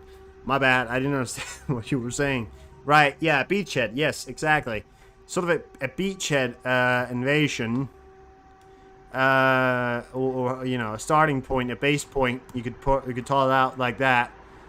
Move in, secure position. Take out air defense, take out ground defense, take out machine gun nests, take out personnel, take out anything that can stop in their way. Put down a post, leave people in the area. Make sure that you have proper communication. Laying down the groundworks for a major operation, something in which the Allies did doing D-Day. That was a doing. Oh, yeah, there we go. Another explosion, Kramatorsk, I think. Doing D-Day, they actually sent soldiers in submarines, or small boats across the English Channel. And then those soldiers would then jump from the boat into the canal, or the channel, the ocean, right? Swim up to the beach. Collect samples of the beach, not only, so they could figure out where was the easiest sand, where was the best sand to drive tanks across and all that. Figure out where was the easiest defenses, where was the shortest amount of beach, where could we easily invade. That sort of thing. That's reconnaissance, right? But they set up the idea, and that's what I think they're doing now, is what they're, laying the groundworks. And it's a much better detail when you're a smaller army and have to invade something massive, laying down the groundwork and doing everything, so you have proper communication, proper ideas, proper reconnaissance, and all that, And we do have the pictures. I show you the pictures of it, and it was actually a night raid. So again, a night raid means that they obviously had suppressor. Probably they took them out silently. I don't even think the Russians actually knew they were there. They probably didn't. I mean, when they got killed, they probably knew it, but you know. The EU threatened India and Turkey with consequences due to the supply of components to Russia and Iran. This is reported by The Guardian. The EU warned companies from Europe and other governments about possible ban of selling components to Turkey, India, and Kazakhstan due to re-export to Russia. Fucking Turkey, man. I mean, are they on our side or not?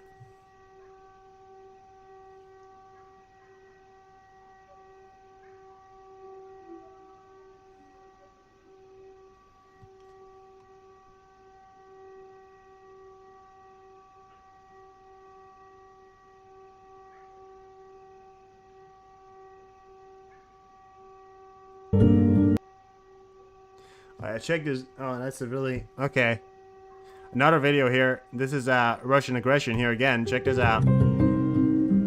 That's the soldier saying go well. You know, that's a dog owner right there. That's the first picture. Oh shit, another explosion in... Okay, we got multiple explosions in Kramatorsk right now. Maybe trust it now. There you go. That's her doing the flooding. I think that was doing the Dnieper flooding. That's a doctor in you know settings like that. School children in beaten down schools. Child living in, you know.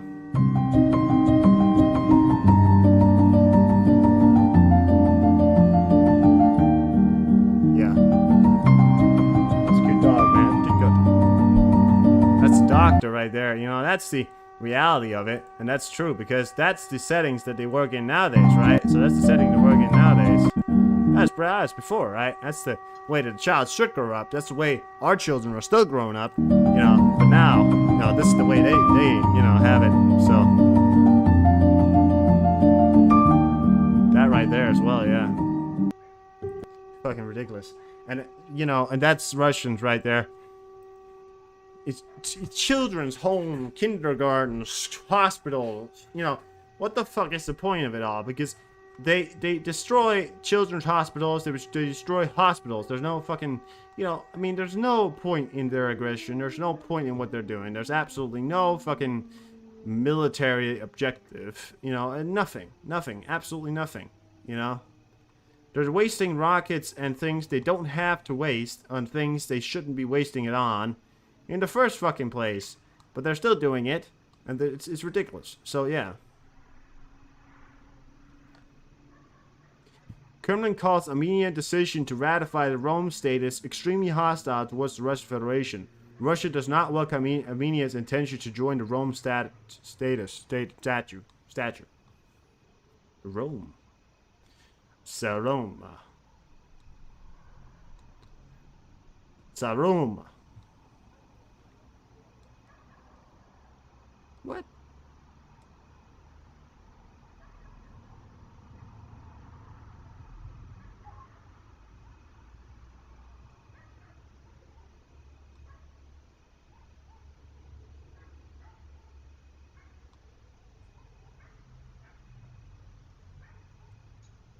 It's something, I mean, there's a lot of border guard planes going up right now. Seen multiple amount of border planes going up today alone. What's we got here? We got tankers.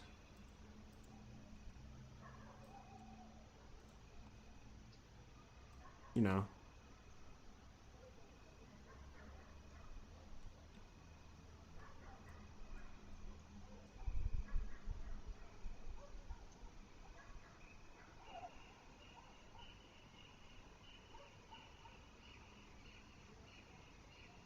I doubt that. Okay.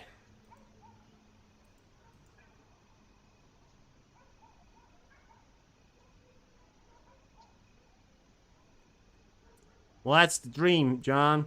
That's the dream, and we're seeing it happening. We're seeing it happening. So don't worry. It's all happening.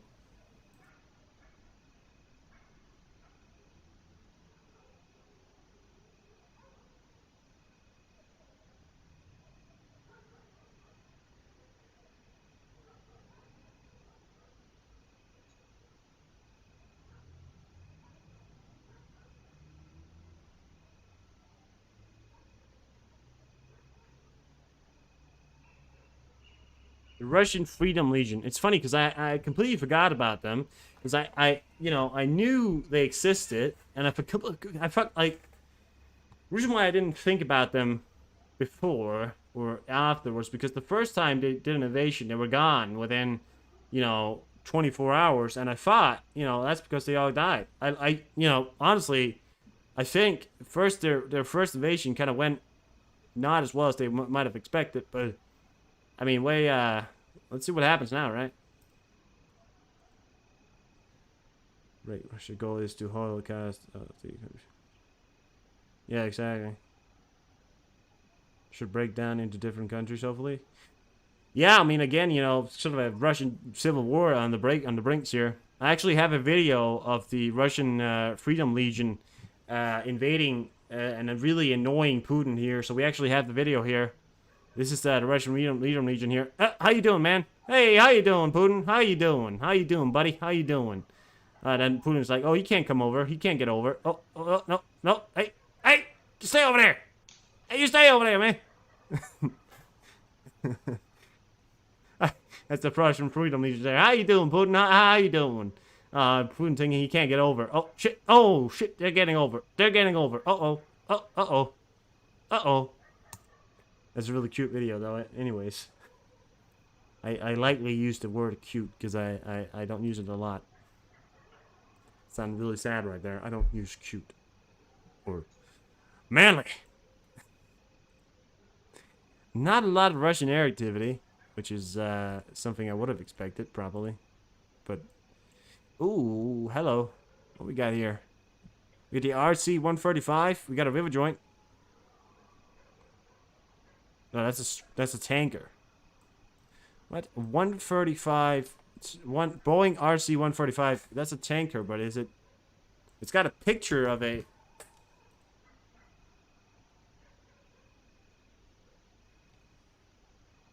We didn't wait. It's true.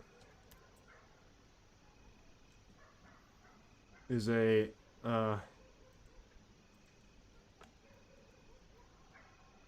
good. Huh? The KC-135 provides the core refueling. No, but that's what the fuck. But it's one called the Boeing RC-135 is a flight series recovered reconnaissance. It says, okay, so it says strength. It says tanker, but apparently it's a river joint because the tankers. You go down here, that's a tanker, but that's called the KC. That's called a KC. This one's called an RC. The RC series, that's river joints. But this calls the straddle tanker. So it's a river joint tanker. I've not seen that one before. So it's an actual river joint tanker. Holy shit. Is that a river joint tanker about there? That's how they, that's a river joint right there. But it's a RC models, that's river joints. So apparently, I don't know if they misspelt the name, or if they put, straddle tanker instead of river joint. They could have done that. I don't know. Don't know, guys. Don't know. But the RC is, let's keep an eye on that. It's on the ground, by the way, but it turned on in transponder right there, so it's on the ground, but could be taken off in a second here. We'll keep an eye on it because if it is a river joint, I want to see where it's heading. POTUS with his votes. Yeah.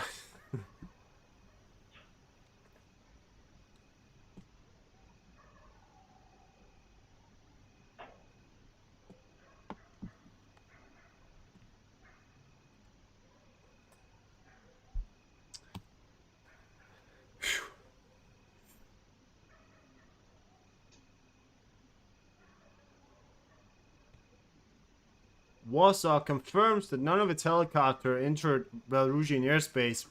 Warsaw denies any of its helicopters. I mean, we have a video of a Belarusian, a Polish helicopter entering the territory. But the funny thing about doing that is because Belarus, right, entered Polish territory, and then they stated we didn't do it, and then Poland entered their territory Belarus entered their territory with 1 chopper, and Poland entered their territory with 2 choppers, and both countries said they didn't do it. So Poland is just playing. Poland is literally pulling a government prank on a country, on Belarus. They're pulling a government-approved prank. Yeah.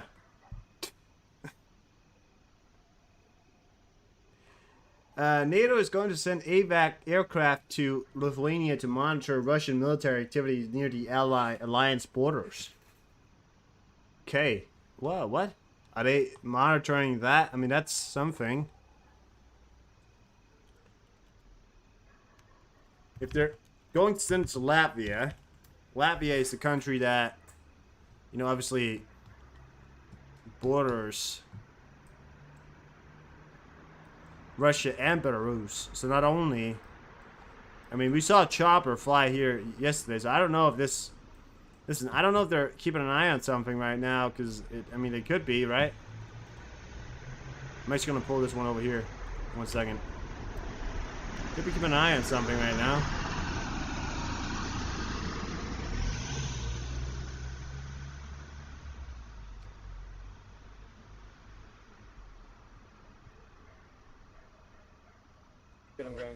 And you America, go. America. Moldovan citizens accidentally stumped across the U.S. Marine station near the Russian border at Prenistyryov, Moldova.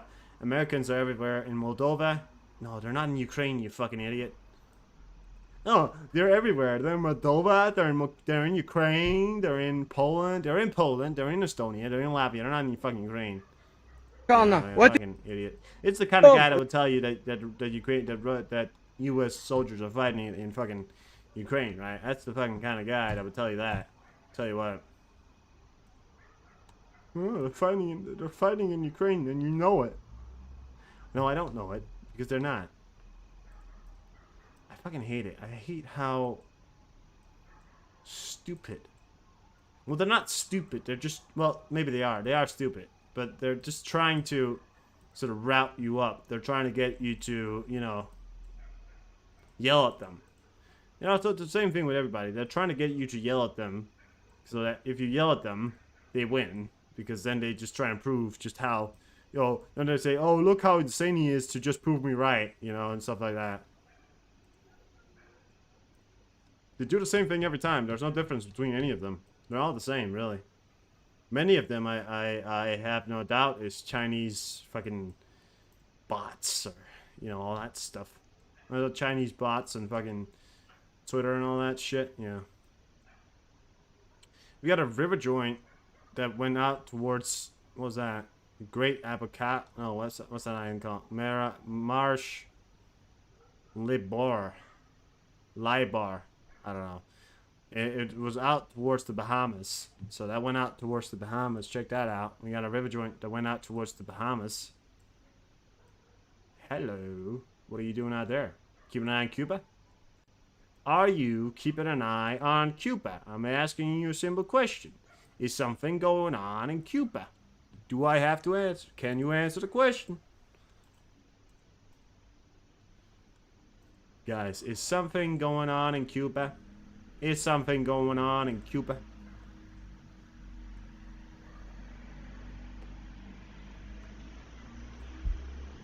Wouldn't surprise me at this point. No, well, it wouldn't, you know. I mean, I feel like if something was, you know, to be uncovered to going on in fucking Cuba, that wouldn't surprise me at this point, you know, because at this point, you know, everything is fucking happening. Hallelujah.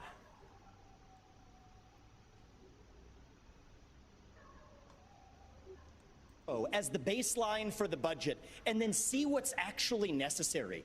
There isn't a blue state or a red state in this union that does it. The federal government doesn't. It's not searching for scratch in each department and ask what, if any, spending is required, rather than using weight last year budget as default starting point. That's budget cutting. Well, I need to start budget cutting, so sure enough. Well,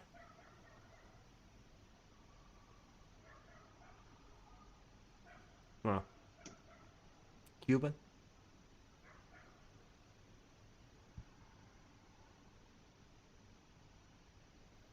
So you're doing another long stream. You end up in energy drinks. No, I'm not. I'm amped up on excitement, man. I'm telling you. You know, you know what keeps me. You know what keeps me up. You know what. You know. Sort of gives me energy. The idea that something is happening, and that some commies are getting the business. I love it when the commies are getting the business. That's what I love. Chechnya announced today that they're buying 24 F-35 jets from the USA. Yesterday announced Romania announced that they're buying 48. Poland bought 32, while Finland signed a deal in February to buy 64. 156 F-35s to fly among Russian borders is coming. It is coming into coming into recent years.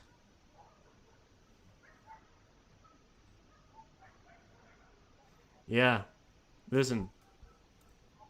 You don't need any energy drinks or coffee to keep you awake when the commies are dying. Nah, that's enough. That's enough energy to keep you alive for a very long time. At this point, I'll live to be 165. At this point.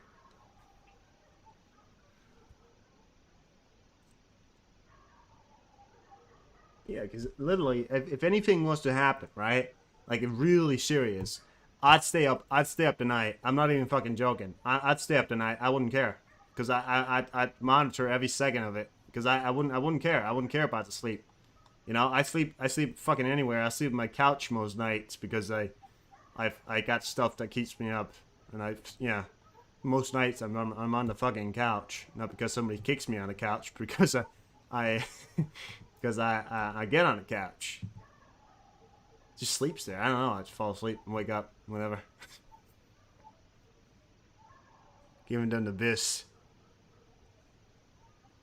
It is. It's world history. You guys right now sitting here watching the makings of history. You know, I mean, it's not even a joke. You guys are watching the making and the start of history.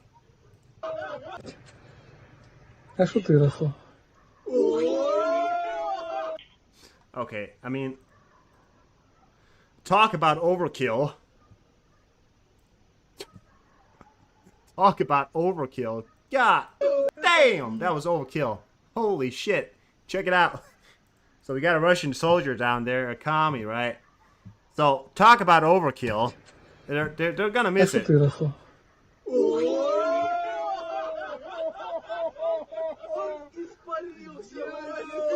worry, guys. Don't worry. They missed it by a bit. They missed him by a bit. I was talking about overkill. God damn it, dude, that's way overkill. Why would they do that? It's way overkill, man. Jesus Christ, that is way beyond overkill. I mean, Jesus Christ, I love giving them the business, but come on, that is that is overkill. I mean, I know he's a Russian and all that, but I mean, that guy, you know, holy shit, that is just overkill right there. But I mean,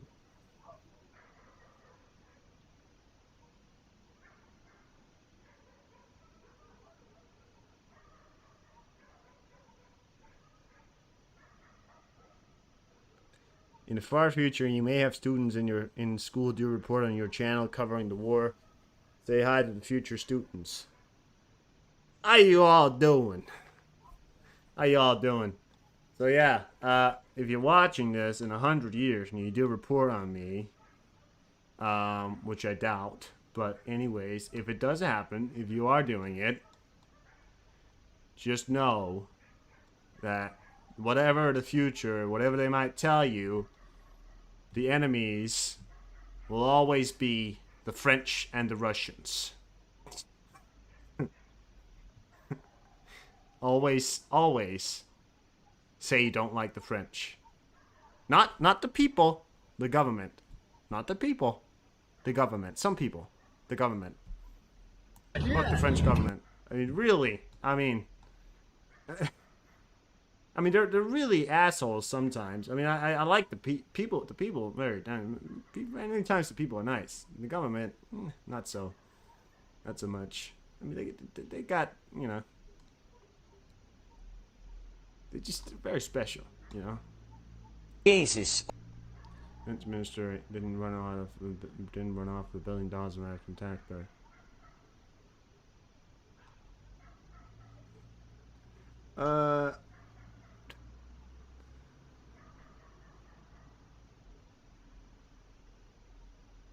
The Taurus-Ki EPD-305 is a Swedish-German air-launched cruise missile manufactured by Taurus Systems.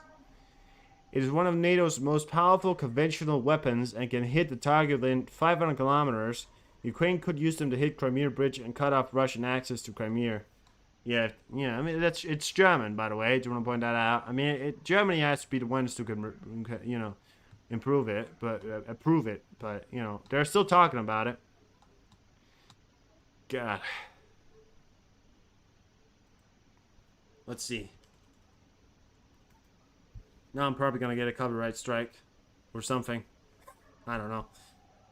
Look, you have to be very careful in some days. You know, it's like anything you say or do.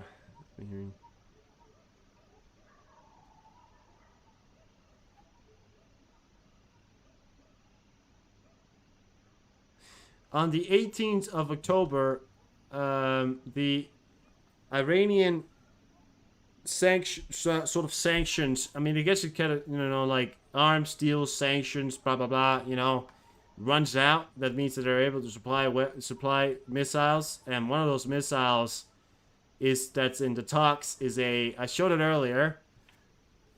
It's a ballistic missile system that has been in the talks, and Russia actually wants some of those ballistic missile launch systems and the missiles, and there has been talks about Russia possibly acquiring some of those.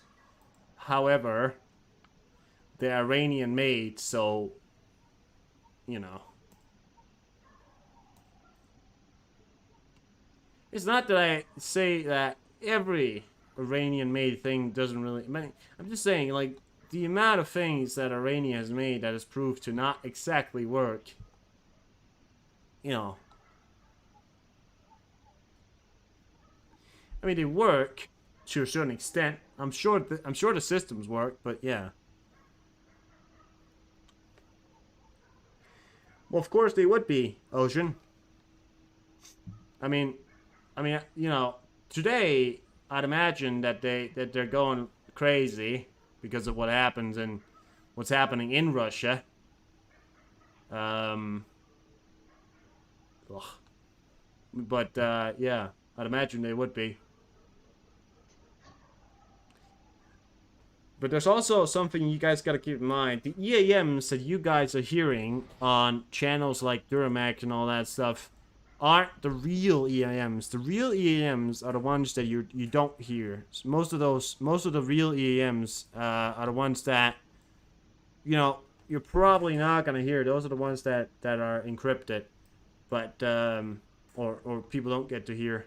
I mean, that's as far as I know, my knowledge goes about EAMs. But I'm sure those that you're hearing are like general information to the nuclear forces, and you know, if they do go off, something is either happening or they're conducting, you know, some kind of drill. I'm not sure if there's a drill going on. However, emergency access services would be going off right now. I mean, what's happening in Russia today, it wouldn't surprise me, right? It wouldn't surprise me what's happening because of what's happening in Russia today, but yeah.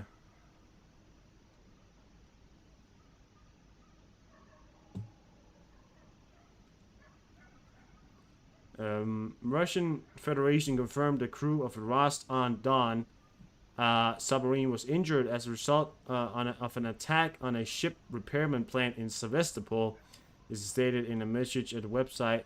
The submarine wasn't damaged, but the crew of a Russian, okay, so confirmed that the crew of the Rostov-on-Don submarine was injured. So a crew of the Rostov submarine was injured. Ouch.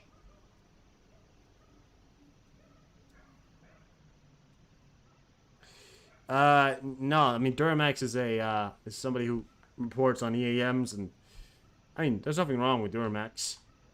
He doesn't really cover. I mean he doesn't really do like what I do, but I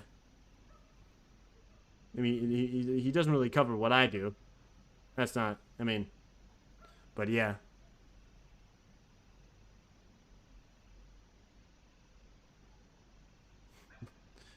To get a subscription to the screens. I mean, he's, I don't know. I'm not into the whole beefing thing, you know. I mean, that side of the YouTube where you're constantly beefing with everyone, that's not really who, you know, I'd go around. I don't really do the whole beef thing. I don't have any problem. I mean, unless you talk about New York Prepper or Canadian Prepper. Those guys I got beef with. I got beef with New York Prepper because he's a fucking. I mean, he reports only, you know, false and really dumb, you know, fear monger. I mean, the only way he makes money is because people, you know, want drama. People like drama, and that's why, you know, he's getting money. And I think that's ridiculous because he's always covering on weird things.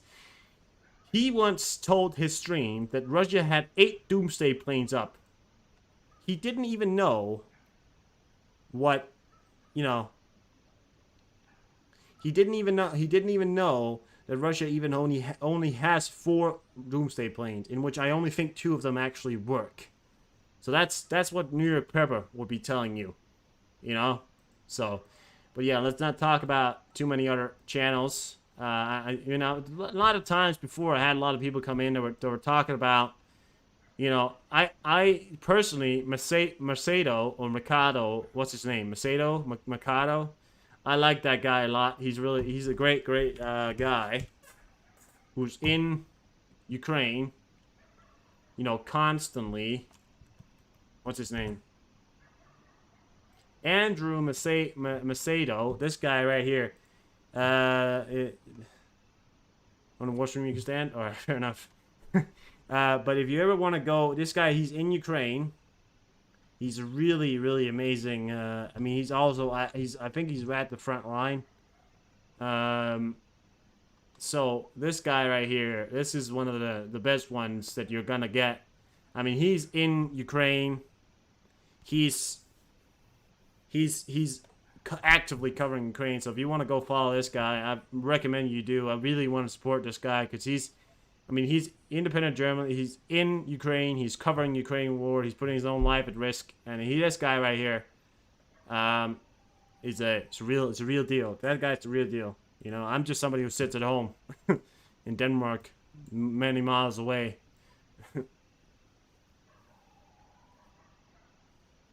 That is drama. No, but listen, hey, New York Prepper knows I'm right. I don't know if he knows who I am, but you know, he knows that what I'm saying is right, and you know, he'll have you believe that Russia had 8 doomsday planes up in the air at the same time. You know, that's the sort of story that he'll tell you.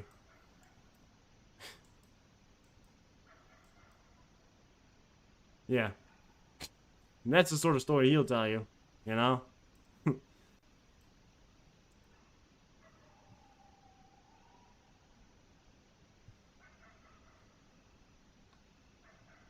He's a good guy. Great guy. I mean, not everyone can be as entertaining as I am, but that's another thing. You know, not everyone is born for the camera. No. That's... I know.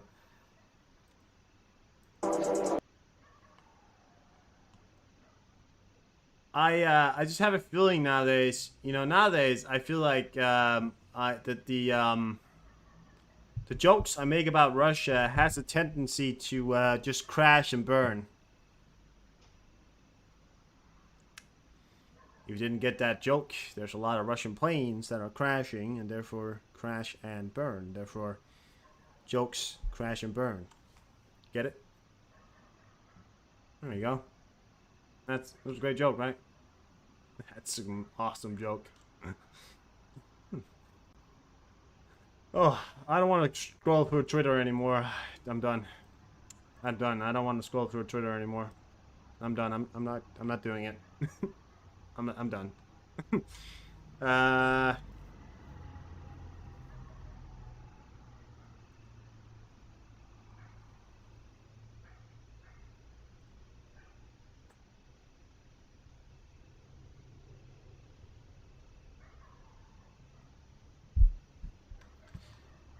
Ugh. I mean, there's so much that came out today. So many news. But it's good. It's good. It's good. It's good.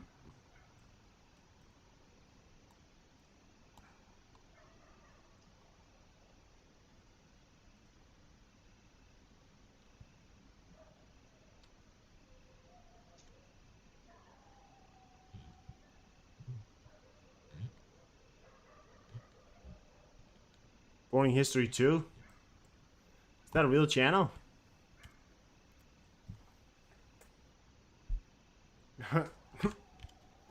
my twin.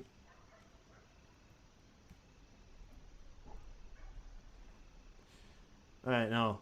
I mean, there's two of us. Good Boring Old History and Boring History. So there's one called Boring Old History and Boring History. There's two of us.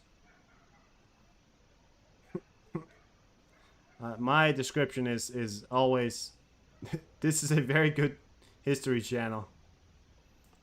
That's my description. Areas in Ukraine are turning off now. Good old boring history. That's the ironic part. A lot of people think history is boring, and then there's a lot of people who don't. I like to think, and it's the way you represent history nowadays. I mean, a lot of people, history's not boring. It's just the way it's being represented. A lot of people when they talk about history, it's always like, and therefore there was no other way that you could get the Roman legions to follow through, and therefore, and then we had the Icomacelus who came from the over, and that's that sort of way of explaining history. It's so fucking. There's a lot of good history channels out there. A lot of people who do good history, with without making it boring. Yeah. There's a lot of them that's like, oh, god damn it, like, really?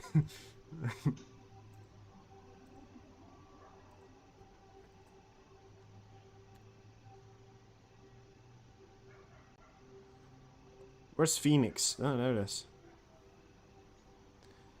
Oh, there we go, guys. Air Force One. Air Force One, ladies and gentlemen. Boeing 747 Air Force One. Up and going. That is definitely Air Force One. What else could it be? I mean, it's a Doomsday plane. Sure, that could be, but this is definitely Air Force One right now. I thought he was in Los Angeles. Apparently he's moved since. He was in. Oh, that was 2 days ago. You don't learn from your history, you're doomed to repeat it. Yeah.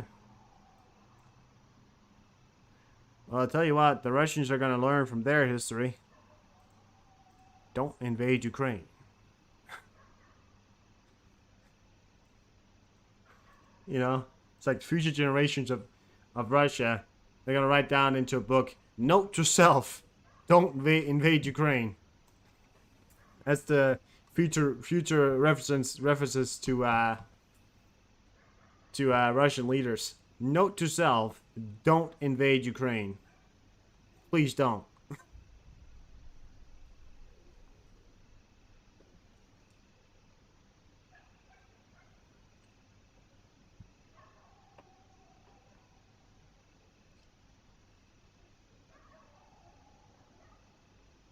I like how we've gone back. I mean, they're not called the commies anymore. I mean, we call them the Russians. I've always called them the commies because they're bordering on the edge of communism. You know, I mean, Putin is bordering on the edge of communism, if not is communism. You know, I mean, what makes him not communist is the flag or the idea of who they are. Aristocratic is his original idea. You know, his original idea is that they're aristocratic, you know, people. But in all reality, let's be honest, they're bordering on the edge of communism, if not, you know, are. So, yeah.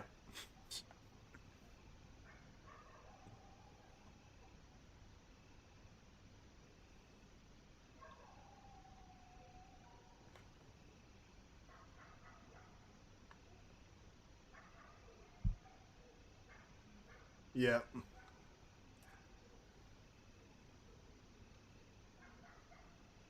Putin is out for the count no matter what. I mean, eventually he's going to be out for the count. It's just the idea of it's just the idea of how long it's going to take, you know.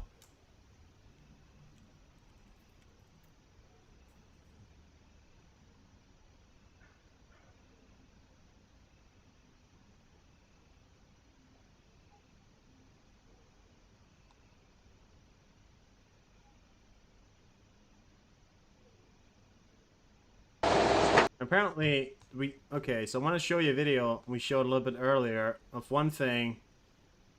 So apparently we had this video. Now, I don't know how old this video is. It's been reported by some people. Wolf, a lot of pro-Russian. Some of these guys are very pro-Russian. Wolf is I believe, a pro-Russian as well. Yeah, he's also pro-Russian. There's a class report. He seems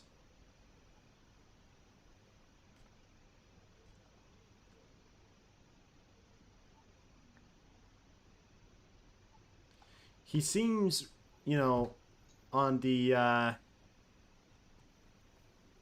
bordering edge of, I don't know, Russian support. I'm not sure if he is. I don't think he is. He shared a video earlier of his so-called Russian next batch of Su-57, Su-35 fighter jets has been transferred to the Russian MO, which is the Minister of Defense, right? The only thing we see in the video is the Su-35. We never actually get to see a batch of the Su-57s, because the Su-57s don't exist, apparently not. He then shows a video of an Su-35, what appears to be an Su-35 with 2 nuclear bombs on them. It's a nuclear capable plane. The reason why we know that is because it's got nuclear symbols on it. I mean, that's a nuclear symbol right there. I mean, I don't know how old this video is, and I have no idea if this video is from now. We've got no idea if it's from now. I can't verify if it's from now. The only thing is I know is that on the plane, on the Su-35, we have a nuclear symbol down there. So that's a nuclear symbol. So it's a nuclear, it stands for nuclear capable plane, right? And if this video is from now, and they say it's been transferred to the Russian Ministry of Defense, we don't know what this means, or why they're now talking about this, or why they're transporting a plane with nuclear bombs on it. You know, this very likely is a form of Russian propaganda. Now letting us see that it says nuclear on the bomb is probably very likely nuclear propaganda, right? If it's from now, I have no idea. And nobody else has reported on it, which is weird, right? So, I mean, the only thing we see in the video is a fucking is a S-35. So we don't Su-35. We don't see that Su-57 that he claims that we're seeing.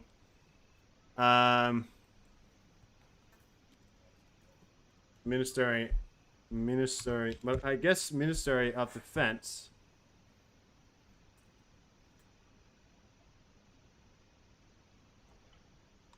and nobody else has talked about it. Because I go into Nexta, which is one guy I really like, who does a lot of good news. He hasn't reported on it, as far as I know. I mean, I may need to go far back. But as far as I know, Clash Report and some pro-Russian channels are the only people that appear to be reporting on it. So, I'm a little bit conflicted in whether or not I should continue to follow Clash if he is in fact bordering on that Russian edge of, you know, if he is in fact somebody who claims, you know what I really hate? You think I carry wings? Yeah, no, you can. It's very low yield, so those are low. I mean, you can because they're nuclear capable. I've never seen them. It's right because I have never seen them carry on the wingtips. They're usually carried underneath the wing, you know, on the inner side of the wing. I've never seen them carry on the outside. So it's a weird video no matter what. You're right, Ocean. I mean, it's a weird video, but I guess you can.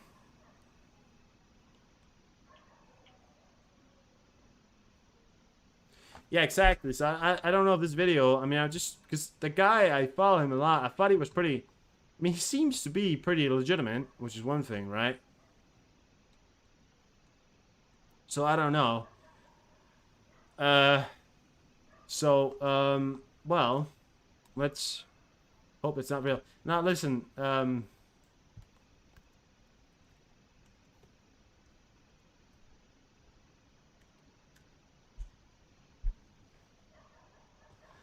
mean, yeah.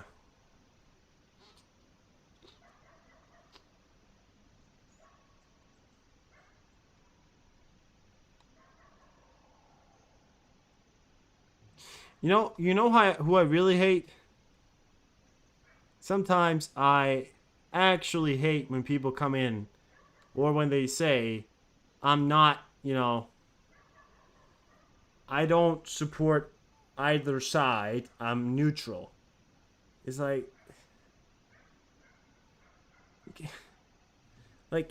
no, you can't be fucking neutral. Because I'm pro-Ukrainian. You know, I respect your choice. It's not saying I'm gonna agree with it.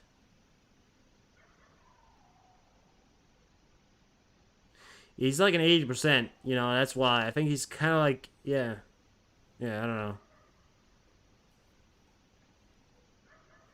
Yeah, he's an 80%, right?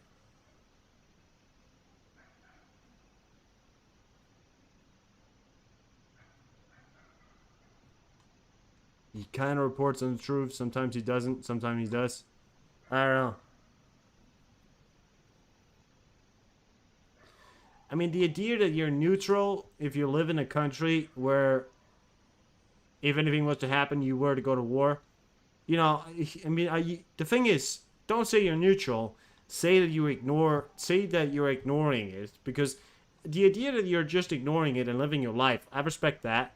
There's a lot of people out there that are not reporting on this or who are not paying attention to it, which is okay. Listen, I'm not sitting here and saying that you ignoring it or you living your life is something I hate.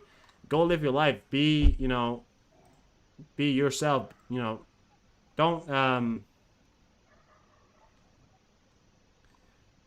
hold yourself to it, because if you're living your life and that's all you got right now, and that's what you just want to do, respectful, you know, I'm respecting that. Just make sure, you know, the whole idea of being, you know, neutral and all that, and then coming in here and say I'm neutral, you know, report on both sides, and, you know, like, yeah, I report on both sides. I tell you about both sides, right? But yeah. But I was studying. Yeah. Here's duck tunnels. Just wish. Can you carry?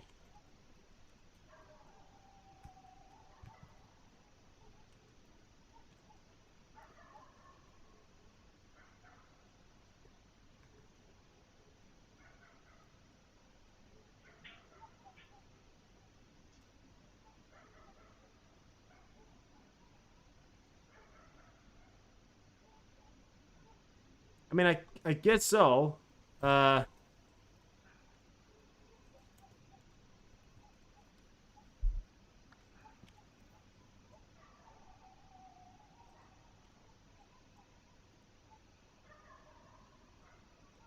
guess that's the Russian model for you. However, the only thing I know that's able to carry Russian bombs or nuclear bombs in the Russian army, that's the Tu-160. Right? I mean, the Tu-160 or the Tu-95, which is the bomber. So the Tu-160 developed in 1970, right, is able to carry, is a fast and can carry nuclear bombs. I've never seen them carried on the side. That's true. I mean, I've never seen a bomb being carried of a nuclear bomb being carried on the side of the wings. How can you do that? Because usually they look like this, right? You carry them like that. You carry them underneath the wing. I mean, I guess you can carry on the tip of the wing. It's just they look heavy to be able to carry on the tip of the wing. I guess usually you would probably carry them in here. But hey, you know, it's the Russian for you, you know? It's the Russians for you, you know? There you go. That's the Russians, you know, doing stuff. I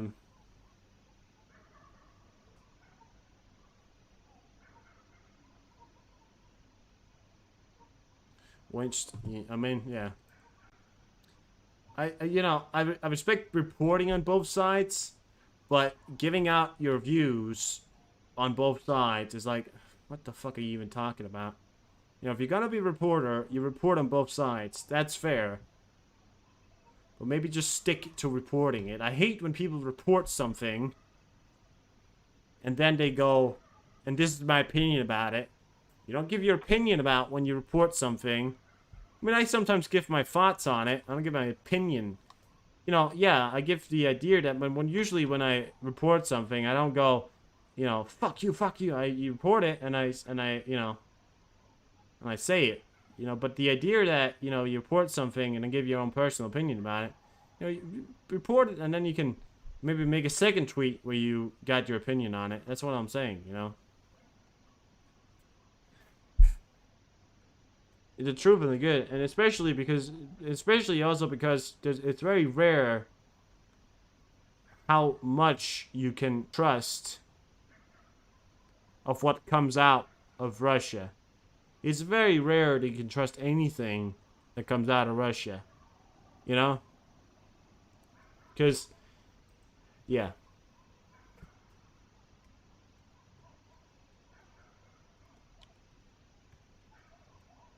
Most of what comes out of Russia is a fucking shit show of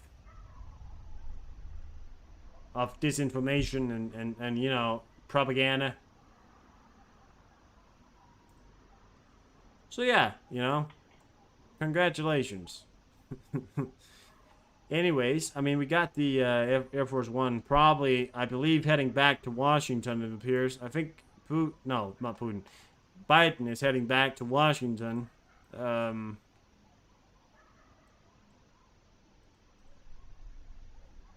take off from? Oh, you took off from there. Belgian military. All right, well, guys,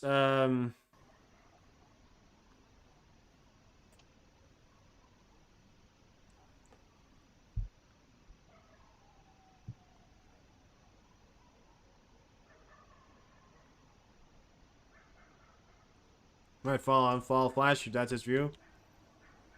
Yeah, I mean, listen, you know, if you were to come out in World War II and you were to go to a veteran or a World War II soldier, a U.S. soldier, English soldier, and you were to go, I'm neutral, I don't care, I'm not with the British, I'm not with the Germans, you know, I don't care, you know, that's something. Not only are you gonna get beat up, you know, at least back then you were, still you are nowadays. You know, you can't, you gotta pick a side. And just go, I support my country. I support the country I live in. You know, I support the country I live in. And other than that, I just work and live my life. You know, and that's totally respectful. I support the country I live in. because this is where I work. So that's what I support, you know? So that's total respectful. People don't want to work. People don't want to live their lives. I'm not saying, you know, you also got to be careful sometimes, because sometimes when people say, I don't really care about this war, I've got my work to think about, people go, oh, how dare you? How dare you? It's like, you know, relax. This guy, he's simply just saying, I don't really have time to care about it because I'm working, you know? Going home to eat his ice cream. Depart Phoenix, Arizona. Well, he did. He did depart from Phoenix, Arizona. He did do that. I'm part from Phoenix, Arizona. I'm party right now from Phoenix, Arizona. That's what we were doing. We're partying right now for Phoenix, Arizona. Thank you very much to everyone who's come to see me sniff a lot of hair. Thank you very much. Michael Gabon, Michael Gabon has sadly passed away at the age of 82. Oh no, that's the guy who played Dumbledore. No, look at that. No, Dumbledore's dead.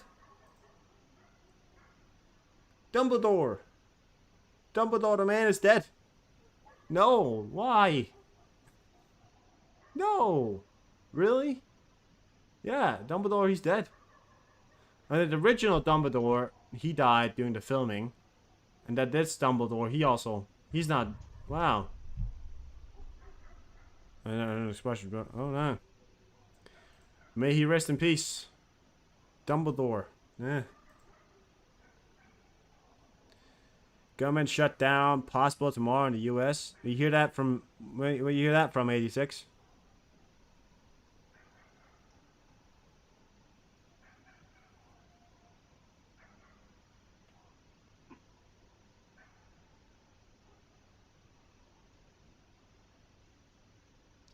Bang CGI next movie. There's gonna be another Harry Potter.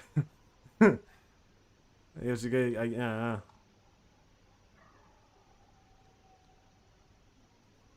Gandalf show. Wait. Gandalf. But that's Ian McKellen. Gandalf is Ian McKellen.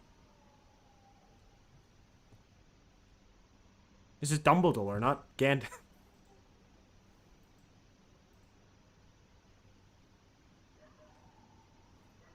Explosion in Kiev?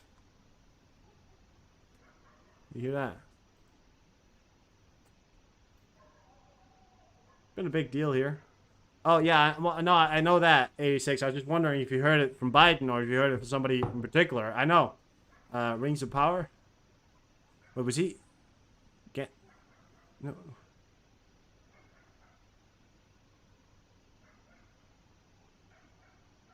No, Gandalf and Dumbledore is not the same person. Dumbledore is from Harry Potter, which and Gandalf, that's Ian McKellen. Ian McKellen is still alive. This right here is Gandalf. That's Gandalf. That's Ian McKellen. You see... Wait. No, he turned down Harry Potter. That's right. So people thought... No, he turned down Harry Potter. That's right. But here he is. That's Ian McKellen, Gandalf. So he's... Gandalf is Ian McKellen. That's a different actor. I just got somebody who asked me if there's an explosion. Getting paid for running our country? Yeah, no, but also... You're not getting paid either, which is the fucking thing that sucks.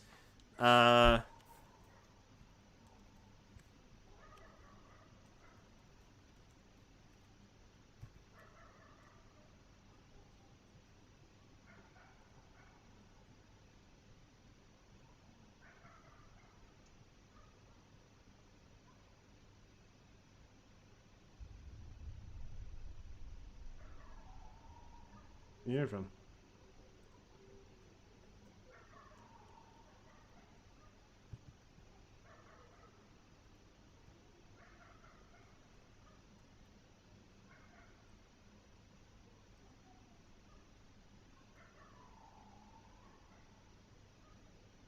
No. I mean, Ian McKellen, the gay guy. Ian McKellen's gay. Well, that's not really the point. It's not really the point what I was trying to make.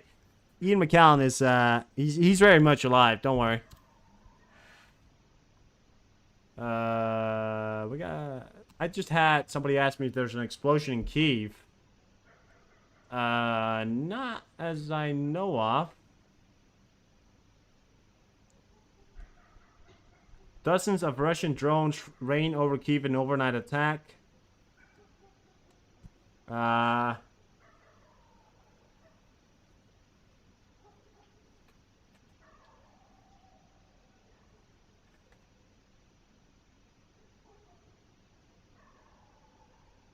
Neighbors fighting again? Okay. You gotta handle that, man. No, yeah. No, but yeah, again, well, Dumbledore, still part of my childhood. That's sad. I mean, I think there was original Dumbledore who died, and he replaced Michael, whatever his name was, replaced that, him. Yeah, I already forgot his name. Sorry, I didn't know his name. I know who he was. That sounds really bad, but it's true.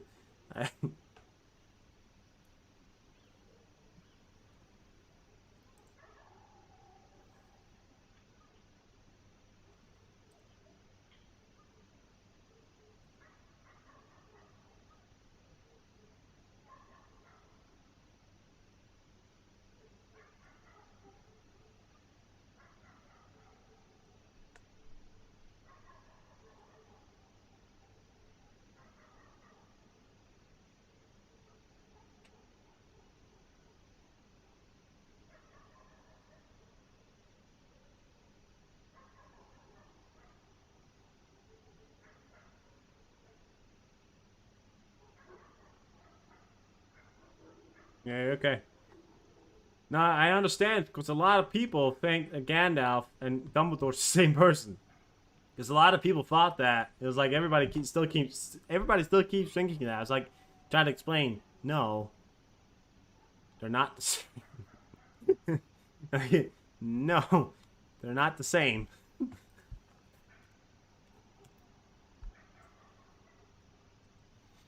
I mean, yeah.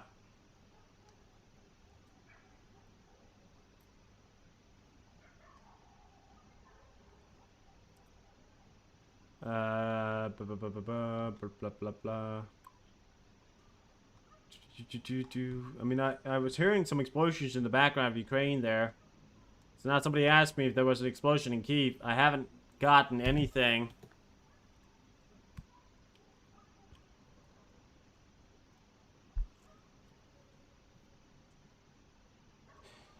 There was an explosion in Kyiv that was reported by Strana Public. The air raid warning was not announced in Ukraine capital. Explosion heard in Kyiv late Thursday. No air raid was issued. An explosion in Kyiv that was 1 hour ago.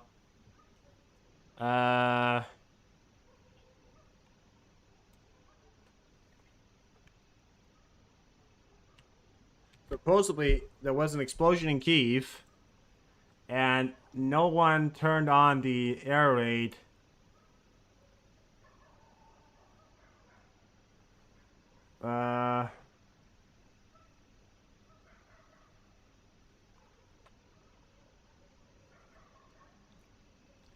The National Independence, so that was from the National Independent right here. Just in explosion in Kyiv 2 hours ago. That's 2 hours ago. Not exactly now. I surprisingly didn't hear about that. Supposedly they turn off the sound or something like that.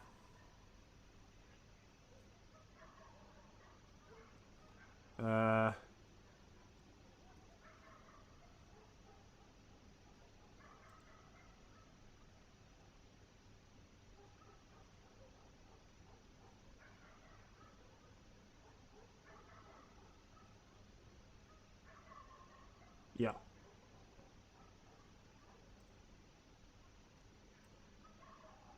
Okay.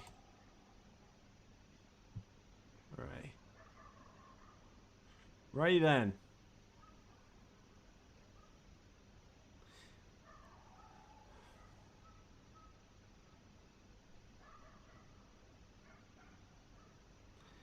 Information has just appeared that Russian anti-aircraft defense shut down its own fighter jet near Tomak.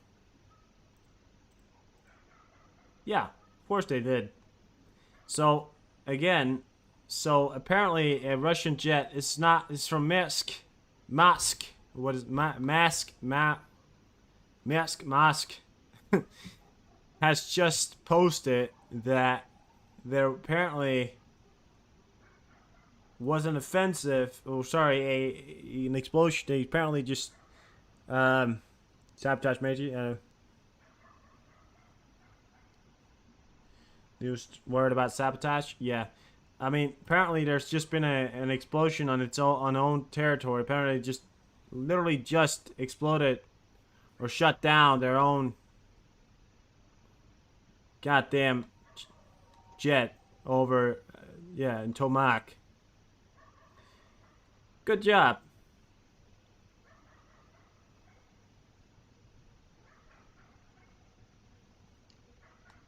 Good job, Russians. You damn commies. Shooting yourselves down. You're doing the job for us. Again, not a great day for Putin. Again, I just want to say, not a great day for Putin. Marx, Matt, I don't know. Anyways, guys, I'm going to head off the stream now. It's been a almost 7-hour stream, so I'm going to turn off the stream here. Thank you so much for stopping by today. We're going to be live again tomorrow with hopefully more information about what did take place in in Belgorod today, and what we can expect throughout the future. And hopefully we'll get the answers to that. So thank you so much for stopping by. Thank you for being here. If you were here through the whole stream, that's impressive. If you're not, you gotta step it up. No, I mean, if you're come in for just a second, if you're here, thank you so much. See you guys on another end. See you tomorrow. Yeah.